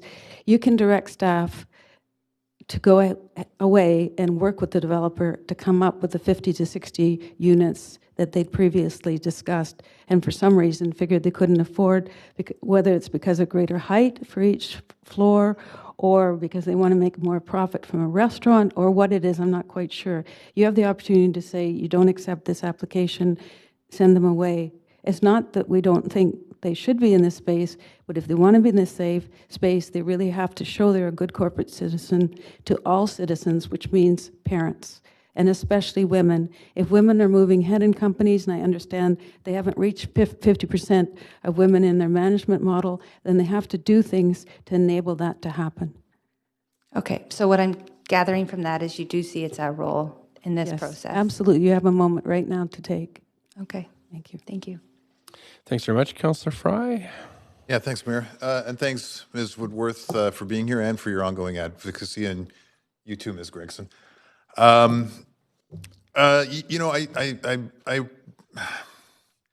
I was sitting here and listening, and I came across the philosophy for Lululemon, which I thought was interesting, innovating our social impact so we can elevate the world from mediocrity to greatness. I'm wondering if you might reflect on, is childcare in a workplace an innovative kind of solution that would elevate us from mediocrity to greatness? Is this the kind of thing that would be consistent with a philosophy like that? Well, presumably they believe in gender equity. Certainly this council does. And if you believe in gender equity, then you have to provide the child care necessary for the woman or the man who needs that child care, who's going to be working in this space. You could provide 24-hour child care, and you'd be providing that would be an innovation provision of something that would make the world better. We have to look at how we engage all our citizens. And this project before you is not very green, and it's certainly not socially sustainable in the way that it could be in terms of looking at parents and women who need, especially the women, because 64% of the work, unpaid work, is being done by women who need this kind of childcare on site. Well, and I appreciate that you said this about sustainability and social in the way that it could be, because this is a fantastic opportunity for our city. It's bringing a lot of jobs and economic development, and I don't think any of us dispute this. It's a very handsome looking building, and it's an exciting proposition. Does the inclusion of some child care have to be an onerous ask in your experience working in this capacity and looking at child care opportunities and daycare and that kind of thing? It's worth reading the McKinsey report, the 2017, or their more recent reports. And they talk about getting women into the paid labor force means you have to provide supports in the unpaid labor force.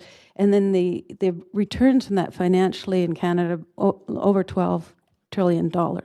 It's phenomenal returns for our community.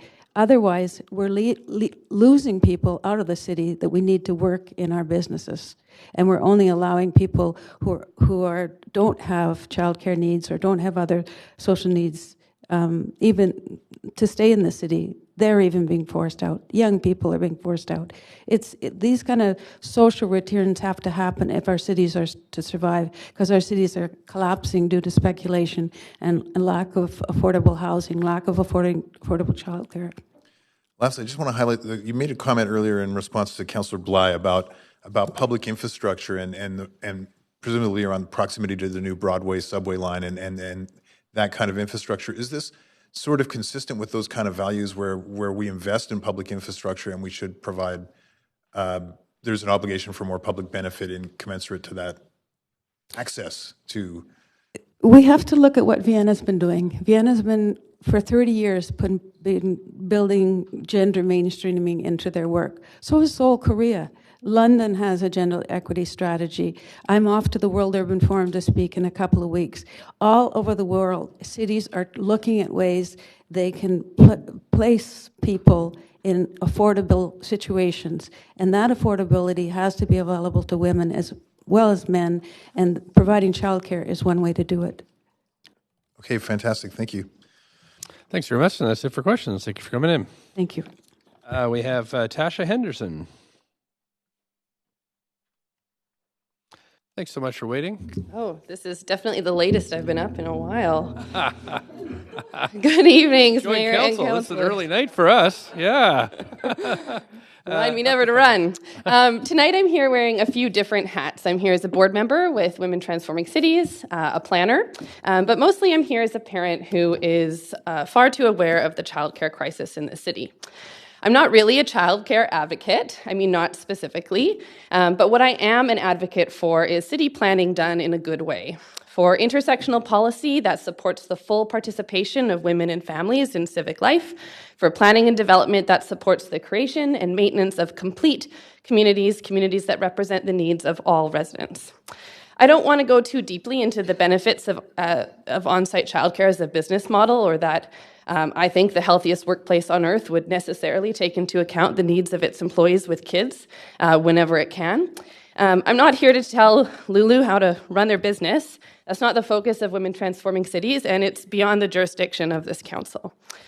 But to Councillor Kirby-Young's point, this is about the public benefit. So I'm here to hold your feet to the fire, to uphold your promise to use the levers that you have as a municipal government to address the childcare shortage in this city.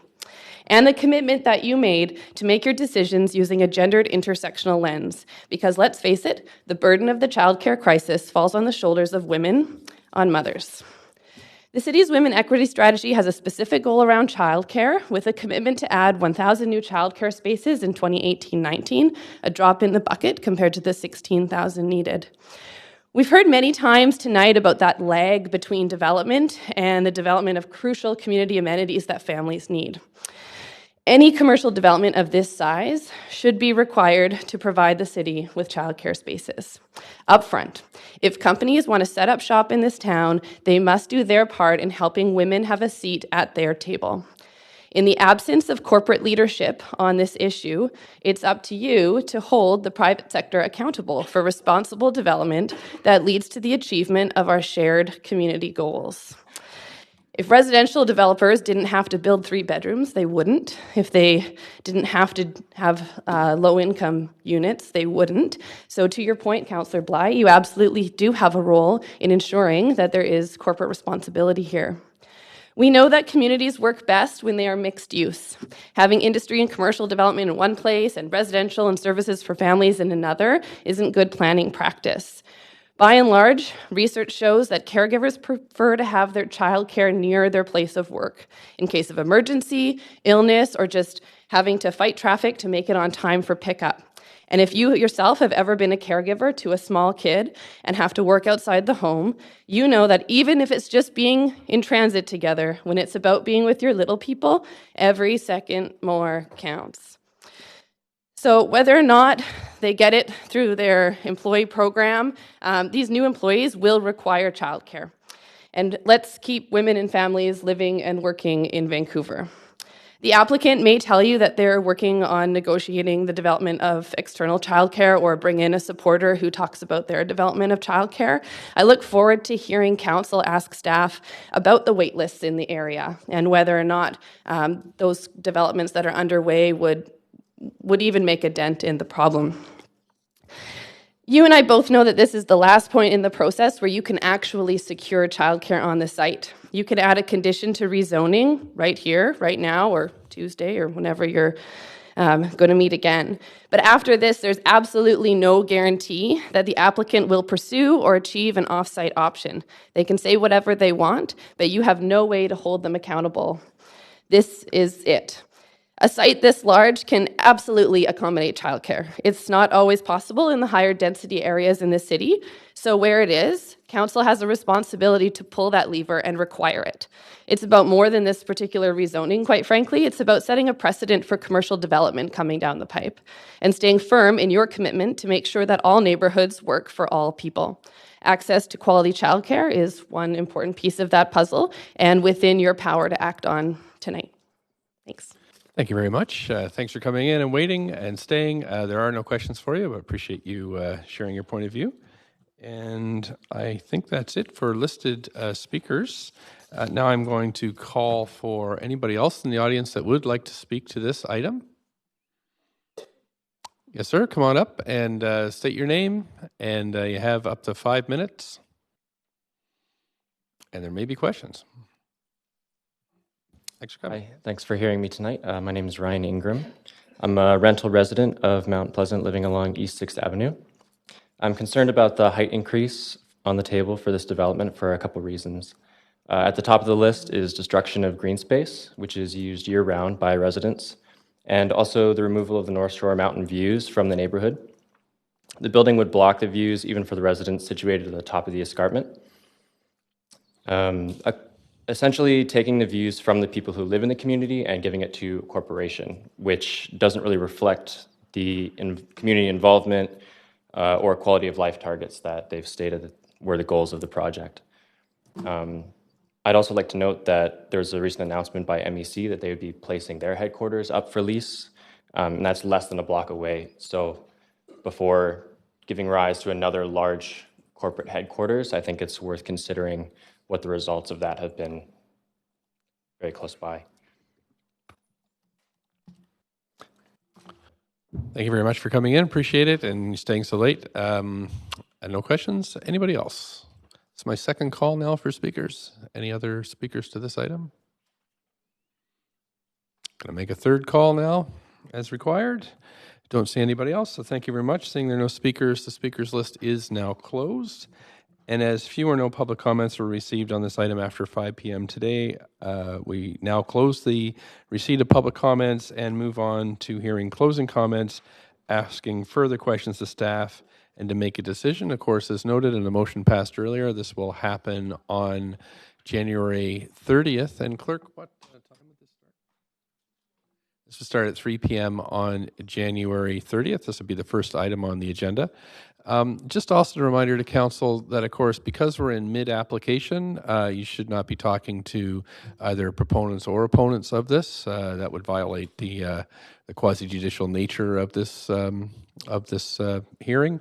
In addition, it'd be inappropriate for opponents or proponents to try to contact councillors. So we'll be back on the 30th to ask questions to staff, hear closing arguments by the applicant, and a debate and decision. So thanks everybody for staying late this evening, and if I can have a motion to recess. Recess, thank you very much. Seconded by Councillor Kirby-Young. All in favor? Any opposed? I think it's like the 5th meeting I've adjourned today, so that's like a bad sign, isn't it? It is like, thank you very much, everybody.